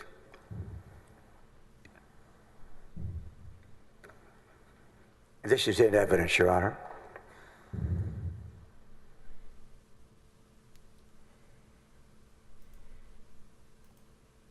Actually, it's AG 68. Again, I'm misreading handwriting, and I apologize for it. All right. No, I'm sorry. Let's go to 124. Now, can you read this? Mm-hmm. All right. Yes, I can. And can you identify what it is, please? This is a letter from Don Clemmer to Brandon Kamek, sending a second complaint that Mr. Paul filed with our office. I'm sorry, this is a second referral. Yes. I wanted to go to the first referral. I apologize. I'm probably giving you the wrong number. Stacy, I want the first referral, please. Thank you. Now, if you would look at this, This letter is signed by whom? Signed by whom? There, you can see below. By Don Clemmer. All right. Was this letter written at your suggestion? Yes, it was written after we discussed what I wanted it to say. Did you instruct or discuss with Mr. Clemmer the language he would use in describing? I wonder if I should Maxwell try to put up the it? exhibits at the same time they're talking about them. Yes. And how that would work and sort of the graphics of it. We may have to play around and see what we can do. Look at the last sentence where it says, or the next to last sentence, the last two sentences.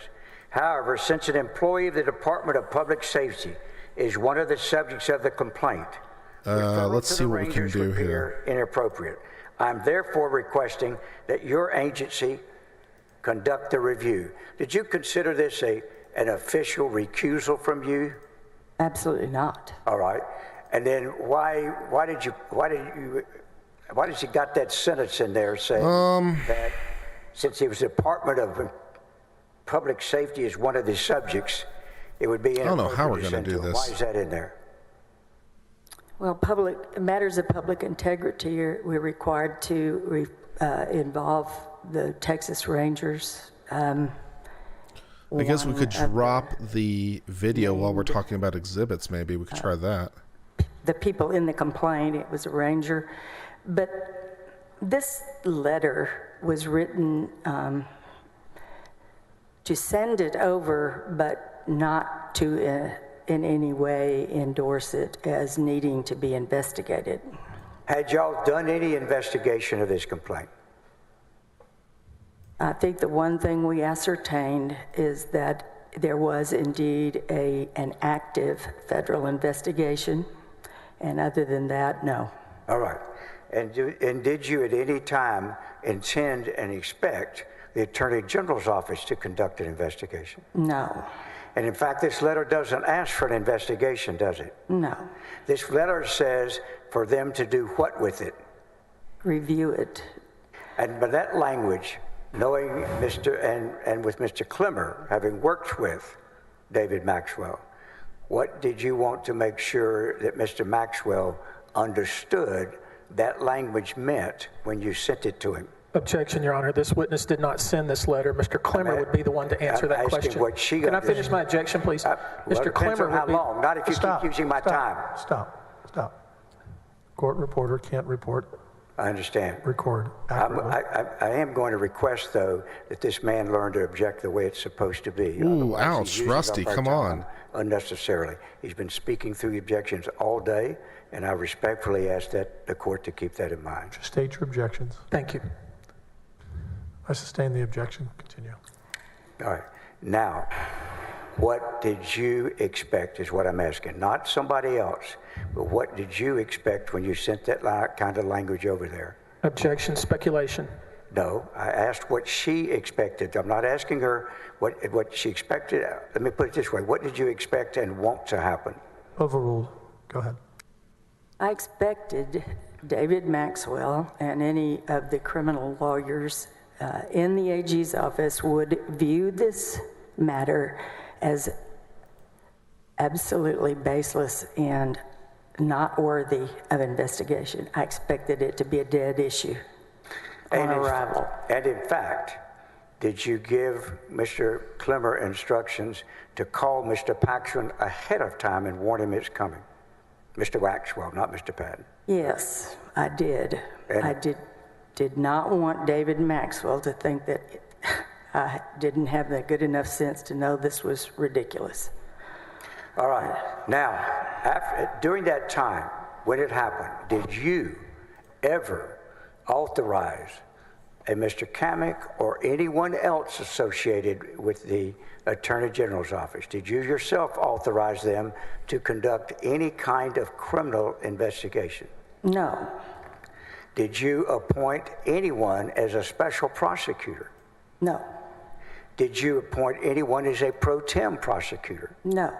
Tell the jury the distinction in your mind of what a special prosecutor is, if such a position exists, what a pro tem and prosecutor is, and what you did or did not do as a result. A pro tem district attorney is appointed when the district attorney recuses, and that's a formal process. It requires the district attorney to ask the court's permission to recuse, and when the court does recuse, a pro tem is appointed to take the place of the district attorney. And what is the process that happens? I mean, is there a very, as you mentioned, formal process? Let's say that the attorney, your office concludes it's wrong, appropriate for you to conduct a lawsuit as a matter of ethics or public policy, and decide that you're going to recuse yourself and ask an attorney pro tem, would it be, to be Yes. appointed? And that would be like a DA in an adjoining county? That is the law now. Or it could be the Attorney General's office. All right. We had that, And then an instance of that. if you decide to do that, though, what would the process be? A motion would be made in court, A written motion? correct? All right. A written motion is made to a judge, and what would that written motion say? It would say that the district attorney, because of a conflict, or for whatever other reason, it's usually a conflict, is asking the court's permission to recuse, and the court then please appoint a district attorney pro tem to handle, and it's always a specific matter. All right. And did any of that, and then does the judge ultimately, for it to be effective, enter an order? The judge rules on the motion and enters an order, and usually at that time has found someone to be appointed. It is, not uncommon to assist the judge in finding someone, but I've also had a judge say who she wanted. Right. So if one is appointed pro tem, it ultimately results in a judicial order, does it not? It does. All right. Did that happen in any way? Any of those procedures you described, any of that happened involving anybody being asked to look into the complaint of Mr. Paul? No.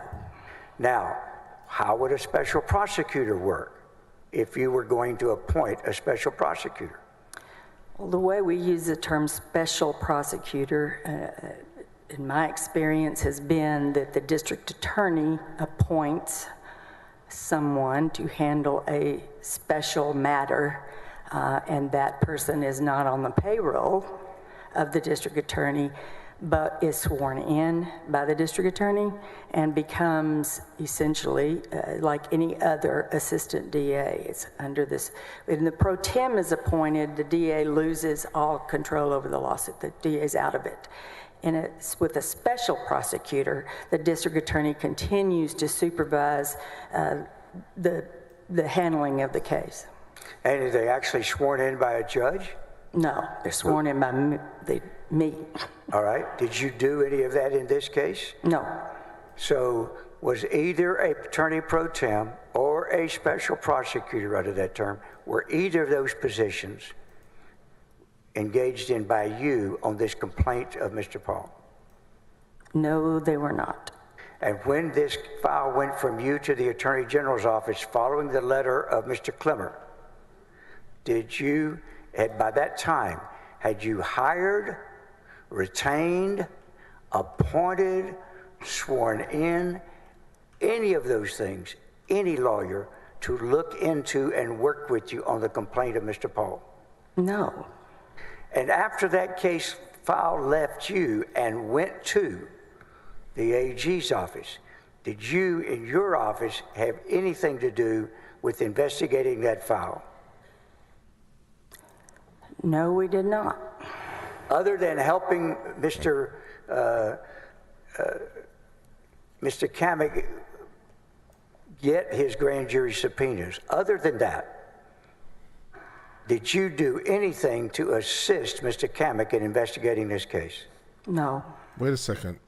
And did anybody in the Attorney General's office ask You helped you Mr. to Kamek get his aid grand jury in any way subpoenas? Mr. Kamek? No. Why? Did the Attorney General ever ask you in any way to aid Mr. Kamek? He did not ask me. I don't know that he asked anyone. So was Mr. I'm confused. Kamek ever hired or employed by your office in any way? No. Her office issued the grant. Why?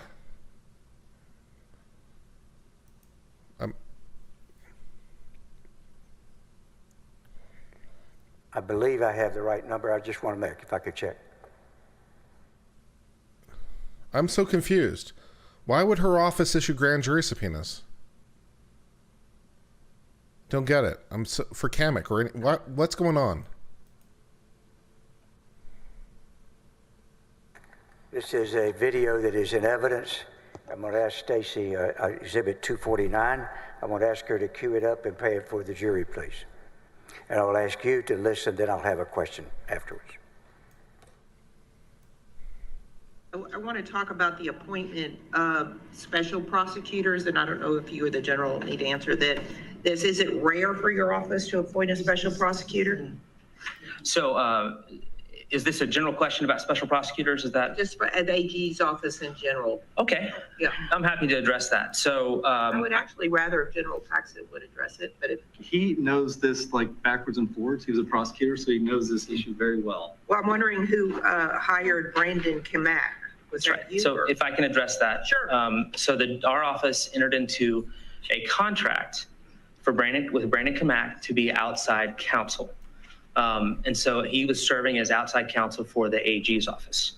Now, I have, through the process of, I started, as you know, in October after this happened, I have interviewed ADAs from Travis County, and I've seen documents from Travis County that prove the fact that the Travis County DA's office made Brandon Kamek a special prosecutor. We did not make Brandon Kamek a special prosecutor. That was within the purview of the Travis County DA's office. So the special prosecutor word gets confusing at times because there's two types. One type of What is your testimony? Is a pro tem prosecutor, and a pro tem prosecutor can only be put in place when a DA's office recuses themselves from a case. And that's not what happened with the Brandon Kamek situation. We hired him to be outside counsel. That contract was signed by the general. And then he went to go work because he was hired on to assist the Travis County DA's office. And the news glosses this over. No one ever goes and looks at the Travis County DA's office's files. They don't give really deep interviews on these things. But the fact is, he went and said, I'm the guy that's going to be the outside counsel for the AG's office, and I'm here to assist on your investigation. And then through that process, he worked with them to get grand jury subpoenas, and that's how he became a special prosecutor. And I'm aware of the difference. I actually wrote the legislation. Why on God's earth did the Travis County District Attorney yes, I'm familiar. write grand jury subpoenas for Kamek? What's that about? Is that testimony truthful? No. How untruthful is it? In what way? Is astonishingly untruthful. There is no way that anyone could interpret the facts as my appointing Mr. Kamek as a special prosecutor. I couldn't pick him out of a lineup today. I don't know him. Did your office issue the grand jury subpoenas, and if so, why? Mr. Busby? I'm sure Mr. Busby will bring it to our attention. Hey, Ms. Moore. Hello. How are you doing? I'm doing well, thank you. Good. Eric, could you pull up Article 5, the impeachment article, so we can look at it real quick? As he's doing that, Ms. Moore, you're telling us all that there was never, in this situation, an attorney pro tem, true? Correct. Let's look at the article of impeachment. Article.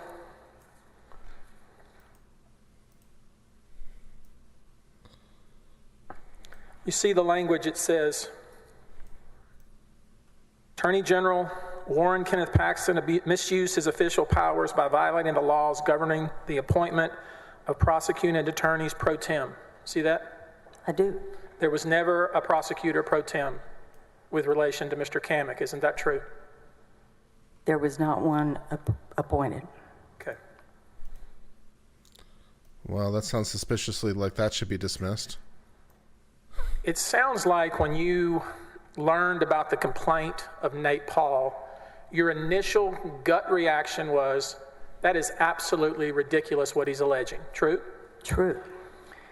But you know, of course, that sometimes the FBI does in fact violate people's rights.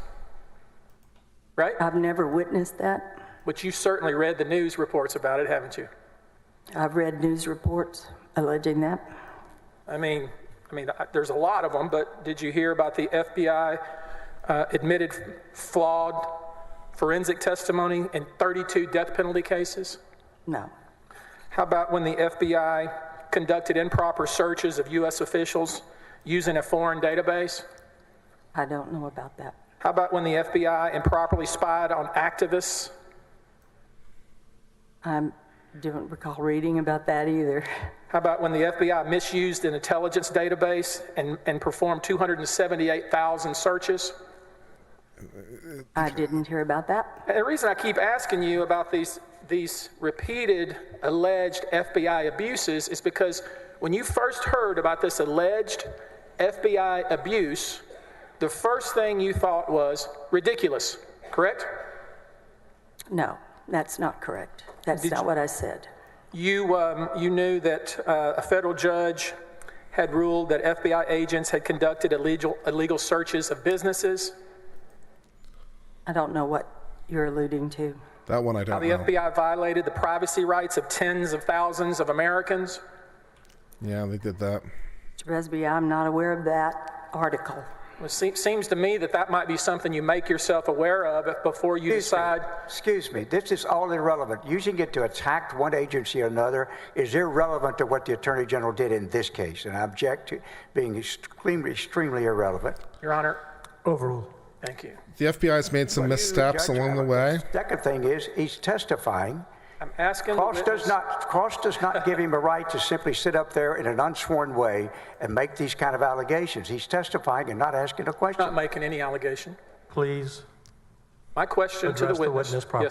Yes, Your Honor. My question to this witness who claimed or who said in her statement that she gave the Board of Managers that her initial reaction was this entire claim against the FBI was ridiculous. I'm just asking her whether she had heard very similar claims and had seen very similar claims. You know, when you phrase it that way, it does sound a lot more plausible, but still, like, to get like 2 USAs involved and the magistrate attorney does seem like a bridge too far. Other circumstances, Your Honor. That's a little much. You stopped. You put a stop to that, right? We asked him to go straight, ask the questions properly. Go ahead. Thank you. May I answer? I don't know. The lawyer's objecting. I don't know. I'll move on. No, I'd like to answer because you misstated what I saw and why I responded that way. It wasn't just against the FBI. It was a whole range of agencies. It was a conspiracy that I felt was absolutely incredible and without basis. That's not just the FBI, the Texas Rangers, the U.S. Marshal, the U.S. Magistrate, the U.S. Attorney's Office, all of those together, the Securities Board. That's why I considered it incredible. Well, could you have just said, you know what, I don't think the Rangers would do that, I don't think the Magistrate would do that, but you know what, those FBI folks, they may have done that. You could have just investigated that, right? What you could have done. Mr. Busby, I worked with the FBI. I worked with the FBI to have a prisoner, an accused murderer surrender at the border the very first month I was in office. I worked with the FBI investigating the bombings in this city. I stood next to the U.S. attorney himself. She's glowy danger. She's glowy adjacent. Danger, Will Robinson, danger. And other law enforcement officials drawing up search warrants to submit to a magistrate. I did not find this allegation of a broad conspiracy among all these agencies to have any merit. Based on no investigation, true? Correct. Yep. So what you decided to do, rather than investigate it, you decided to refer it back to the AG's office, right? I decided to send it to David Maxwell. Yeah, you said part of the allegation was against the Texas Rangers, right?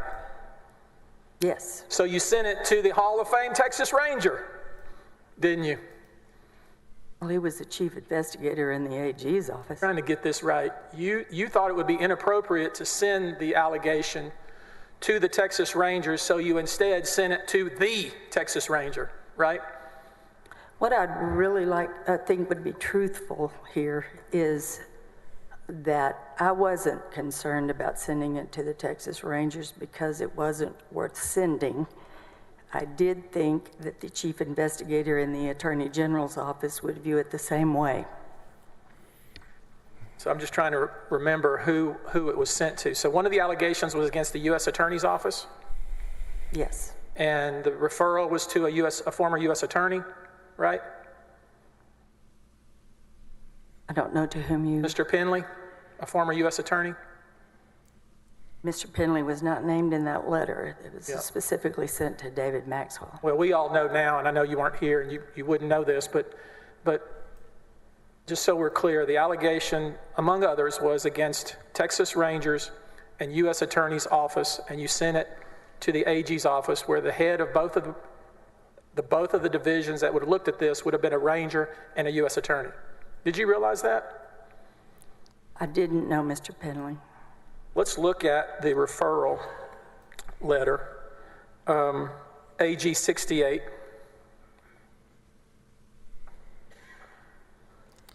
I like this lawyer very, very much. Just to correct the record, I believe he mistakenly referred to Mr. Penley as a U.S. attorney, and I don't want that to stay unchallenged. He, of course, was an assistant U.S. attorney. Really? I don't want to suggest you want to split the difference between U.S. attorney and assistant U.S. attorney? It's that important to you? Assistant U.S. attorney. I think we all know who he is. He testified. Thank you. Wow, that's such a huge correction. Oh, he wasn't the U.S. attorney. He was an assistant U.S. attorney. Okay. In the office, right? Yes. Okay. He had the authority to send this letter, true? Yes. And he sent the letter to Mr. Maxwell. You've told us that, right? Correct. And he says, I would typically forward such a complaint to the Public Integrity Unit of the Texas Rangers for review, right? Yes. However, since an employee of the Department of Public Safety is one of the subjects of the complaint, referrals to the Rangers would appear inappropriate, correct? Yes, he says that. Okay. Now, you also made a comment with Mr. Harden about, you typically would require someone making a criminal complaint to swear to the complaint. Is that right? Yes. Oh, that'd be really, really great, man. If you could get him to come over here, that'd be cool. I'd really like that. I didn't review every single complaint, but it's my understanding. You'll have to help me write some intelligent questions, though. That was the policy in the office, is to require the complainant to swear Question to the number complaint. 1, why are you so great? Yes. May I approach the witness? Question number 2, do you have any fanboys? You do now. Question number 3, what's your favorite dessert so I can make it for you?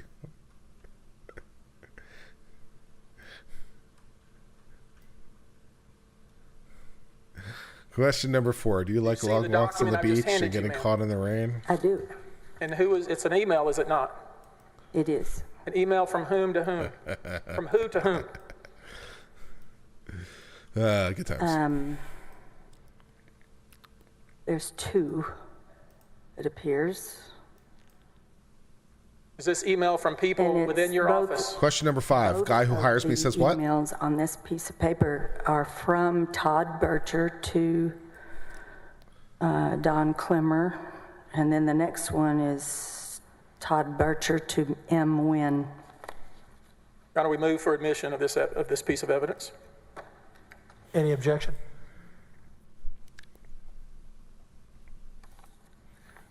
No objection. Admit AG Exhibit 0242 into evidence.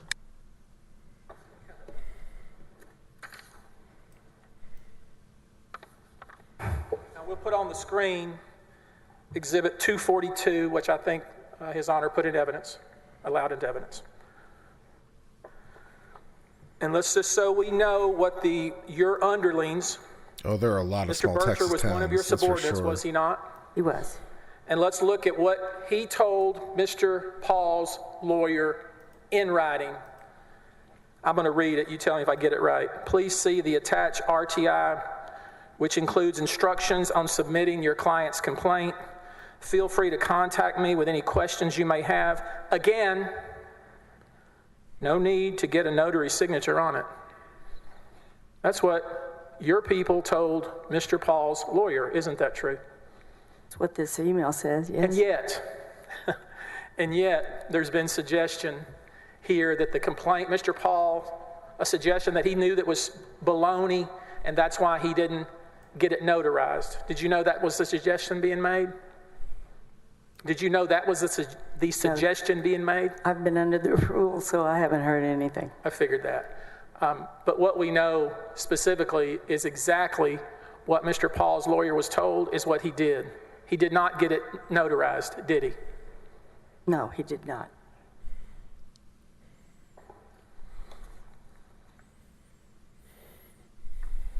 Now, I want to focus with you, if you would, on the second referral. It's in evidence, AG Exhibit 124. Let's take a look at that one. Were you aware that your subordinate, Mr. Klemmer, was sending a second referral?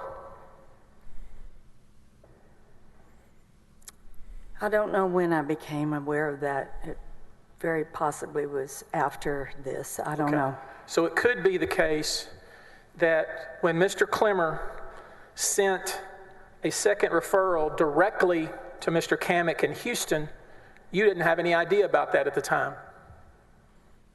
That could well be the case. I just don't recall. Now, certainly Mr. Klemmer, common sense would dictate Mr. Klemmer knew who Mr. Kamek was, right?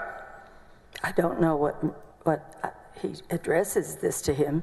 Right. He knew who Mr. Kamek was. Otherwise, why would he send him the letter in Houston, the referral in Houston, right? That's common sense, isn't it?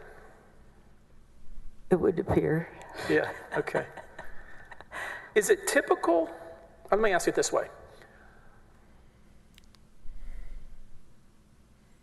If a special prosecutor is appointed and an additional matter comes up within the office and they want to continue to use the special prosecutor, is that sometimes done? That did not occur in my administration. Mm-hmm. Now, I want to look at some things that were happening. Maybe you didn't know about them. Did you not realize that the people within your office were assisting Mr. Kamek in obtaining grand jury subpoenas? I didn't know it until recently. Okay. You had no idea that there were multiple people in your office who were guiding Mr. Kamek in obtaining grand jury subpoenas? I did not. But you will admit now that you know it now, right? I do know it now. So let's be clear. Even though you didn't know it, you admit that there were multiple people in your office who were assisting Mr. Kamek in obtaining grand jury subpoenas related to both the first and second referral. Isn't that right? That's what I believe to be the case, yes. Yeah. Ooh. As an example, let me offer, hopefully without objection, I need to know if this is in evidence, House Managers Exhibit 186. We offer House Managers Exhibit 186. It's their exhibit. Copies? Yeah. So It's not in We offer evidence yet. Any House objection? Managers 186. the document from the Any AG's office doesn't give him prosecutorial authority, yet nevertheless Travis County is assisting him in obtaining grand jury subpoenas for some reason. Apparently multiple people at the office. Wow. That's just stellar.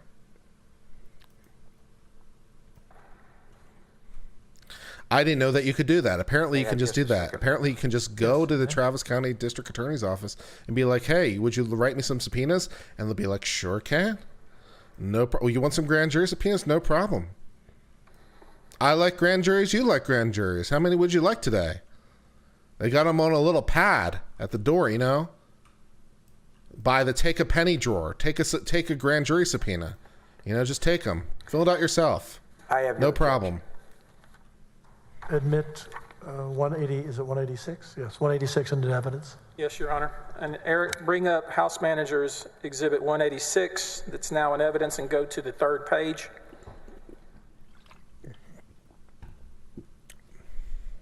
Make it the I can has Eric, grand please. jury subpoena. Apparently, yes, you can. Here we go.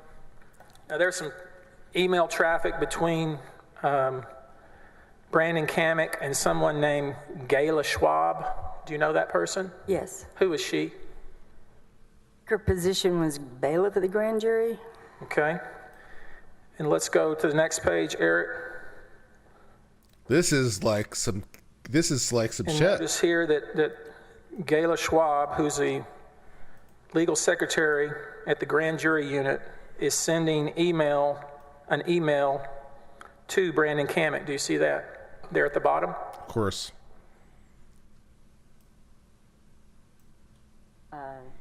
No, not on this page. I'm seeing the email from Bailey Molinar. Look at the email. It says, "Hi, Brandon. I was directed to forward your request to Don Clemmer, director of our Special Prosecution Division, to handle this matter." Do you see that? No, that's not the page that's on my screen. Okay, well, my eyes are terrible, so I can't see really your screen. Eric, third page, Exhibit 186, email at the bottom to Brandon Kamek from Gayla Schwab. There we go. Now, can you see the email where she is referring Mr. Kamek to one of your subordinates?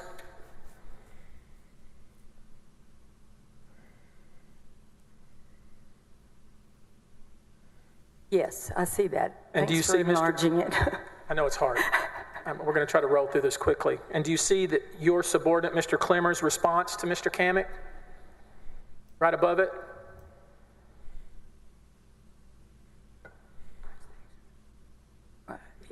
I'm subpoenaing all you guys. Okay, How about now? here we go. We're going to have an uncivil law meetup, and you're going to be Case this compelled to come because I'm investigation issuing involves, you all so I can get the right people subpoenas. to assist you. Thanks.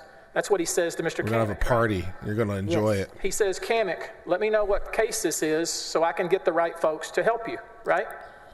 What he says. It's one way to and then- increase your meetup attendance. Just make Your Honor, everyone excuse come. me, Mr. Busby, can I ask if the witness would like a paper copy to have in front of her? If so, I'll be glad to give her one. Can you read this? I can when This they one? enlarge it. Yeah, you Okay. can read it. It's a lot. He's just trying to slow us All down. of us We can, read it. all of us need it enlarged, so. Yep. The And we'll truck enlarge every still part work very well. the best I can. I can't see it either, Ms. Moore. And do you see Mr. Kamek's response? Bring it up. It says, it's on September 23rd, 2020. We'll give you a at subpoena, 4:25 Ducas PM. Tatum. Bring along a bottle of wine or gin along with yourself. Good times. You see? He says, I've been appointed on a referral from your office to the AG's office regarding a matter involving public corruption. I am trying to get grand jury subpoenas issued. Do you see that? I do. He explained in detail what he was up to, didn't he? I'm not sure about the detail part, but he does say. Can I use it to It's in get women writing. on dates? He was telling your There you subordinate go. what he was doing, As long right? as they're going for creepy. Find a girl I like. Grand jury subpoenas. Just give her a grand jury corruption subpoena. investigation, right? Yeah, he just doesn't mention that it was the Nate Paul case, but Oof. he does. It's a matter involving public corruption. I'm reading this. The first time I saw it was last week. Right. And that was the first referral. Let's look at the first page of this exhibit. And we can see at the top another email to Mr. Kamek from your subordinate, Don Clemmer. Pull it up, please.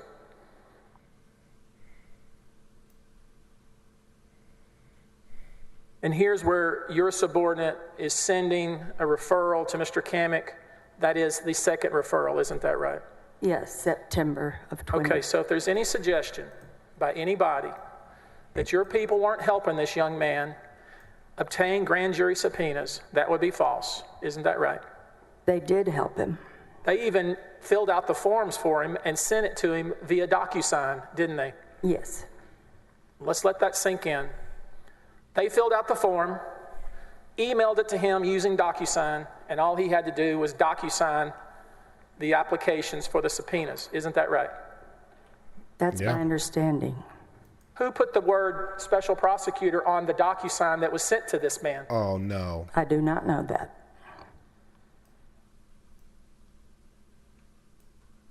So, according to you, it could be possible that your subordinates in the office put that language in the DocuSign that this young man signed electronically. Isn't that right?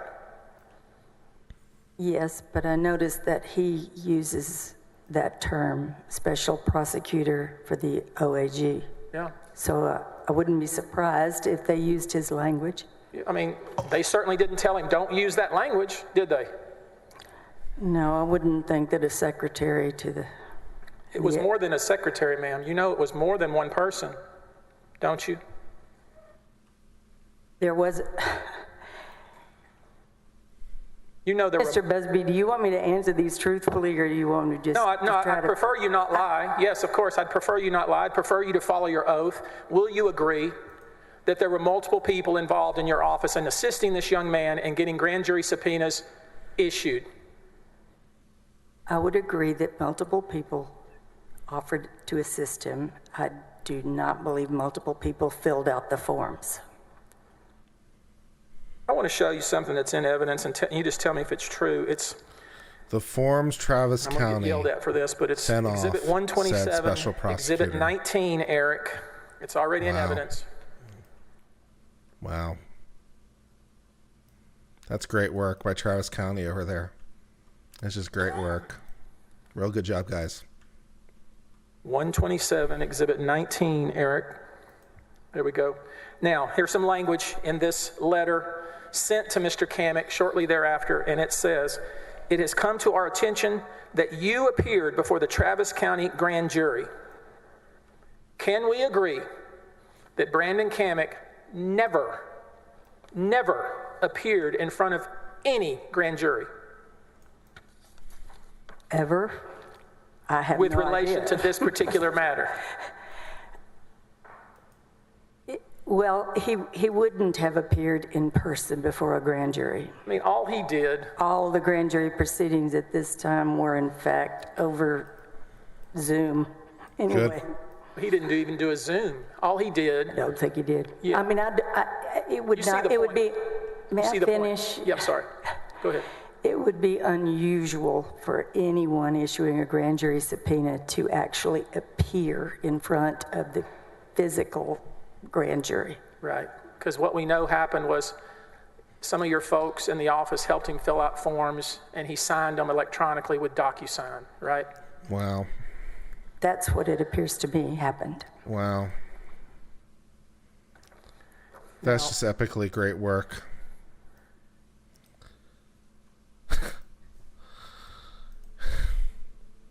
Is it true that that's your a lot of office incompetence was over excited there about pursuing an investigation against Ken Paxton? I can't speak for the entire office, but I was not excited about any of this. Okay. Your Honor, I pass the witness. Redirect, Mr. Harden. Ouch. Yes, Ouch. That was rough. Your office issued grand jury subpoenas to this guy who wasn't authorized by the AG's office to do it. He just started doing it, and you just helped him for no particular reason, I guess.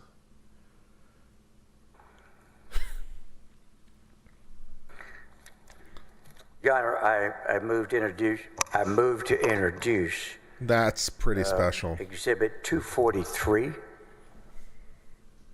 That's pretty special. Hey, Matt, did you know that you can just... Did you know, Matt, that you can just, like, email your local district attorney and be like, can I have some grand jury subpoenas? And they'll be like, how many did you want? Have you asked your district attorney for any grand jury subpoenas? And if not, why not? Because apparently they're super easy to get. You just just tear one off. So did you think to ask for a grand jury subpoena? You should try that in your next case. Discovery is hard. Why not just get a grand jury subpoena, man? That's easier. Apparently, the district attorney is willing to lend a hand. Any objection? This is, of course, beyond the scope of her direct, as you know, and so I object to it. And as I said earlier, and I corrected myself, it was not within the rules, but we had discussed redirect would be on what was discussed in direct. I understand, but part of this cross was challenging whether or not her office was involved in what her office's involvement with this and what they did. This is her answer to an Attorney General public relations statement that he made, which also sets out her position about this entire matter, and she sent it to him on October the 9th. I'm not really sure the AG's office is the one responsible for this. Not really feeling good about that impeachment charge right now. So we have the AG's official opinion letter, which isn't an opinion letter. We've got him appointing pro tems, except he totally didn't do that. It does go to the cross. We're having some trouble on some of the charges here on legal sufficiency. Yeah. I'm going to ask you to publish it by reading it. If you look up close to the microphone. And as of today, we have no evidence that's been offered that on October the 9th of 2020 through Paul hired his mistress in any capacity, let alone for political favor. The Office of the Attorney General via email and by hand delivery. So, Dear Attorney General Paxton, on June 10th, 2020, my office sent to David Maxwell a letter referring a request to investigate, in parentheses, RTI, filed in our office by Nate Paul. The RTI was received by us after you asked my office to hear his complaints. The referral to the OAG... And we don't have any evidence about renovations yet. That's true. We don't have any information about that any investigation into the merits. So we have yet to hear any information about several of the charges. Referring the matter to the OAG, it's not great. That ours was not the appropriate office to either address the matters raised in the complaint or to conduct an investigation into them. The referral cannot and should not be used as any indication of a need for investigation, a desire on the Travis County DA's part for an investigation to take place, or an endorsement of your acceptance of the referral. My office has closed this file and will take no further action. Furthermore, I have instructed my employees to have no further contact with you or your office regarding this matter. Any action you have already taken or will take pursuing this investigation is done solely on your own authority as provided by Texas law. The newly surfaced information raises serious concerns about the integrity of your investigation and the propriety of your conducting it. Sincerely, Margaret Moore. Now, Ms. Moore, are you aware that if one is a special prosecutor, that they are to be supervised by the authority appointing of a special prosecutor? Yes, and a properly appointed special prosecutor is supervised by the prosecuting authority. And if somebody is appointed as a special prosecutor, or let me strike that another way, do you consider when a person that says that they are a special prosecutor for the Attorney General, when that person contacts your office and asks for help in getting out subpoenas, tells you he doesn't really have experience in doing that, and your people assisting him, do you consider that in any form, in any way, supervising his later investigation? Objection, leading. That's it. Sustain. You could tell me either way. What is your opinion as to whether that is some type of supervision? Number one, I don't know that there's any such thing as a special prosecutor for the Office of the Attorney General. A prosecution is the authority to prosecute. Then that makes it even less sense. Is limited If there's to no such thing as a special district prosecutor from the Office of the Attorney General, then they can't represent themselves as a special prosecutor. So when it says special prosecutor on the top of the form, that can only come from your office. Appointed by me and was not supervised by me. And was he authorized? I think your office might have appointed him a special prosecutor. Prosecution in the state of in Travis County without your approval? No. And is that built into the statutes that say only the elected district attorney of a county has the authority to approve and conduct prosecutions? That is the law. Well, it sounds like someone at the district attorney needs to talk to someone on their staff, because it looks like they got staffing problems of their own over there. People just magically doing things without the elected authority of the district attorney. Did you notice that the Attorney General made no attempt to correct that untruthful testimony given before the Finance Committee? What untruthful testimony? That I saw. That's all I have. Thank you. I'm not sure I saw how it was untruthful. I mean, maybe it's just me, but okay. I had not admitted it to evidence yet. Thank you very much. Mr. Busby, recross? Yes, Your Honor. Let's look at, you said 247 is what it was, or 243? 243. 243. Yes, sir. Put on the screen, Eric, it's RAG 19, same exhibit. Ms. Moore, at the time you wrote this letter, you didn't even know about the second referral, did you? I easily could have. It's October 9, and the second referral was sent to Kamek on the 23rd. What happened in between is the motion to quash the subpoenas issued by Mr. Kamek were granted by, the motion was granted to quash those subpoenas. And when that happened, all of this was brought to my attention, so I could, by October 9th, have seen the second referral. Let's just make sure that we can agree on something. You didn't mention any second referral in this letter, did you?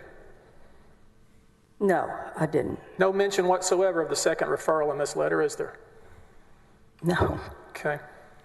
One thing you said in this letter, in the third paragraph, your office has closed this file, right? I do say that. So up until that point, y'all had an open file on this referral, didn't you? I don't know that we did. I saw this. I don't have a full recollection of exactly what was going on at that moment, but I don't think we ever actually opened a file. So do you just close the already closed file? Is that what you're saying? Could have, yeah. So how many times do you have to close a file before it's closed? Well, Mr. Busby, I'm sorry, but this matter was dead on arrival, and it remained that way in my mind, and conviction non-responsive all along. Sustained. Now, one of the things that happened after all this came out of the newspaper, in addition to you sending this letter, you also told one of your subordinates to put everything that had happened in writing, didn't you? You want to be a little more specific? You remember Mindy Montford? Oh, yes. You encouraged Mindy Montford to do a full statement of what the office had done with regard to these referrals, right? I encouraged her to make a statement about what occurred, yes. And that statement is AG Exhibit 44, and we offer it, Your Honor. Can you give us a copy? Is it in evidence or not? It's in evidence, Your Honor. It's already in evidence. I'm sorry about that. Eric, please put Exhibit 44 on the screen. In response to your encouragement, one of your subordinates, Mindy Montford, did in fact put everything that had happened, at least from her point of view, in writing. Isn't that right? Yes. Let's look at what she put in writing. And she swore that this was true, did she not? Yes. The scope is being exceeded by this based on the court's rulings. No. I don't believe anything that this is relevant to I never mentioned Mindy Montford. I didn't discuss that at all. Your Honor, you let him put into evidence over my objection her letter about how things went down. And now to complete the record, I've put into evidence, it's already there, what her subordinate who was directly involved said went down. And it's perfectly within the line of the recross. He's perfectly entitled to call her as a witness, and we would welcome that. But I'm not objecting to the exhibit. But going into this subject is what I'm saying is contrary to the court's previous ruling. I think he gave the explanation why it's not contrary to the court's rule that we discussed, because it had been introduced, overruled. So let's look at the affidavit that was done. And just, Eric, so everybody knows, look at the last another one page of Exhibit 44. So we'll know when it's almost like he's Ms. a competent Montford attorney. Swore that this was what actually happened under oath. Go to the last page. Can you confirm with me, Ms. Moore, that she did this in January of 2021? Yes. Okay, now Eric, go back to the second page of this exhibit. Last paragraph. Ms. Moore, I just want to make sure that I get this right. Don Clemmer and I discussed the meeting with Margaret Moore by phone. That's true, isn't it? The meeting with Nate. For enlarging it. There we go. Is she referring to the meeting with... the lunch meeting with Nate the Paul. lunch meeting, okay, yes. Yep. She goes on to say at the beginning of the last sentence in that paragraph, the district attorney's office no longer has the resources to conduct broad-based investigations. Go to the next page, Eric. Pull it up so we can read it. This is what she said was the truth at the time. To conduct broad-based investigations on its own, so we knew we were not capable of thoroughly looking into the allegations. Am I right so far? Yes. She said, when we receive complaints from individuals such as Mr. Paul's, it is our normal course of business to refer these cases to the Texas Department of Public Safety, the Office of the Attorney General, the FBI, or a local police department with jurisdiction to investigate. That's what she wrote, true? True. That's what she swore was the truth, right? Yes. Then she goes on to say, skipping a sentence, it was decided that we should refer the matter to the OAG for review. See that? Yes. She goes on to say, it was our intention to have the OAG review the matter and determine whether or not it rose to the level of a formal criminal investigation. Do you see that language? I do. Okay. Let's go to the bottom, Eric. The sentence, pull up the last half of the last paragraph. The sentence starts, I also told General Paxton, that sentence. She says, I did inform General Paxton at that time that the district attorney's office did not have sufficient resources to look into Mr. Paul's claims, and that we believe the only agency that could properly review the matter would be the OAG. That's what she swore was true, correct? It's written here, yes. She then says, it should be noted that at no time prior to this conversation did General Paxton ask that we refer this matter to his office. To my knowledge, the idea to refer the Nate Paul matter to the Office of Attorney General... Pardon me. Okay. Pardon me. My problem, Mr. Busby, excuse me. I'm having trouble following it. Can he point us to which page he's on and just tell me so I can... Does the witness know where I am? Ms. Moore, do you know where I am? I'm reading it here. Sure you do. We all know where I am. Let me keep going. Excuse me. Yeah, give him the courtesy of catching up. Fourth line from the bottom of the second page. Thank you. Third page. It should be noted that at no time prior to this conversation did General Paxton ask that we refer the matter to his office. To my knowledge, the idea to refer the Nate Paul matter to the OAG came from our office. Did I get that right? Yes. General Paxton was not certain his office could even review the matter.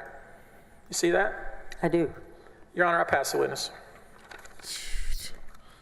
Dude, it does such to like get away on the issue. We'll adjourn in a of this moment. I Brian want to get you the time stamp here. Brian Kamek appointment. It does such to undermine that element. It was like Time it was remaining. everything's coming from the 9 Travis hours, County 19 minutes office. and 12 seconds. Respondent 12 hours, 14 minutes and 15 seconds. Tomorrow will be another long day. We'll come in at 9. We'll go to. That's right. We're going to be here tomorrow. 6:30 to 7, whenever the natural ending. Until then, we are adjourned. You may be dismissed. Thank you. Yeah. Wow. Can she be? I'm sorry. Can she be excused, Mr. Harden? Mr. Busby, can she be excused? Yes. Yes. Yes, Your Honor, but with the same understanding, she could be on call. All right. Thank you. All right, guys. So what we had today, in my humble opinion, was a lot of like nothing. We had the woman who was, at the OJ's office, who had nothing of value to offer, and basically is there because Ken Paxton is an adulterer, and just basically character assassination for all the way. It was nothing. Matova says, did I see Ruby Frank's claim in her hearing today? Matova, how is that possible? I've been streaming this all day. How could I have possibly heard Ruby Frank's claim in her hearing today? I've been covering this all day. What are you talking about? That's not fair to Uncivil. I can only watch one thing at a time. Anyways, as I was saying before, someone asked me a question that didn't really much make much sense, in my humble opinion. So we heard from this woman who didn't have anything of value to offer. It was basically just there as a character witness. Then we heard from some guy who was an assistant prosecutor who was like, here's a whole bunch of things we thought he might have committed, or lines of investigation we thought might be interesting. It's like, okay, but what are you adding to the picture? Nothing. And then we heard from this guy or this woman who is like, well, we're the ones that signed off on the grand jury subpoenas. We're the ones who the special prosecutor appears on our paperwork. We're the ones who referred it over to the AG's office. It wasn't the AG's office idea. It was our idea to refer to the AG's office, and so forth and so on. So yeah. It's a lot. So today was mostly ineffective for the state's case. It was mostly just a waste of time and completely ineffective. So today was not particularly helpful towards, and it was actually pretty helpful in doing stuff to dismiss. So like if we go through the articles of impeachment real fast, just to see where we're sort of sitting and try to do an assessment on that real fast. Let me pull up the articles of impeachment and try to give an assessment of where we're sitting so far on these. In my humble opinion. Okay. Try to give you an assessment. You guys like assessments, right? You guys like assessments? I know you love assessments. All right, so we're gonna read this. Where's the margins? There we go. All right, so let's take a look at this and see what we got in terms of this. All right, so where are we in terms of percentages on these things? All right, Article 1, disregard of official duty. Paxton caused employees of his office to intervene in a lawsuit brought by Roy F. and Joanne Cole Mitty Foundation against several corporate entities controlled by Nate Paxton. Paxton harmed the Mitty Foundation in an effort to benefit Paul. Have we heard from anyone at the Mitty Foundation? wouldn't they be like the best witnesses to say, yeah, here's the things he did to harm us or not or whatever? Or have we heard from anyone at the Mindy Foundation? I don't think so. Are we going to hear from anyone at the Mindy Foundation? So we've heard certainly that Paxton causes employees to try to intervene, but have we heard that Mindy got harmed as a result of it? Not that I'm aware of. No. Sorry, I didn't have it on screen of that. Yeah, so that Paxton causes employee to intervene, okay. That Paxton harmed the Mindy Foundation effort to benefit Paul, we haven't heard that. So not looking great so far. Abuse of opinion process.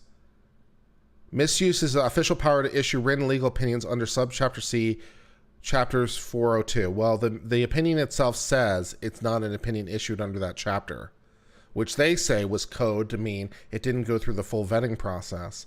But, it says it's not right on the face of the document. So to find that it is within it is problematic. And also during cross, we've heard that it can't meet the definitions because it didn't meet the statutory definitions. So it's not an opinion within the meaning of that code because it didn't meet the statutory definitions, and also on the face of it, it says it's not. So we've also not heard anything from the chair of the Senate committee who provided any testimony about him being duped into this. Say Paxton concealed his actions by soliciting the chair of the Senate committee to serve as a straw requester. We haven't heard anything from the chair of the Senate committee. Where's his testimony? And reverse the conclusions for the benefit of Paul. So this one is looking legally dubious at best.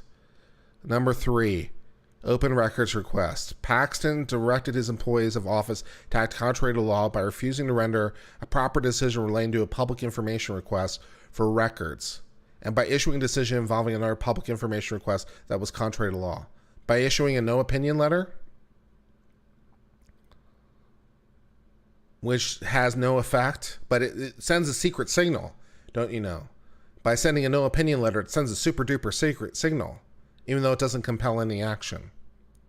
Okay, I don't know about that one. Number 4, misuse of official information. Paxton improperly obtained access to information held by his office that had not been properly disclosed for the purpose of providing information. We've seen this charge pretty effectively rebutted, right? This would be who was the FBI agent that, signed the search warrant affidavit. How did Nate Paul know? Because he met her in person at the place was being searched. So he obtained that information from that. So we have not heard what information that he had that he provided Nate Paul that Nate Paul didn't get from somewhere else. So that's not looking super great. Article 5, engagement of Carmack. Paxton engaged Carmack, a licensed attorney, to conduct an investigation into a baseless complaint. But it says right in the thing, by violating the laws governing the appointment of prosecutors pro tem. But he wasn't appointed as a prosecutor pro tem. The document says he wasn't appointed as a prosecutor pro tem. So how can he be the one doing it? And also, during which Kamek issued more than 30 grand jury subpoenas? Actually, no, not really. Travis County did that for him. So, Article 5, looking legal dubious. Article 6 remains the best against Paxton. By far. Article 6 remains Paxton's best, the weak spot against Paxton so far. Paxton terminated his employees of his office who made good faith reports of unlawful actions of law enforcement. Paxton terminated employees without good cause or due process in relation to reporting and retaliation for reporting his illegal activities. Paxton engaged in public and private campaign to impeach professional reputations. Yeah, by far and away, 6 is the best cause of action so far. We've definitely heard a lot of information from this. All these people seem to have been diminished, except for the ones that matter at least. They seem to have been diminished, after their time reporting to the FBI. This is by far and away the best charge against the AG so far. Article 7, Paxton directed employees of his office to conduct a sham investigation into a whistleblower complaint made by employees, who Paxton terminated, and create and publish a lengthy written report containing false or misleading statements. We haven't really heard anything about that, to really be honest. We haven't heard anything about this whistleblower report that Paxton created. So there's really no evidence so far for that. Settlement agreement. Paxton entered into a settlement agreement with whistleblowers that provides for payment of settlement funds. Settlement agreement stayed the wrongful termination suit and conspicuously delayed discovery of facts and testimony at trial to Paxton's advantage, which deprived the electorate of the opportunity to make an informed decision. Well, maybe. Although I'm not even sure necessarily at that point that that settlement agreement is wrong, because it would be his office that made the mistake, and like we're suing Paxton in his official capacity, right? So if his office makes a settlement, then I'm not sure about that, but we really haven't heard any testimony about that either. The employment of Paul's employment of the mistress. Paxton benefit from Nate Paul's employment of a woman who Paxton was having extramarital affair. We've heard nothing so far about Nate Paul's employment of the woman. So we have no evidence on that. Not looking great. Article 10, Paxton benefited from Nate Paul providing renovations to Paxton's home. We've heard no evidence about that. Article 11, after Paxton was elected Attorney General, Paxton was indicted by a Colton County grand jury for engaging in fraud or fraudulent process of Securities Act. Paxton concealed the facts underlying criminal charges from voters. That's dumb. That's just dumb. What is he supposed to do? Like, just admit to everything openly? He's being criminally prosecuted. What do you mean he concealed the facts? What is he supposed to do? Go out there and make admissions? I mean, the fact that he's being prosecuted isn't like his secret. So that doesn't make any sense.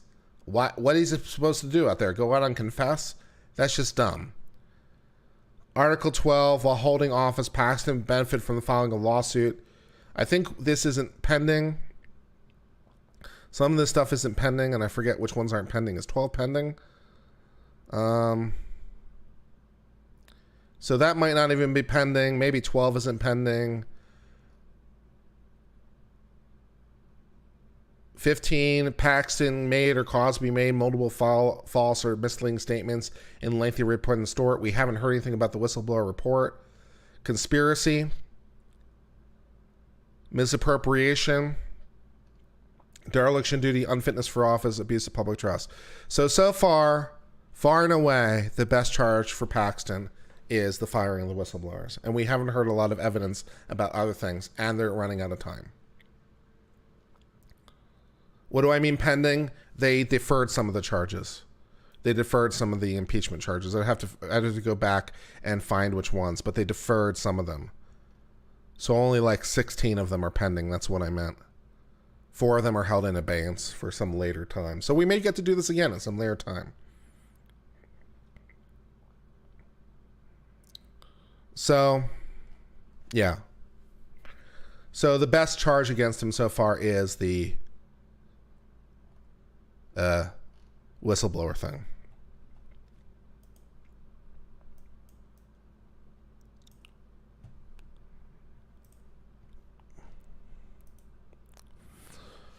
Retrodoc said, really enjoy your show on civil. Jason Lazat says, is it just me or is it completely confusing, useless questioning? Robert Norwood said, this guy is quite a character. How's the trial? Eric Newman gifted 20 gift memberships. Automata says, we discussed. What standard is that? Keith L. said, would you play the Texas deposition during the break? And the Tech Crisis said, not the sexiest trial I've seen, but maybe one of the more important ones. Yeah. So Paxton's weak spot is still the firing of the people.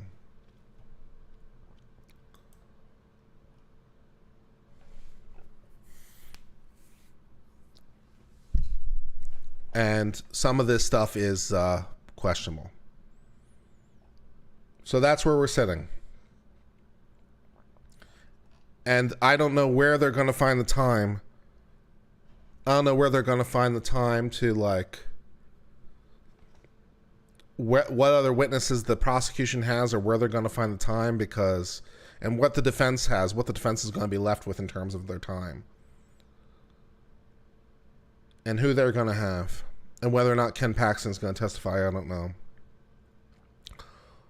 But, like, the whistleblower report will go a long way in terms of understanding things, what's going on. They have 12 hours, I think. It's 12 hours even. I think it's even. I think it's 12 to 12. I don't think it's wildly disparate. They seem to be pretty even. So, yeah. So do we have any other questions or comments and stuff? Or other things you guys want to talk about? I'm a little tired. What did Ruby Frank say during her hearing today? Since someone asked me earlier. I heard that at earlier hearing she blamed the kids, which is pretty hilarious.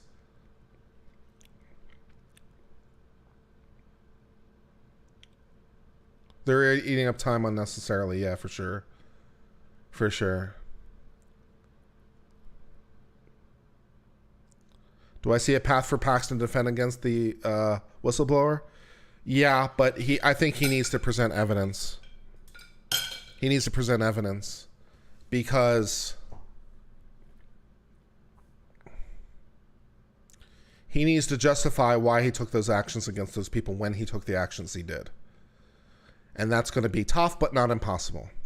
And certainly they've laid the groundwork for that in Cross. They've laid the groundwork for how these various people took actions against him, undermined him, were insubordinate, and otherwise engaged in all kinds of crap behavior. But why Paxton fired them when he did is the key. And so it is difficult, but not impossible.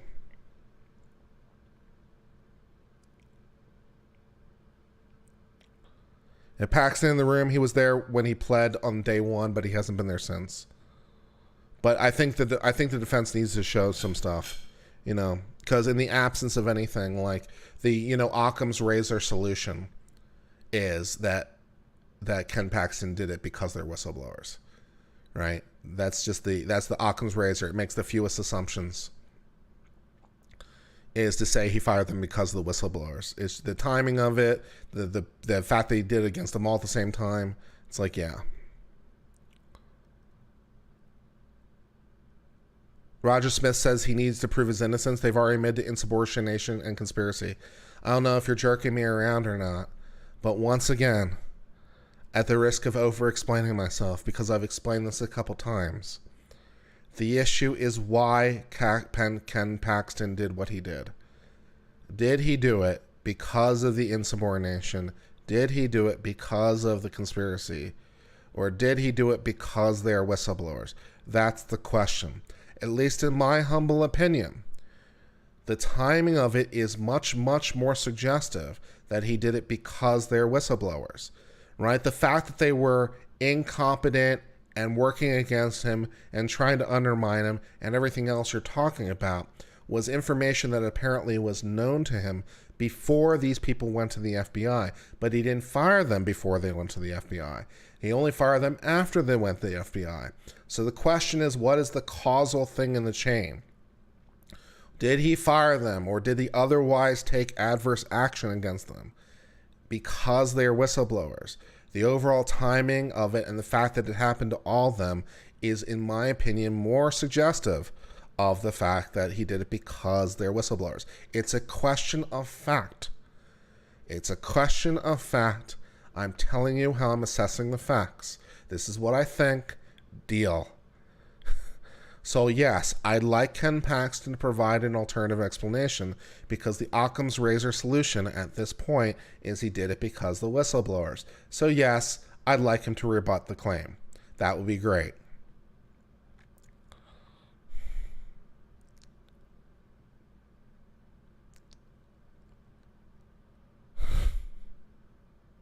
Can you impeach for being guilty on one article? Yes, any one of them will do. Any one of them would be sufficient.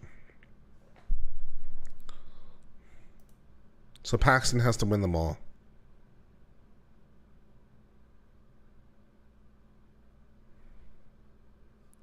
How much longer will the trial last? Probably sometime through Wednesday, it looks like.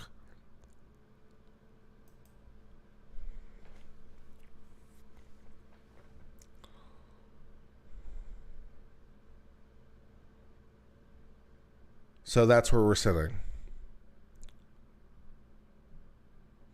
Paxton has already been impeached. That's correct. Well, let's not give people too much a hard time on the exact use of the nomenclature, but technically correct is the best kind of correct. Paxton has been impeached and he has been removed from office.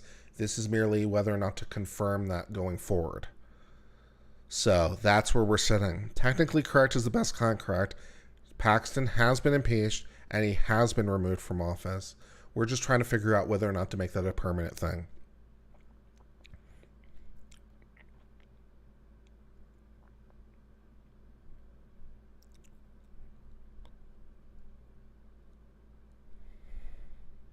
But some people use the word a little bit imprecisely, so let's not be overly, critical on that point.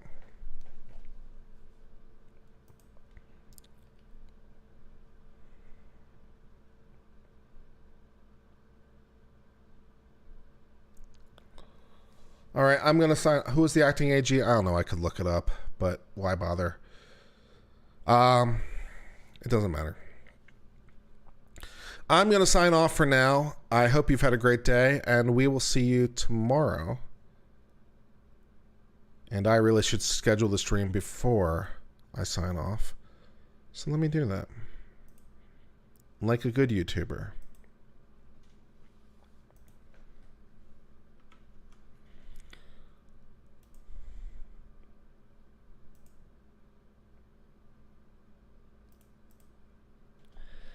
Dun dun dun dun dun dun dun dun dun dun dun dun dun dun. Dun dun dun dun dun dun dun dun dun dun dun dun dun dun. Dun dun dun dun dun dun dun dun dun dun dun dun dun dun dun.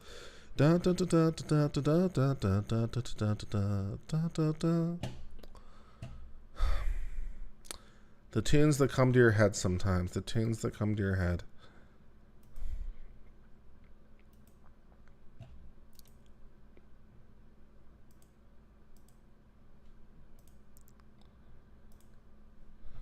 All right, guys.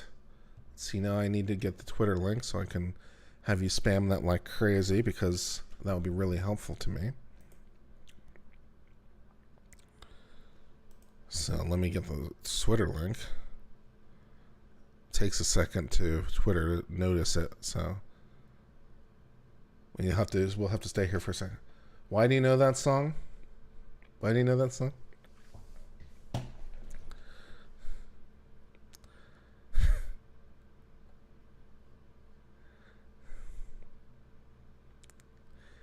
It's a religious song.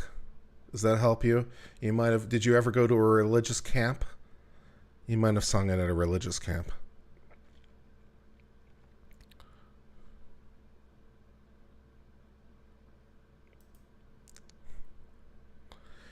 Jesus is a friend, he's a friend right next to you. Jesus is a friend for you and me. Jesus is a friend next to you. Sing Allah, la, la, alleluia, Allah, la, alleluia.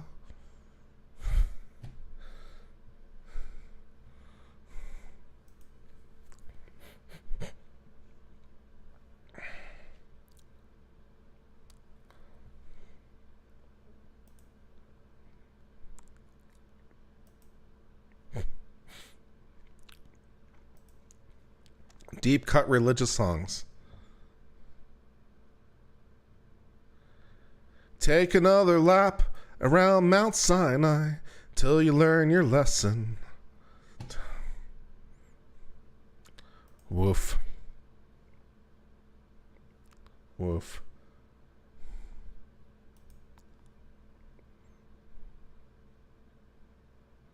Matt, if you drag your ass to Austin, I will happily buy you a drink at Applebee's.